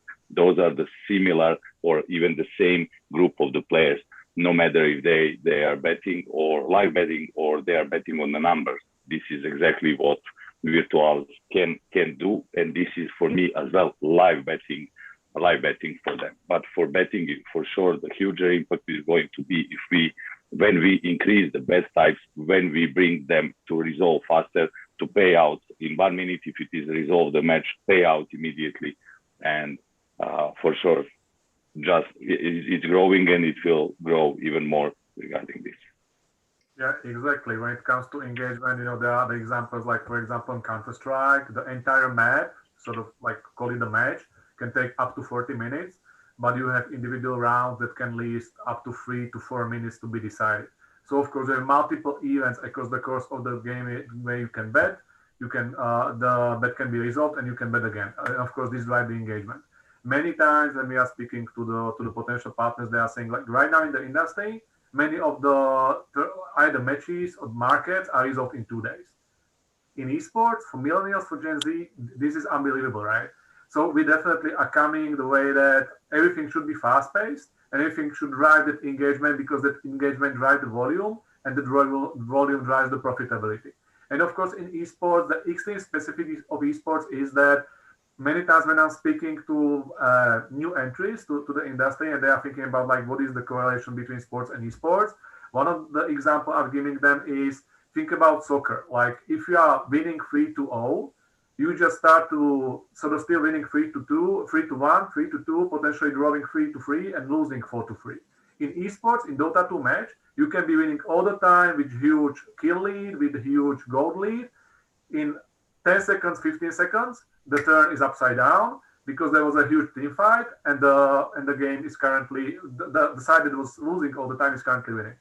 And for this to actually pick that properly as a either operator or provider of the services in esports, you need to have the right expertise in place, the right infrastructure, and of course, we've touched with Veronique the topic of data. So it's not just one topic that you need to have correct. Actually, there's plenty of them, because many times, and even the partners are asking us, okay, so we can get your feed, but can we use our soccer traders for that? Well, I'm Dota 2 fan, and if I look at League of Legends match, I don't understand what is happening there. I know there are figures, there are different heroes. I have no bloody idea what is happening there. And I completely understand Dota, at least I think so. So if you put a soccer guy on Dota 2 match, he would be completely lost. He would not be able to identify the situations that can actually happen and to be either risk averse or completely all right with the state of the game. So definitely is a multiple angles that you need to have to do properly to properly address esports. Before jumping on the next final question, actually, let's see if there is a question from our audience. If someone wants to join our discussion. Yeah, no? Okay. So because we have 5 minutes until the end of our session, let's briefly outline the challenges that can actually stop these two verticals of reigning 2021. What do you think? When it comes to the yeah, yes, please. Yeah, go ahead. Yeah, I'll be really brief. So when it comes to kind of actual challenges, there's lots of tech challenges when it comes to the kind of esports, even on the legal side, on the data side as well.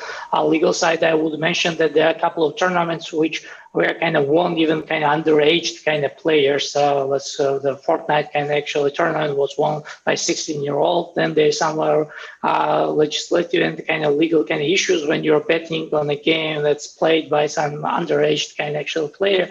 But then there's kind of actually traders, as kind of actually Marek mentioned. You have to know the game. Then it's not a game that can actually, even when it comes to on the better side, also they have to be involved there.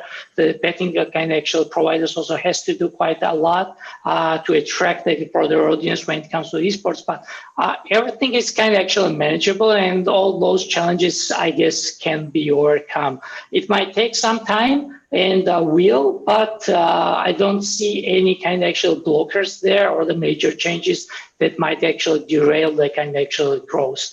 And in general, I see that it's gonna, the 2020 was like a really good kind of boost and a push for those kind of actual verticals. And we will see kind of actually the kind of effect, kind of ripple effect of the 2021 up on those kind of actual verticals. So.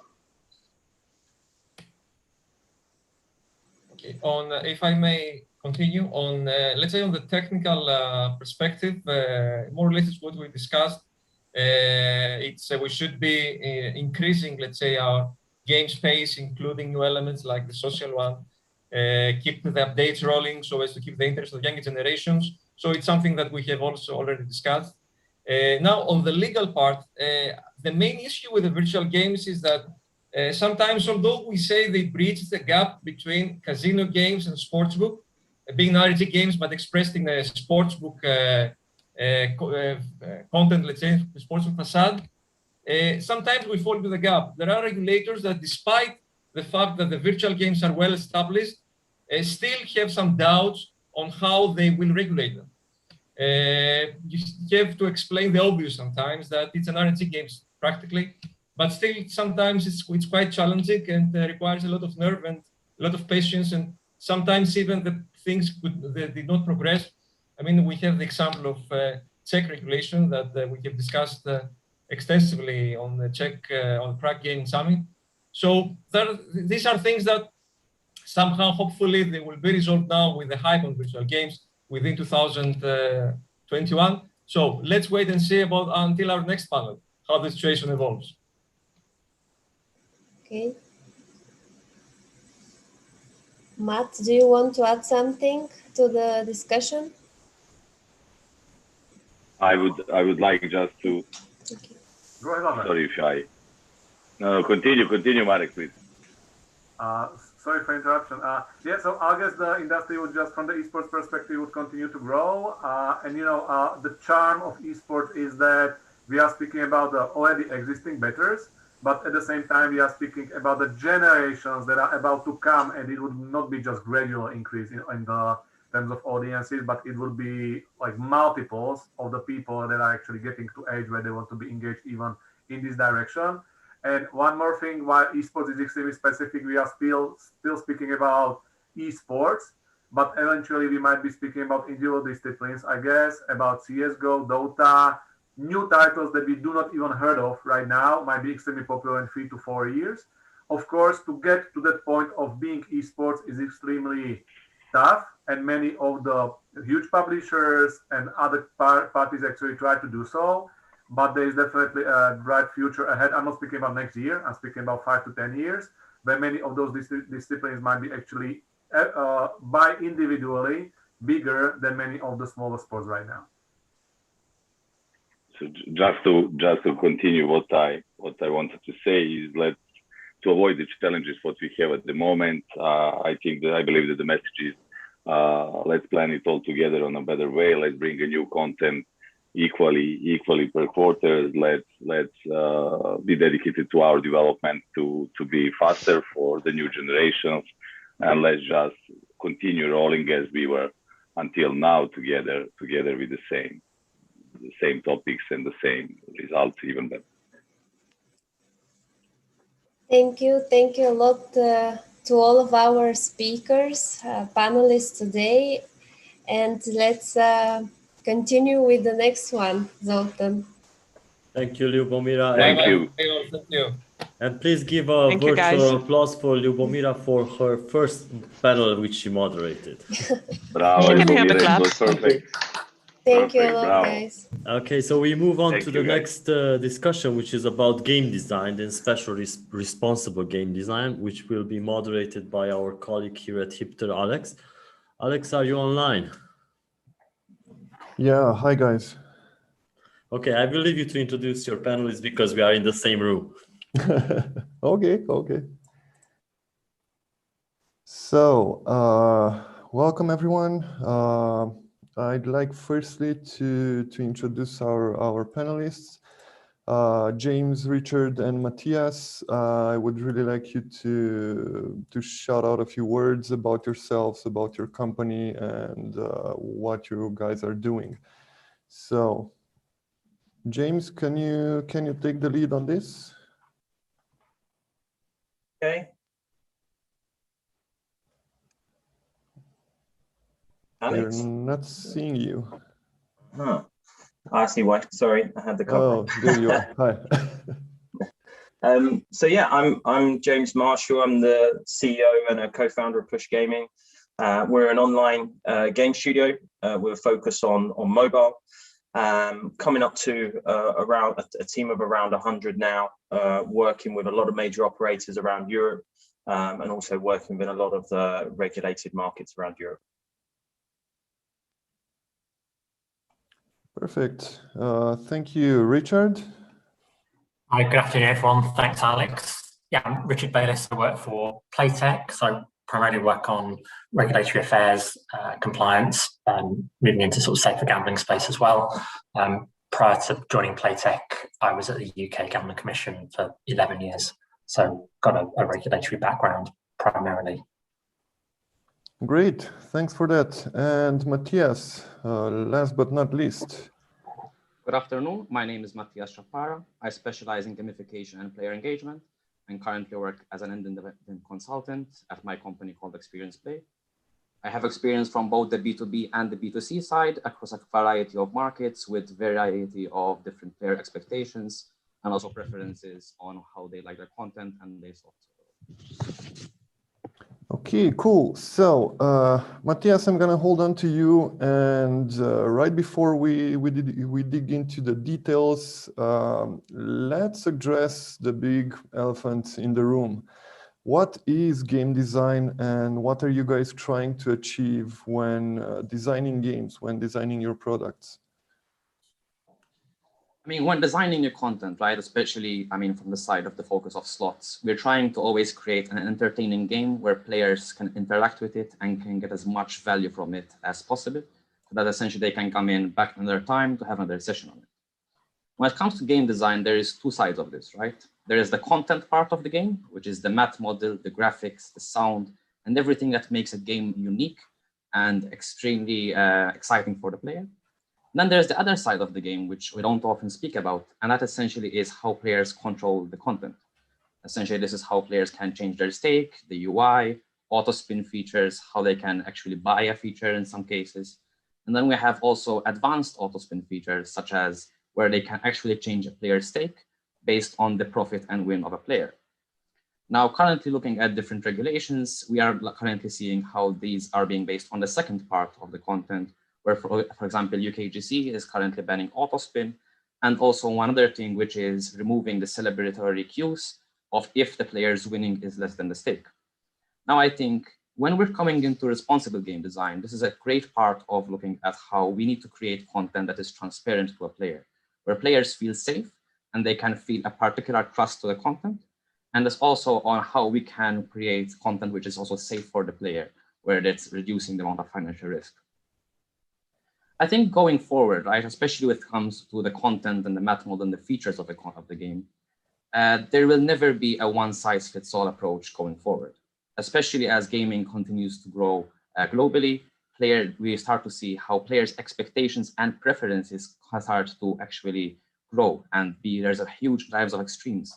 Because, for example, if we look at millennials and Gen Z, for example, we are used to a huge amount of instant gratification and also video games, for example.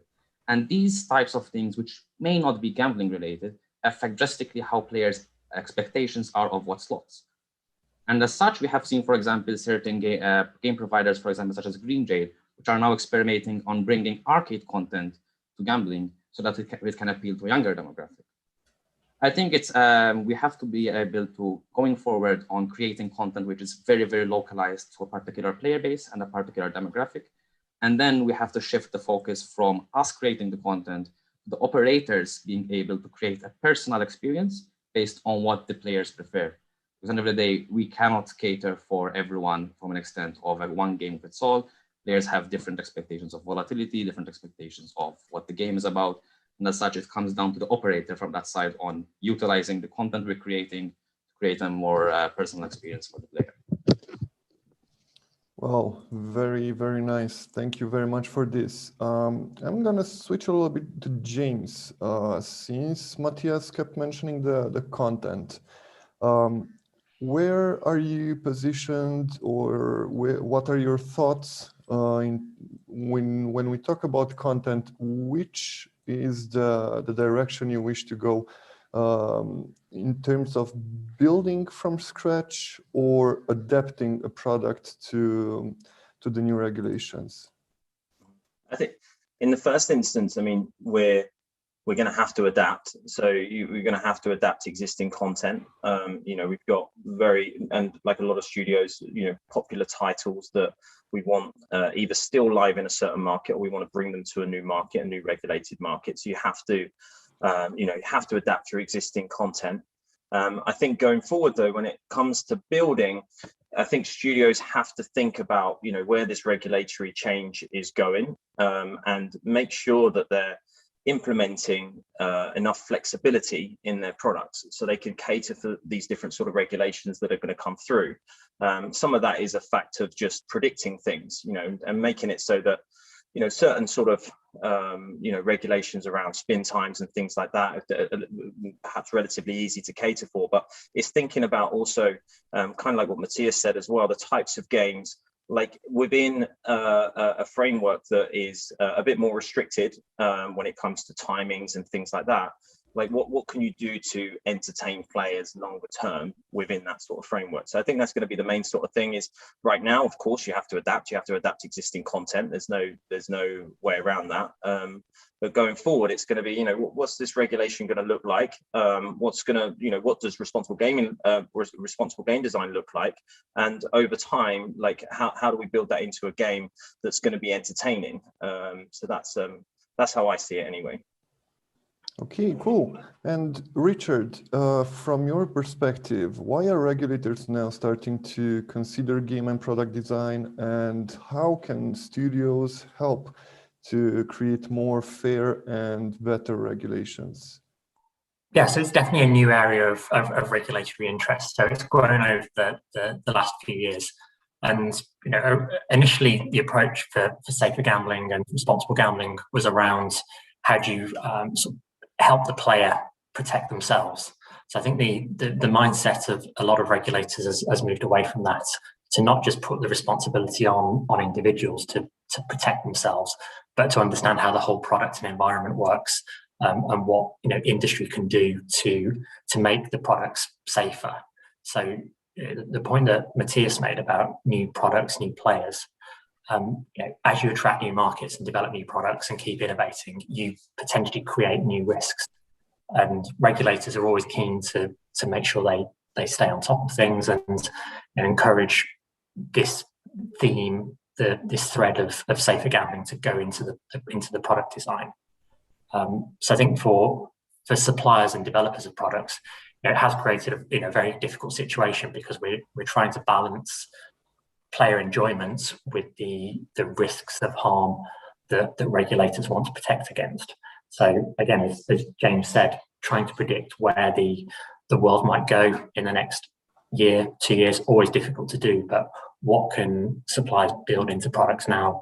What research can they do? What analysis of their data can they do to understand what the issues are and how they might mitigate against them? So how can players help protect themselves? What can operators do to make products sort of be offered in a safer way? I see. So sticking to the regulators, UK has recently put out a series of new regulations on how slots need to function, including some bans, of which autospin and celebratory queues are really much more restricted when the winning amount is less than a player's stake. What are your thoughts on this, and how do you see this fitting in the overall global market? Okay, well, it's always interesting to see how regulations are followed in different markets. But I mean, just a bit of background on what's happened in the UK. So around sort of 15 months or so ago, the Gambling Commission asked the industry to work together to try and identify issues that could be implemented or changed to make online products safer. So James and I were part of a group that worked on that. That led to some voluntary measures, including introducing limits on speed of play in the UK, banning turbo play as well, which were implemented voluntarily by the industry. That then was taken on by the Gambling Commission in their consultation. They thought it needed to go further, and they looked at issues like autoplay and the celebrations. So for both of those, I think for autoplay, yeah, we think the evidence was quite mixed on autoplay about whether it was harmful and whether removing it makes gambling safer. So some of the evidence suggested that players did lose track of how long they were playing for or how much they were spending, but other evidence suggested that players actually used the limit setting and number of spins as a way to budget. So yeah, we're still in a difficult place where I think as an industry we're all trying to understand, you know, what is the right level of evidence that we can use to feed into regulations. And the celebrations, you know, that's a quite tricky one, difficult one for us to implement. I think, you know, anything that makes the player experience fairer, so taking out anything that might mislead, you know, whether you've won more than your stake or less than your stake is a good thing. I think the implementation of it is much more challenging. And yeah, Matthias made the point, and James as well will say that as regulatory markets diverge, it does get much more difficult for suppliers of content. Having to localize for each market, that's hugely difficult to do. I think as suppliers, we need to look at the big picture and understand what we can do across different markets, how we can sort of raise standards and with some consistency, so it does meet the aims of regulators, at the same time as keeping products enjoyable, entertaining, rather than sort of remove things that players like. I see. So on the market is basically really growing when we think about mobile devices, and there is a huge growth in the last years in the industry, especially from the portion of the industry that is focused on mobile gaming. And as new games are being designed for mobile gaming, do you see this trend continuing to grow moving forward? And how is this affected by the actual interaction of the player with the games? Matthias, can you take the lead on this one? I mean, when it comes to mobile gaming, right, we firstly have to look at ourselves and what we actually personally do with our phones. I mean, if we ask anyone right now, the answers can range from viewing a video on YouTube to watching cat videos to watching Netflix to actually working on our phones. So what our phones essentially allow us to do is access what we want, when we want it, all in our fingertips. And I think this is one of the major elements we have to look into when it comes to mobile gaming, is that people get what they want when they want it. And as such, session times on mobile are inherently much shorter than on desktop because you can access it at any time. So I don't really need to invest that much time in it. And now we're looking at a player where it's not someone which is on their computer in the evening, but it's someone that is actually waiting for a bus and has 5 to 6 minutes to kill. So the way that players interact on our content from a mobile perspective is very different, right? As such, we have to be able to cater on creating the best experience possible for a player in a short amount of time. And this means that we can also affect on how we look at different math models and math volatility, for example. Because, for example, if we're looking at a game which has an insanely high volatility, in a 5-minute session, it could be that the player never gets an actual win. So there's multiple elements that we have to look into on how to create more value to a player, on creating more entertainment, as well as also being sustainable. Because to the extent of, we do not want to push our players enough where they feel like they're losing so much in a session, or that they are ultimately losing more than they want, and as such, they won't come back. So we have to be able to be sustainable on creating an entertainment value, which also keeps them in line with what they want to spend. For example, we have a lot of casual players that are just looking for a quick way of entertainment, where they just want to spend a few amounts of quid per day or per month. So it depends on us being able to cater the experience on whatever players want, to be able to give them that sort of what they want, when they want it feeling, without being very pushy and overburdening, where they actually may overspend, and then ultimately we may actually lose them, because if they completely decide that the experience is too negative for them, or it's something that they don't like, at the end of the day, it will also negatively impact the business. Because if they leave, especially with acquisition costs being so high, it kind of works reverse way as well, from both a business perspective and also safeguarding the player safety. I see. James, how do you feel about this? What's your standpoint on the mobile industry, on the mobile developing industry? Yeah, I think I mean, it's Matthias covered a lot of it there. Ultimately, there's new types of players coming through, and they've engaged maybe with different types of products, and their expectations are maybe changing. I guess the main thing to kind of look at is like the trend of that. So these new types of players that are maybe coming through, that are engaging in a different sort of way, and there's also the trend of regulations. So how do you make something that's going to appeal to that type of player, because you want your products to appeal to players, and how do you make it exciting but also still considering the restrictions that are either in place right now or going to be in place. So these are the things that, I mean, for us as a studio, that's what we're thinking about, because to kind of just try and cater for those players without considering what kind of restrictions might be in place, it'd be very short term, as we know, with regulations being rolled out. So yeah, I think Matthias covered a lot of it there with around different types of player, the way that they engage, the different types of speed in which they use devices and navigate devices and things like that. So, but yeah, it's just working out how do you still capture that audience, and that audience obviously is generally playing within a much looser kind of regulation when it comes to mobile games.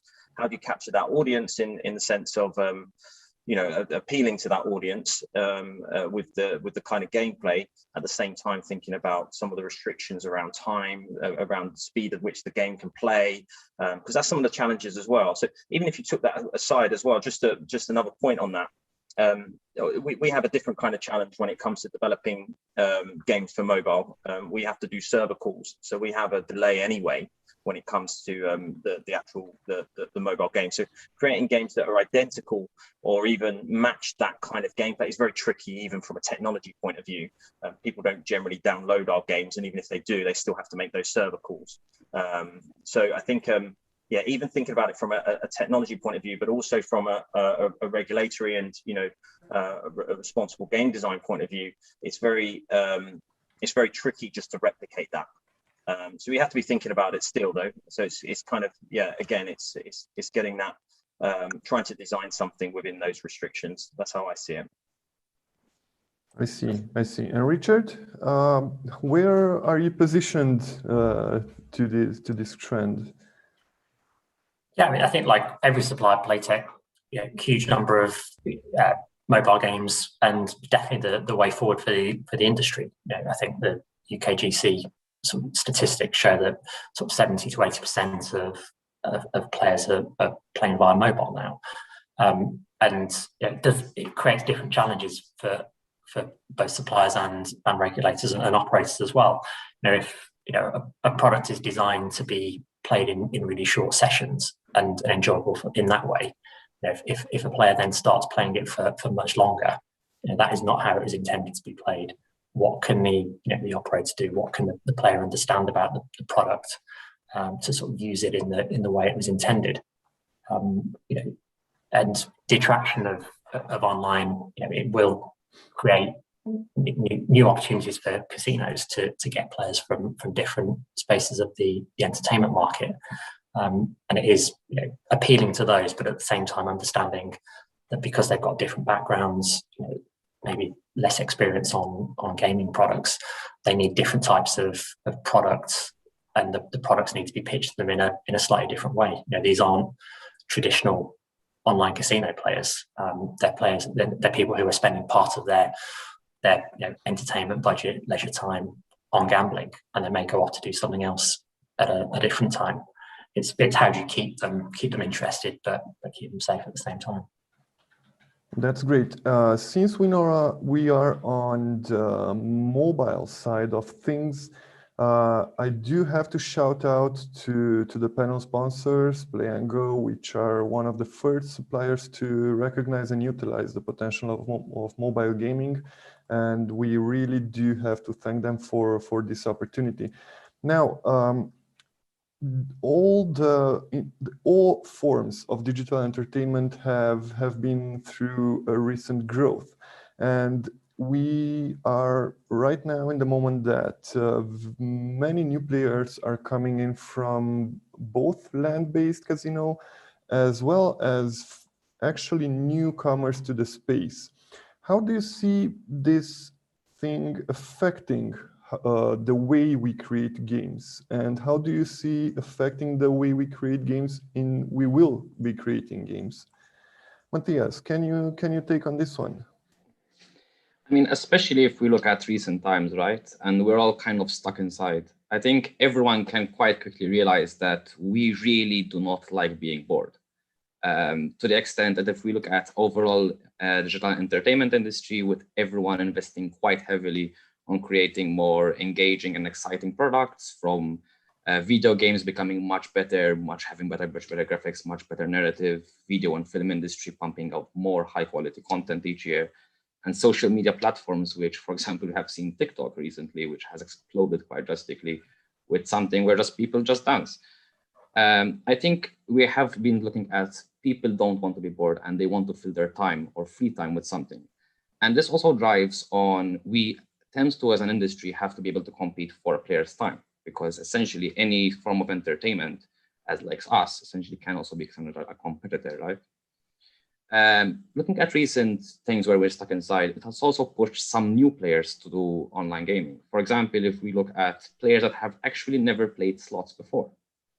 And we have to factor in that if you have never played a slot before, whilst I'm someone that really loves, for example, certain game mechanics like Megaways, if you're the first time playing slots, and the first thing that you play is a Megaways game with a very, very high volatility and a lot of moving parts, this may not be appealing to you because you don't actually know what's going on. And as such, we have seen operators reporting that these players tend to prefer to play lower volatility slots, which are much, much simpler to understand. Because if you're doing something for the first time, you may want to understand how it works. And this also goes into how we are looking at creating responsible game design from a transparency and also from a sustainable perspective. From the other spectrum, we also have seen land-based players actually coming onto the online world. And aside from them having particular game preferences based on what they actually see in a land-based casino, we have to also factor in the human element here. Because when we're looking at land-based casino, when you're going into a casino and there's some kind of movement, there's some kind of social interaction, even if it's just you buying a drink. And when someone that's used to this type of play going on to the online world, we have to look at that this player is missing a huge element of what they usually do when they're gambling on a normal casino, which is the human element. So how will this drive players to maybe feel a bit more lonely because they feel completely alone? And how can this actually affect how players actually interact with their content? Can it be that we're actually increasing risk? But it also looks into what players will look for. We have seen multiple gaming companies which are looking at porting land-based content. And these are very popular with the older demographic, which are used to this type of content. So I think going forward, and also the recent times have changed how players interact, we will see a bit more of a distinction between different demographics that way, where we have to appeal for each one separately. And I think if as an industry, we have to appeal to a larger number of players and a larger audience, especially from demographics that have never played or have never experienced casino before, we have to look into how we can create content that is appealing to these players, which may not always be content such as complexity like megaways, splits, blocks, and other type of game mechanics, which we have seen becoming much more popular nowadays. I see. James, would you input on this as well?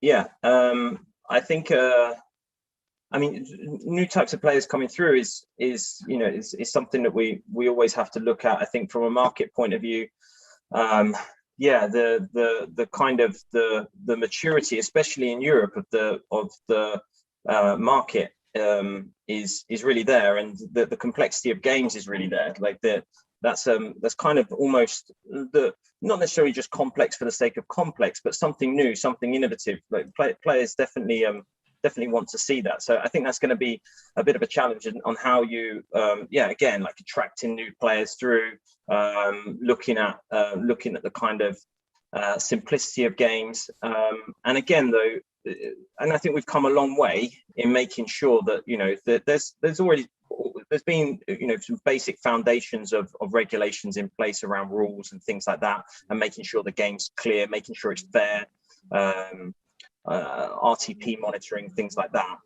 But yeah, I think there's probably a little bit more that we can do just to give games maybe that little bit extra clarity, that little bit more that we could maybe look at from a game design point of view, to make sure that players, they know what they're getting every time. And I think as a starting point, the new UK requirements kind of does that as well. So making sure that players realize that if they have won less than their bet, that it's not dressed up as something that maybe is more. So I think we're already heading in a good direction on that, but perhaps there's more as well. Perhaps there's more just to get more clarity into games, thinking about new players that haven't seen slots before. How do we make sure that they are well informed as they play our games? Cool. And Richard, how about you? How do you feel about this? Yeah, and I mean, just to add on James's point, so the losses disguised as wins. There was a perception that happens a lot, that coin showers are given out for really small wins, wins less than your stake. I don't think that was really good practice, because suppliers already know that players understand what's happening, and they know when they've won and they know when they haven't. But the regulation, the change is to try and sort of make a clearer distinction, which is, I think, all positive in that if it improves the reputation, it creates more trust from players in what they're getting into, especially if they're new to the gambling sector. I mean, there's a much wider interest in digital platforms now. It's not just gambling. So gambling operators, gambling industry feels under a lot of pressure at the moment, particularly in UK and other regulated markets that are markets that have been regulated for a number of years. But it's a wider trend against all digital platforms. That how are they used? Are they used safely? What can you put in place to help people get the most enjoyment out of the products? I think for gambling, the sustainability point, there is a sort of trend, I think, in regulation to try and minimise the amount of time and money that players will spend gambling. In order to compensate for that, industry needs to sort of make products that appeal to different types of player. But then, as we've said before, if those are inexperienced and not used to gambling, what do you show about the products and how they work? So James's point about more upfront information. So things like what can you put on labels of products? What can you do to explain to the player what type of experience they might get from a game? It doesn't have to go into huge detail that then ruins the surprise elements and ruins the enjoyment of finding out what a game will do. But it just gives the player a bit more information so they can understand, well, how long do I play this for? What stake do I set? Ultimately, relatively simple things like that could go a long way to improving the sort of player experience and reputation of the sector. I see. You guys mentioned earlier the players' expectations and how they drive demand and particular features and specific content. Do you think when we are in one versus the other scenario, could it be the case that players' expectations and demands are in opposition compared to the direction that the new regulations are going? And if we are, how do you see this affecting the market? James, can you take the point on this one? Yeah, for sure. So the trends in the market right now, and the sort of I guess you'd say the demand, so like bonus buys, quicker into features. So I think Matthias mentioned it earlier. There's a lot less patience, to instant sort of satisfaction, if you like, but also thinking about like much quicker sort of consumption of content and then onto something else, kind of different sorts of distractions and things like that. But ultimately, thinking about quicker game design and quicker, like faster spins and things like that. This is generally what we're seeing as a player demand. That's what the market is asking for, as a player.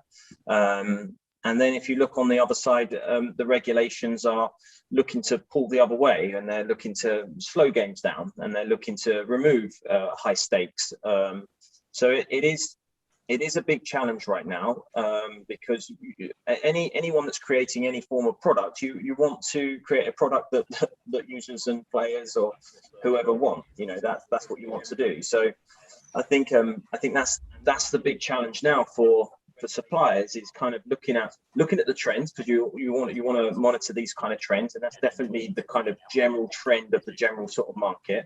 And then, but the thing is that there's a very clear trend in the market now, and that's regulations. So there's a clear clear trend of regulations being rolled out across different jurisdictions. Also, there's a clear trend of more restrictions. If you look at the UK as an example. So I think that's something as a studio, from at least thinking from our business, that's what we have to be thinking about. We have to be thinking about what's it going to look like in 18 months, like what and how are we going to appeal to ideally our existing player base, also new types of players within this kind of framework.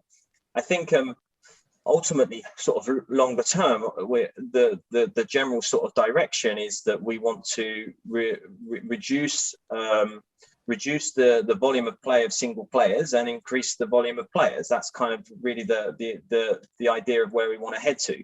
But that's kind of tricky based on a lot of the restrictions that we have when trying to attract players and looking at advertisement and things like that with additional restrictions. So there has to be a balance. There also has to be a balance in the sense that, we want to make sure that we can entertain players. We're competing against other forms of entertainment and players or users are going to spend their money on other forms of entertainment if they're not being entertained by our products.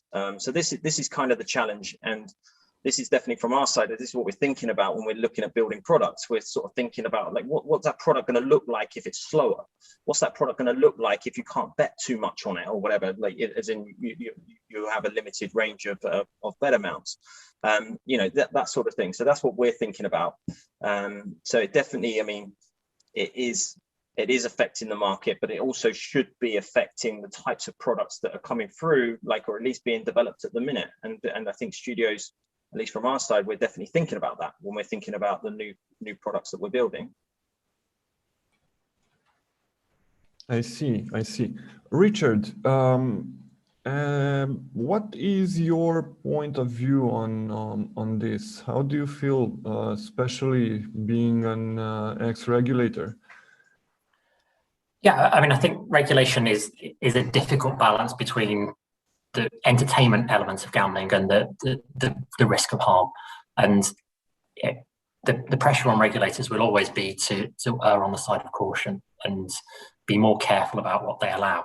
But I think the closer that industry and regulators can get, politicians as well, around setting parameters that manage to sort of capture most of the players within the regulated sector, and then still provide them with products that they enjoy. That's the aim for everyone. I think there's roles for both parties to play in that. So I think regulators need to be interested in products. They need to understand how they work. They need to want to see data. They need to understand what players want. Regulators have started to make steps towards gathering consumer feedback to see how that can influence policy. It's still relatively early. I think then from an operator and a supplier point of view, the onus is on us to make sure we've got evidence and make sure that we can show that when we're designing products, we are thinking about how they're going to be used.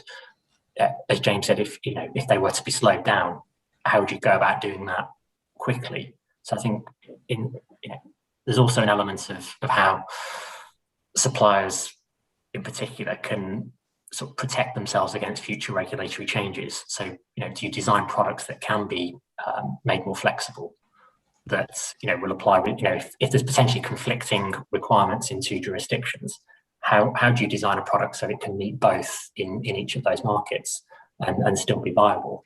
So these are all sort of difficult challenges and stuff that we have to think about now, and trying to predict where what the regulatory position might be in months or years' time.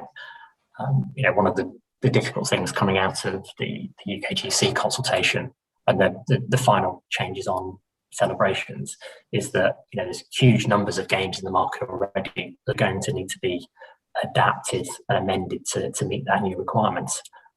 And that's all, obviously there's a regulatory aim from it, but it means, as a business, we have to put our focuses on to amending existing products rather than innovating, and developing new types of product, types of concepts. I see. Matthias, do you think that we can assume it's a valid supposition that not meeting players' demands and expectations can lead to a significant increase of the black market? Do you think that players are migrating there because of the regulations or because of the effects that regulators are imposing on the industry?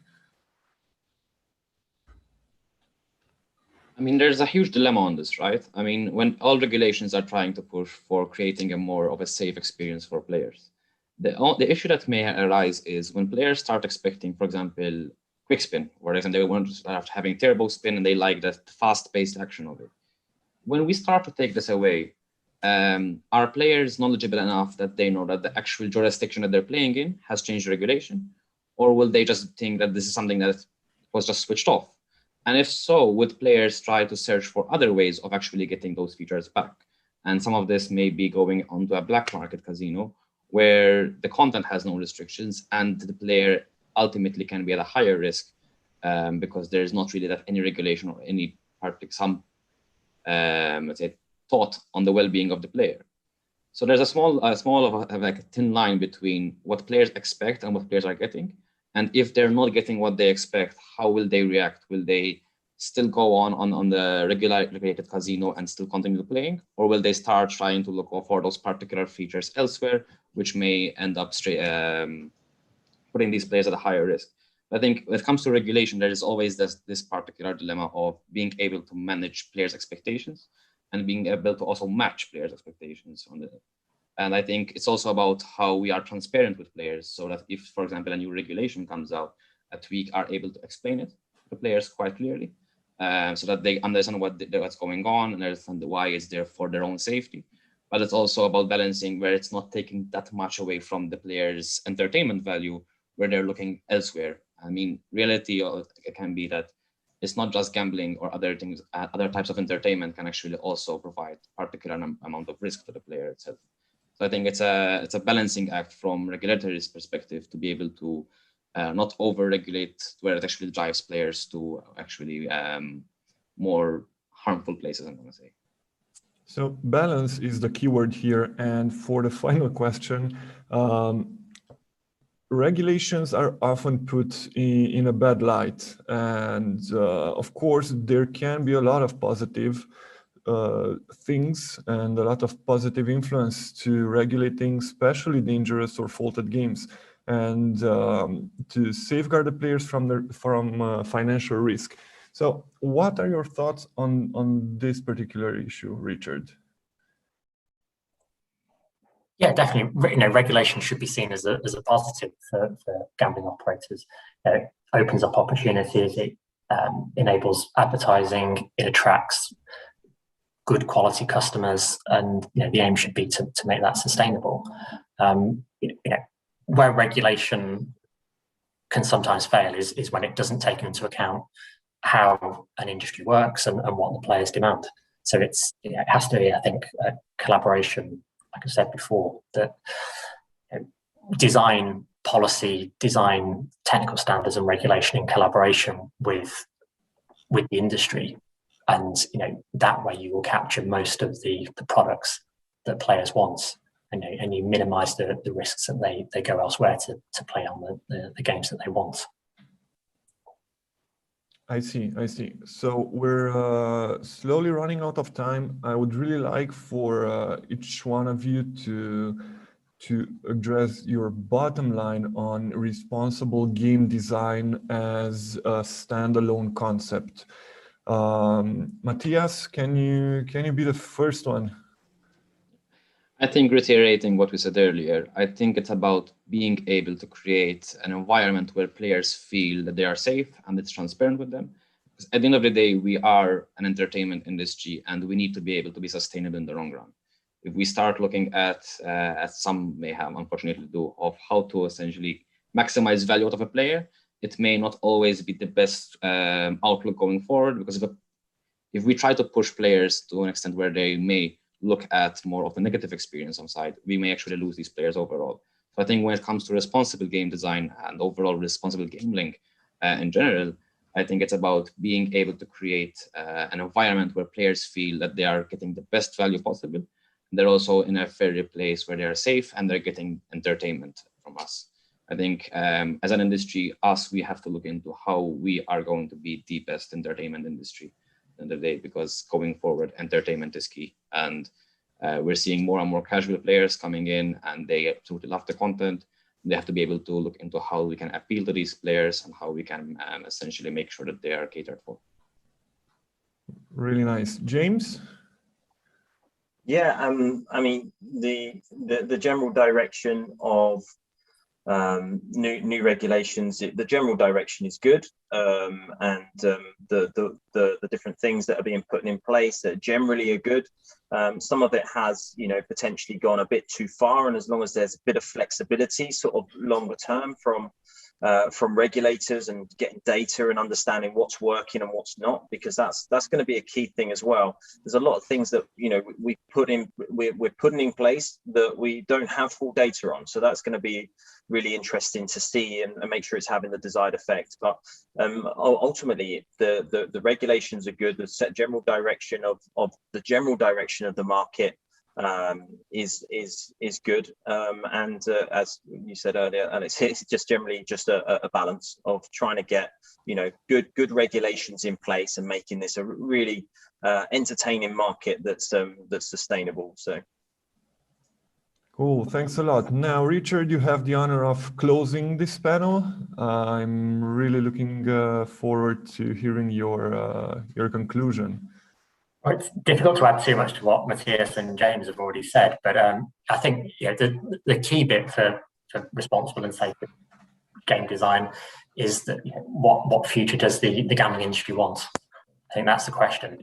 Do they want to be sustainable? Does it want to have the opportunity to open up new markets, new countries, and then attract different types of player in those markets as well? That's a potentially really positive future, but it does need to take into account some of the issues that we're facing today, and enable us to strike this balance between regulation and entertainment to keep products as safe as you can, while still having the elements of gambling that have always been there. That it's about a calculated risk, but doing so safely in a safe environment. Okay, cool. Thank you very much, everyone, for your valuable input. Quick shout out to our panel sponsors, Play and Go, and I'm gonna pass on the virtual microphone to Zoltan. Thank you, Alex. This has been a really, really informative panel discussion, and we have saved the best for last, because where would the industry be without advertising and without the affiliates? So for such a panel, we need a special moderator under the name of Vasco, who is online, I think. Yes, I'm here. Can you hear me? Yeah, yes, we can. Okay, so I will leave you. Kelly is missing from your panel, so you have all the other panelists here. So I have casualties already? Oh, yeah. Damn it. I have to deal with that. No worries, no worries. We have plenty of brilliant people in the panel to go ahead with. Well, first of all, I would like to thank you once again to Zoltan. I guess, like they saved the best to the last, and I'm really proud to have such an amazing group of people in my panel. They are really great. They are very respected persons from the business, and I'm really glad that you are all here with me, and I'm looking forward to hear from all of you. I would like just to make a small note, because I don't think I've said that before in all the participations that I had before in other conferences. A shout out to Zoltan and to whole of his team, because I know in these difficult times, the whole MO of Ether was the offline, was in person, and physical meetings, and they were able to go through this period, switch on to digital, to virtual conferences, and they did it brilliantly. And I think they deserve our appreciation. So here I say it. So now let's go to the topic itself. First of all, I'm Vasco. I'm the SEO manager of All In Global. And again, I want to thank very much to all my guests for accepting me as a moderator. I'm really thrilled to be here with you, and especially because I'm going to learn so much from you guys in such interesting topics. I will give a small presentation on who you are, and I'm pretty sure that everyone knows you, but I will do that. I will do that anyway. So we have with us Anton Sikstrom from Catena Media. I'm not sure if he's here. I think so. I hope so. Yes. Hi, Anton. How are you? He's our head of compliance of Catena Media. He will be our compliance guru with us. Thank you for being with us, Anton. We also have Asaf. Everyone knows him. He's a well-respected. He's one of the great figures of this industry. Thank you for being with us. He's the founder and the president of 1x2 Odds Holdings. Odds1x2.com. Holdings. Thank you so much for being with us, Asaf. It's a pleasure to see you again. And we also have Yaroslav Stanev, which is our marketing guru, for the head of marketing from Oddspedia. Thank you, Yaroslav, for being with us. Thank you so much. And I guess Kali is not with us, so last but not the least of us, it will be Evgeny Nogin. He's the business development manager from Apiconica. How are you, Evgeny? Thank you for being with us. Hello, guys. So let's, our topic here, it's about responsible advertising. I think we should go a little bit broader than that, talk about responsible advertising, but also about the regulations and different situations that we have on multiple countries in the EU and even outside the EU, and what we have to face in terms of what we have to worry about when we are advertising, when we are marketing our products. And my first question, my first topic in here would be, in such a diverse landscape, in such a multi-regulatory EU landscape that we have currently, how much does this impact on marketing strategies, on advertising strategies?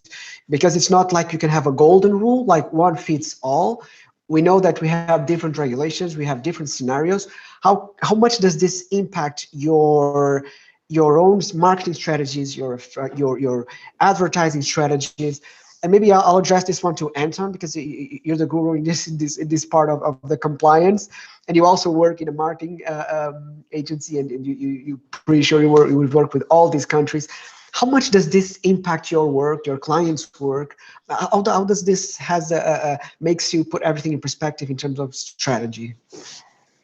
Well, I mean, to start with, I think we operate on a large number of different jurisdictions, different countries in different parts of the world. So we see a lot of different regulations. And I used to work in the financial industry, where we can see that there was at least a willingness and try to sort of consolidate the regulations and try to make them as streamlined as possible in different countries. So if you were compliant with the Swedish email regulations, you would also be compliant with the Spanish and probably most of the parts of the American as well.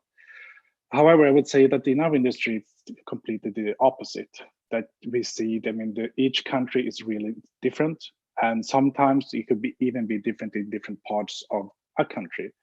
For example, Canada, the US, Brazil, India, etc. We have different territories or jurisdictions or states within the country.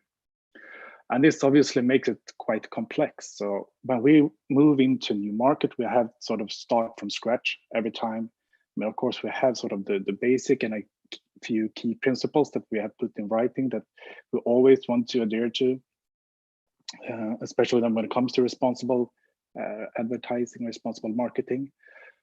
But it's really complex, and we need to look at it sort of a country by country basis every time. And I think that for an affiliate that's Catena Media, we do have the resources in place to actually cope with these regulations, or cope with these restrictions, etc. I think it's probably very difficult for the smaller ones to be able to work on a sort of a cross-border basis, maybe in the same way that you were able to do maybe 10 years ago. Yeah, because even for instance, I am in Portugal right now, and we are opening the market. You can see advertising everywhere, on TV, on outdoors. But if you go stretch to Italy, you will see that okay, there's much more restrictions. It's much more complex market, and so each country has its own specificities, and that's what I think the struggle or the difficulties lies. I don't know if Yasaf, in your case, if you experience this cross-border differences and multi-regulatory scenario in your specific case?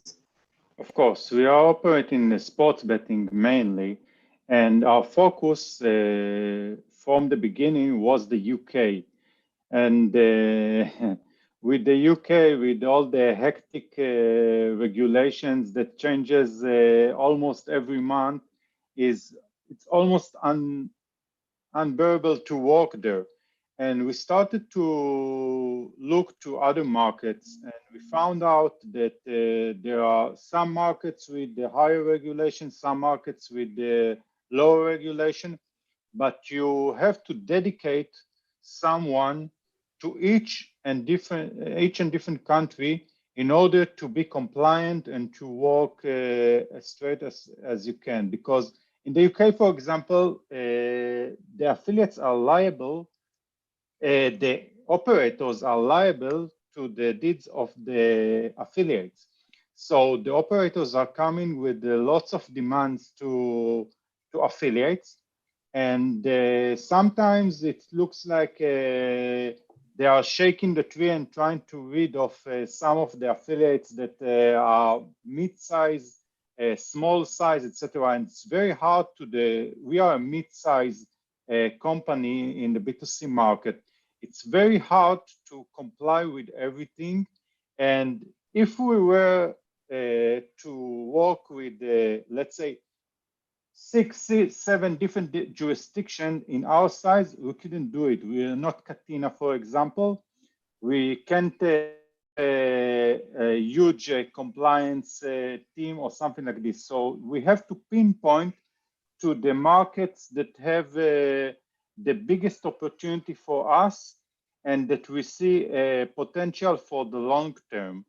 So it's very hard. It's easier for the bigger networks. It's very hard for the mid-size operations.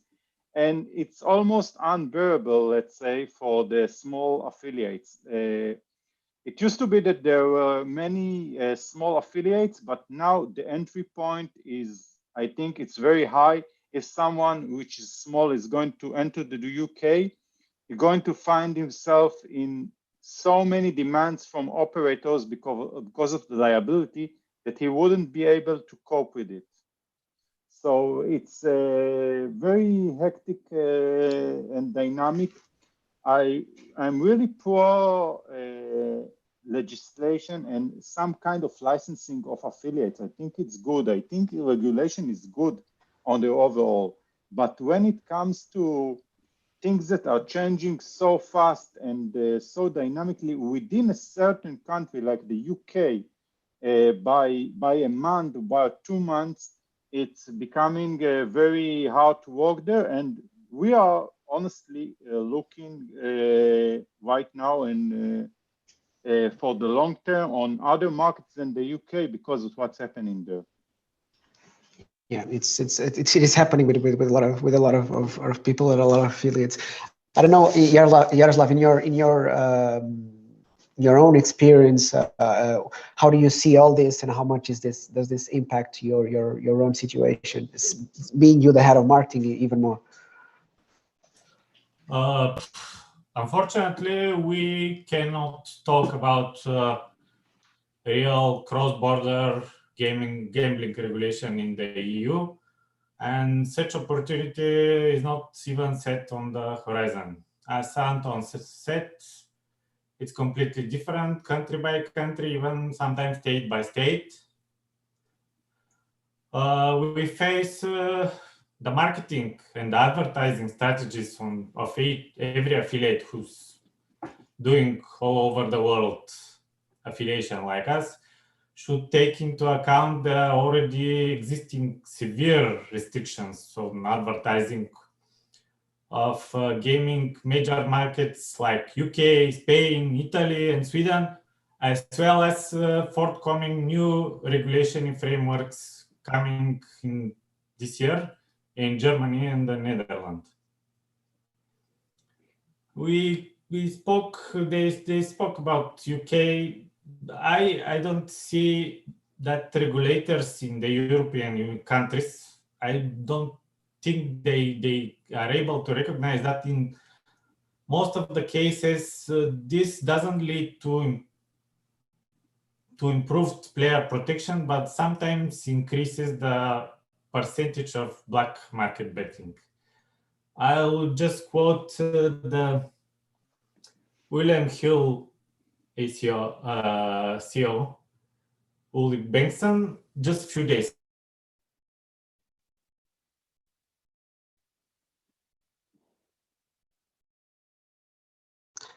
I don't know if you guys are listening because I lost Yaroslav. Me too.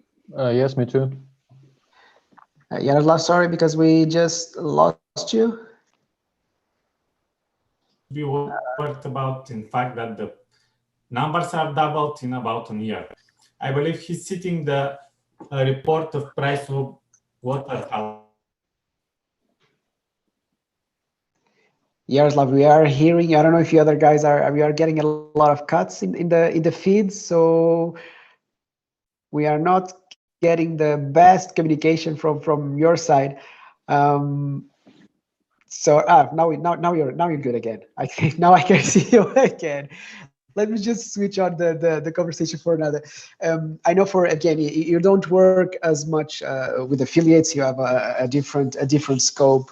But since you are in the business development and you are a communications company, I'm pretty sure that you deal with more than one country, and you also are facing, in terms of responsible ads, different regulations and different situations. Anything you want to add to the conversation that you feel that, in your personal experience, should have some impact in the strategies of both marketing and advertising?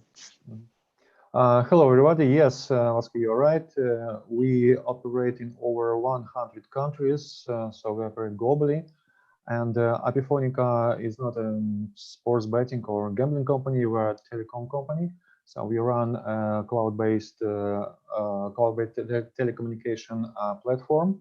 And our main tool that we suggest for sports betting, gambling, iGaming industry, not only for these industries, but we are now in this panel talking about this industry. It's an outbound voice calling made by our platform, by our voice bot. It's a robot call. And that's why we can say that we operate in all countries, and we have to apply legal blockers. We have to apply legal rules in these countries. And sure, we face sometimes hard blockers from legislative side in different countries, but for us,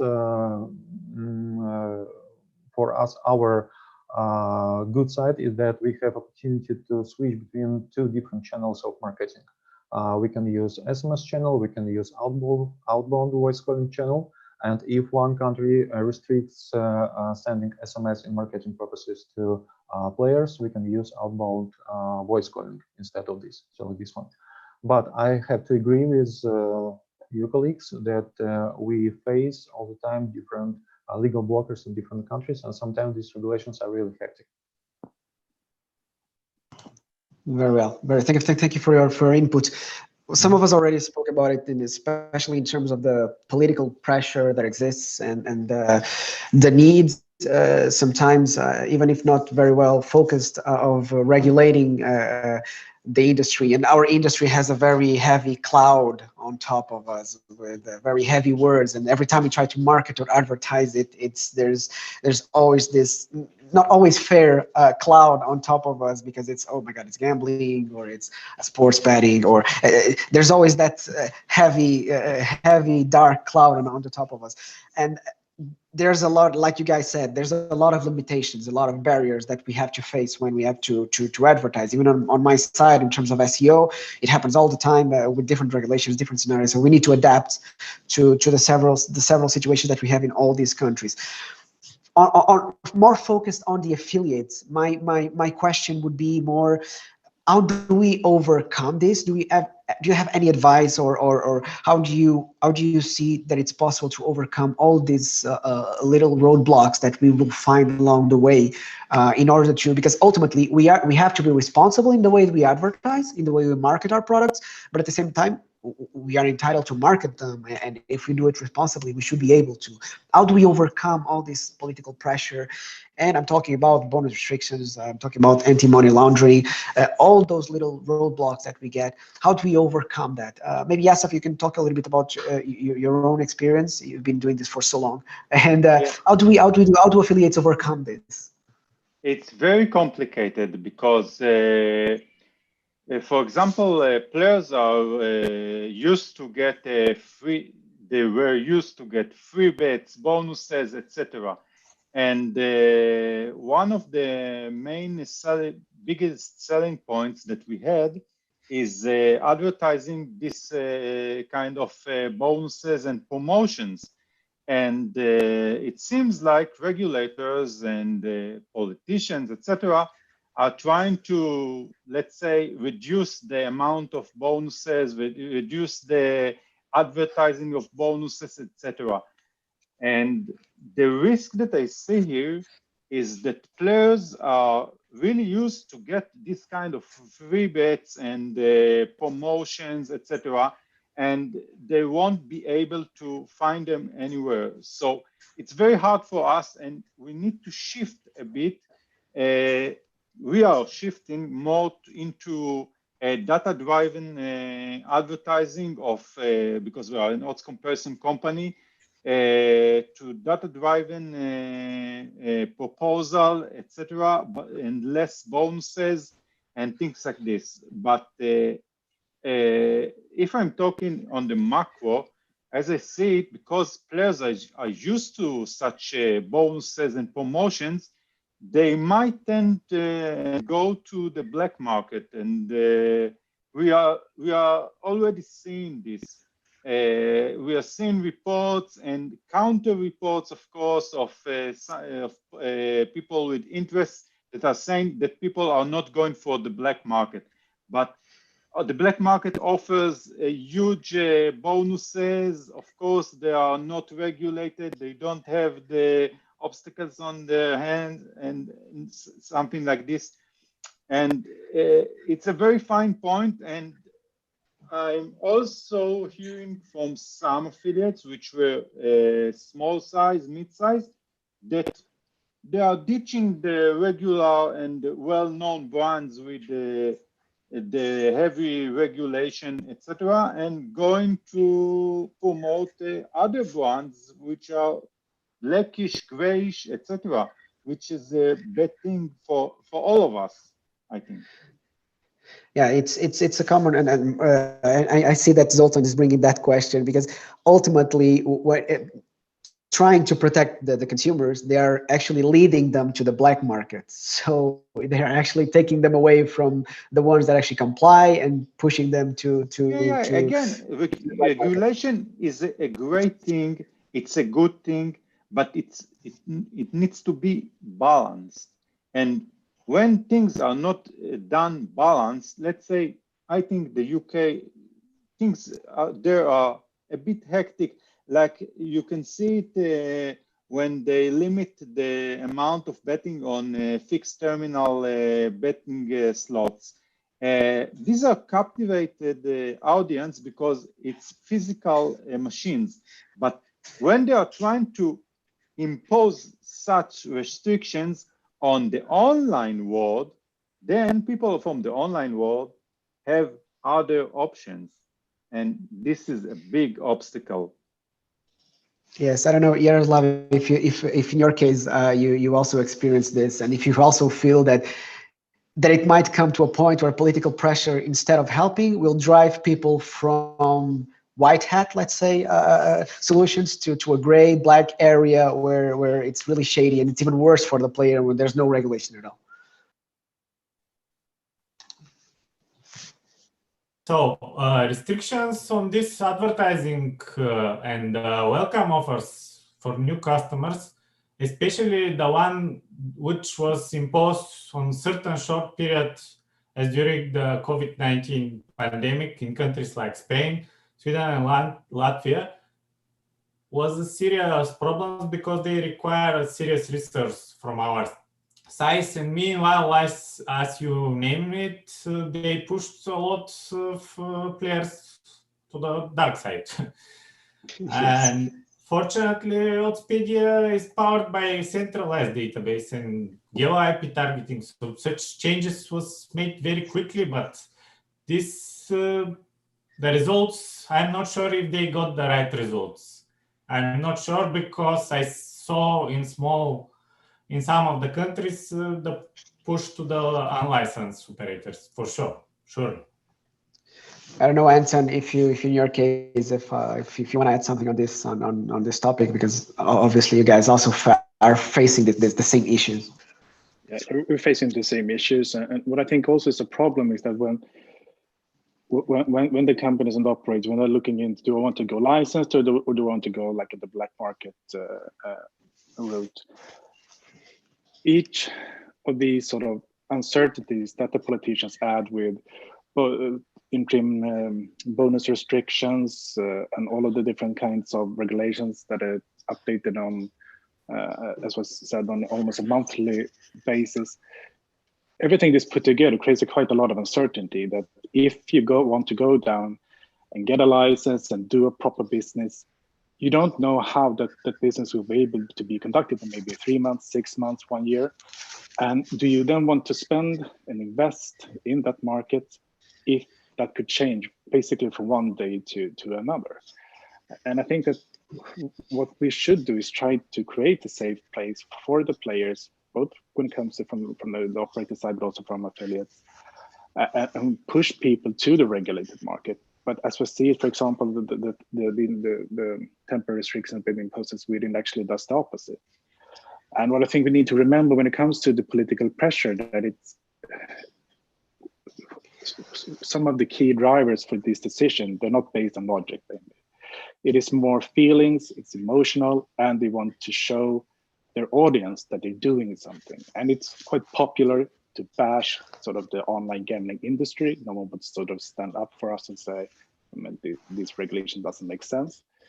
So that's why I think we can see that some of these rules that are being imposed, they actually have sort of a counter effect, that it's actually not making the players more safe. They actually push people to the really unsafe space, which I think is quite unfortunate. Yes, we have a question here from Thiago that might be interesting in the chat. Do you think we've seen an increase in concern over the advertising gambling related to content in social media, especially when it comes to demographics? This is one first question, and then if we all think we've seen a normalization of gambling through advertising, on how can we use advertising to actually overcome this black market situation, which is actually makes sense. If instead of these regulations, we can actually use advertising as a tool to help create awareness on the market and create awareness on the consumers that they need to go not to the black markets but to the regulated markets, where they can have the same opportunities and still comply with the regulations. I don't know if any of you wants to tackle this question. I can just make a brief comment, and I think one of the issues is, at least my experience, that the perception of advertising and how it sort of contributes to a safer place for gamblers is very different in different countries, especially also for affiliates. I mean, if you look at the coming regulation in Germany, they have targeted the affiliate as something that's high risk and that they don't want to have, basically, in Germany. While in Italy, where they imposed almost a total ban on advertising, they actually allowed affiliate sites. So I think we can see sort of it's different in different countries, and also the view on what does actually gambling advertising leads to? Is it driving people to the safe space, or is it just sort of promoting excessive gambling? Yeah, one of the things is, Evgeny, I know that in your case, again, it's a little bit outside of the scope of affiliates, but you can actually maybe try to give us a different perspective if you experience the same thing in terms of the heavy regulation versus driving people to the black market, and how much actually, well, can advertising and marketing help making the right decisions? Yeah, sure. I'll try to share with the audience our experience. But first of all, I'd like to mention that harsh regulations do never lead to positive results. And we faced this story all the time. And I think that regulators should learn themselves to some personal approach. So, and that's why here in Epifonica, we try to follow this strategy. We try to follow our personal approach first, and that's why we developed this tool for marketing purposes.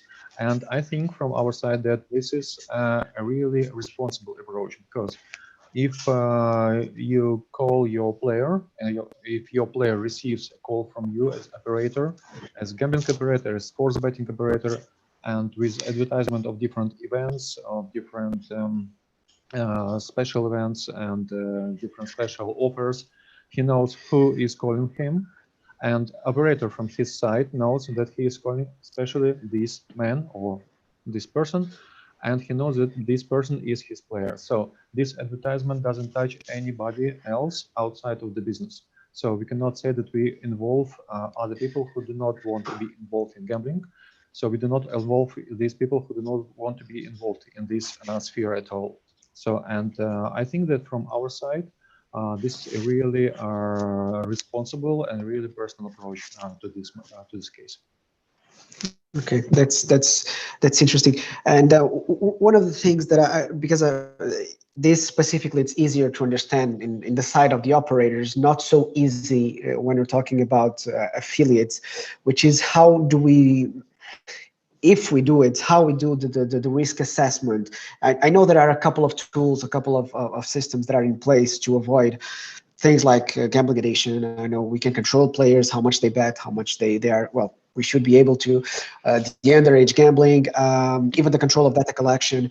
On the side of the operator, it's kind of simple to understand how do they do it. Mm-hmm. Is there anything being done in terms of this risk assessment on the side of the affiliates to actually prevent or help prevent this type of risk in the behavior of the consumer, or is this exclusively something done by the operators and the affiliates are off the table for this kind of risk assessment? I know, Yasaf, if you wanna start. Yeah, we should differentiate between three different methods of advertising. First, there is the SEO, when you send your site with your content, etc., and it's you of course give the +18 and the 18+ and the be gamble aware and all the restrictions and of course all the terms and conditions that the operators requires, etc. But you can't control who enters the site. Then there is the PPC vertical, where you can pinpoint to a target audience which is done by Google or by Bing, etc. But you should pinpoint to the right audience, which is now required over 25 or something like this. And of course, on social media, when you create a group or do some promotions, a paid promotion, again, you can pinpoint to the right audience. But we are solely and mostly, not solely, but mostly about SEO. So it's very hard, beside giving all the notifications and the terms and conditions, etc., to control who really enters the site, unless you decide, okay, we are blocked. Of course, we are blocking US and things like this, totally blocking. But you can differentiate from people in the UK if he's 17 years old or 25 years old because he came from Google, from organic traffic. Yes, that part I understand, even because it's my field. So yes, for SEO, and this is why this question came up. Sorry guys, I lost you for a while. For SEO, I know this is extremely complicated because it's organic traffic, so we cannot really control this kind of things. And I understand for AdWords, it's a completely different thing. We can target it, and we can be much more concise in the way we do it. I don't know, Yaroslav, if in your case there's anything else you want to add, or anything else that you guys do on the affiliate side to help this risk assessment, or so if you can actually act as a first line of protection to avoid this gambling addiction, to avoid this underage gaming and gambling. Is there anything on your side that you can actually add to this first line? Because I consider this like a first line of protection. It will never be the last. The last will always have to be the operators. But on the side of the affiliates and the responsibility of the affiliates, is there a first line you would like to come up with it and say, okay, we also can do this to help? Unfortunately, apart from some contact on our social networks and communities, we also don't have the full communication with our clients. So we can help operators in the fight against the gambling addiction and underage gambling, just by not posting misleading information, by educating our social media and everything. Additionally, we always try to share all the terms and conditions regarding their offers and all their initiatives which are aimed to fight the problem gambling groups. We are happy to know that most of the serious operators take the problem very seriously.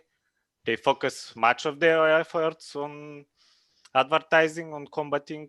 You can price some of them like Kindred, who publish that their share of the customers they have on high risk is like a small percentage, and they aim on 0. But not much that could be done from our side. That's the fact. That's in terms of Anton. In your case, in terms of how do you handle this? Because I know this is not specifically from affiliates, and then ultimately, borderline, the thing is the operators will have to manage most of this task in terms of this risk assessment for underage gaming, gambling, and gambling addiction. On your case, do you guys are confronted with it, with those requirements, even from clients, in the way that they have to manage it on an affiliate side more than operators? I mean, we also face the same challenges, since most of our this is done through open websites. We can't really control exactly what age or what behavior specific visitor have when they come to our sites. But what we try to do is at least not to make any advertising or pay for any search words or anything that could appeal to such categories of individuals that we don't want to have on our sites, and minors and people with problem gambling, for example. So I mean, we have quite strict guidelines within our company on, for example, how the product teams are allowed, to design the site. They should not be appealing to minors. How the social media teams, what types of imagery, what types of sponsorships can we do and can't do. Since we have quite limited visibility, sort of the end user that actually clicks on a link, I mean that process and that monitoring needs to be done by the operator. But we try to do what we can, because we want to work with the serious operators, and they don't want to have minors. They don't want to have people with problem gambling addictions, etc. So we don't want to have such traffic driving to the sites either. So I think it's in all of our interest to sort of gate that as much as we can. You've mentioned for one topic, which is social media. Is there any concern specifically? Because we know some social media platforms have a younger audience, for instance, and we know specifically from social media like TikTok and others, we know that the demographics on those social media platforms are per se, they are in a lower range. So the probability of targeting younger players is actually higher on those platforms. Do you guys have anything like, okay, if you are targeting the gambling industry, you should not advertise on TikTok, or you should refrain from advertising on any specific social media platform, or let's stay away from TV, any kind of, not golden rule, but something you can apply and say, look, to avoid or to help avoid getting this into this kind of situation, we should avoid this or that. Do you have that, or do you experience that? The question goes either to, for instance, for Yaroslav. I don't know if you in your case, for since you are the head of marketing. From our side, we don't employ that much the social networks, but one of the things I want to point out is, for example, Twitch and the casino streamers. I don't know who is monitoring this channel, and this you know that the primary audience of this Twitch is like 17 to 20, 25 max, and it's full with casino streamers, which primarily target the Scandi markets, which are full with vulnerable people, which are the home of the gambling addiction, I guess I can say. And I don't know who is monitoring these channels, but this is one of the things which I should put the focus on the operators and the providers also, because they sponsor these streamers, they give them huge bonuses, and they do it all the day, hit the big wins, obviously attract people who are really vulnerable, who think that they could make the big money out of the gambling. And this is one of the things I should point the operators should avoid to advertise. Yeah, one of the topics that we had actually, I was going to propose to you guys, it's actually touches all of this, which is in terms of where do we draw the line, or where can we play with the creativity in the way we market our products, in the way that we advertise our products, / the social responsibility that we actually have. Can we actually use advertising and marketing as a tool to not just promote our products, but at the same time raise awareness that, look guys, going to the black market, you're in risk of losing more that you're going to get. So actually use advertising as a tool of social responsibility, and at the same time you are marketing your products, but you're trying to steer the consumers away from the black markets by pointing out the dangers of it and pointing out how much they can go into something that they will not be able to come back. Is this something that it's possible to be done, or you see as it's possible to be done, to use marketing and advertising as a tool in our favor, everyone that is trying to make gambling a safe place for the consumers? Maybe Anton, if you wanna drop a line on this. I mean, especially when it comes to social media, I think that, I mean, obviously that is something that is increasing more and more in importance when it comes to advertising. One of the upsides with social media is usually you have more information on the actual visitors, and you can set up different types of age gating stuff and similar. So I think that it also gives us new tools and better tools to actually keep certain unwanted traffic away from our services. And we're actually already doing that, at least to some extent, that we're using social media channels, not just to push and promote our products, but also to promote safer gambling messages and information about where you can turn if you have a problem with gambling addiction, etc. So we are already using our channels to make it a safer space for the players, actually. Yes, if I was going to ask you, because again, I'm going to push this to my side because I'm an SEO manager and obviously interested in that. Do you guys use that in your SEO or in your organic to actually have these two topics? Okay, stay away from the black market because you're going to lose more that you're going to get, and if you stay on the regulated market, you will be, there's a control, there's a regulation that it's actually done for you as a player. Do you use that in your marketing? To tell you the truth, not totally, but hintly, let's say, because we have, of course, FAQ sections, and we mentioned that the black market it's bad for you, and you are going to riskier operators that might not be reliable, etc.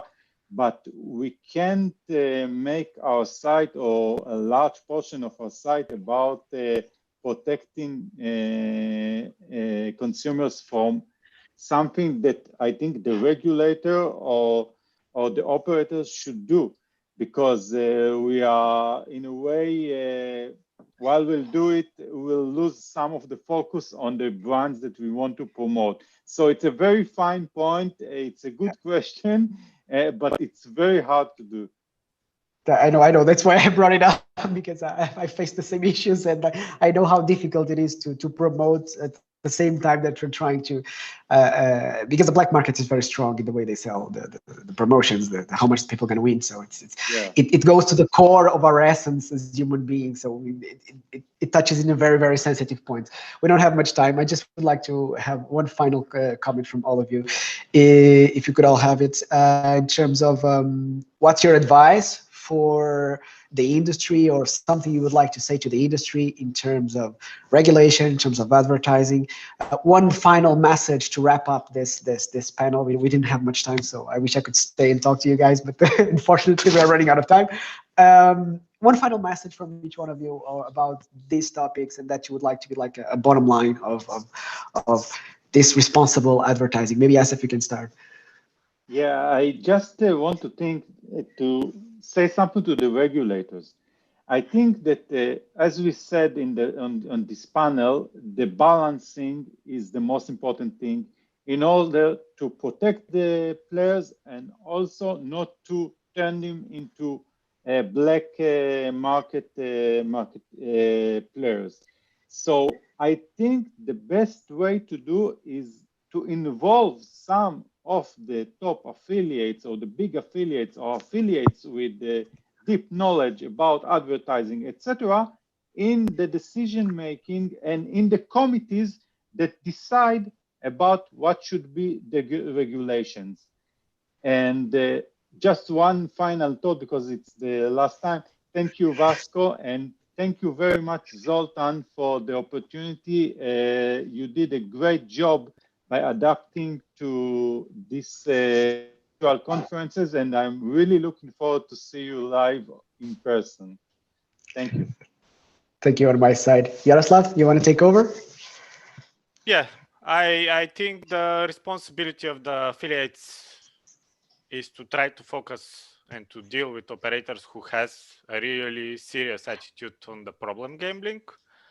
Accordingly, I can just hope the regulators in the countries concerned to comply with this and to offer normal operating conditions to both operators and affiliates in order not to be forced to direct their visitors to unlicensed to the black market. Very well.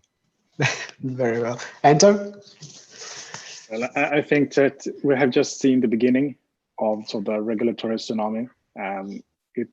We can compare what happened in the financial industry for the last 15 years, and with every sort of financial crisis, there was a new set of regulations, and then the industry got creative again. It's another crisis, a new set of regulations, and I think we sort of can see a bit of the same behavior in our industry, that now everything is starting to regulate. People try to find ways to get around it. There is new regulations coming. So that's why I think it's really important that we really take our responsibility and sort of do more, maybe that's what we actually have to do, because the other option is for the regulators to regulate. We can either choose to behave and regulate ourselves, or someone else to do it for us. And I think that when the UKGC does it for us, it will not be as fun as we can have a bit more say ourselves. It's more tricky. Yes. Well, Yevgeny, I'm going to give you the last word on this. I know you're not supposed to focus on affiliates, but you can give a broader perspective on all this, because I know this is not just about affiliates. This is about everyone. And this, okay, yes, I understand. Okay, the gambling industry, it's more sensitive, but it's eventually this happens to everyone. Mm-hmm. So my first message is that regulators will try to restrict everything they can reach out. This is the nature of regulators, and that's why I want to address my second message to operators mostly. just do not forget that personal approach to your customer, to your player, is much better than any other tool. And if you call your customer, if you call your player just once a month, once a week, it will definitely stop him from going to any black market or doing any crazy things like this.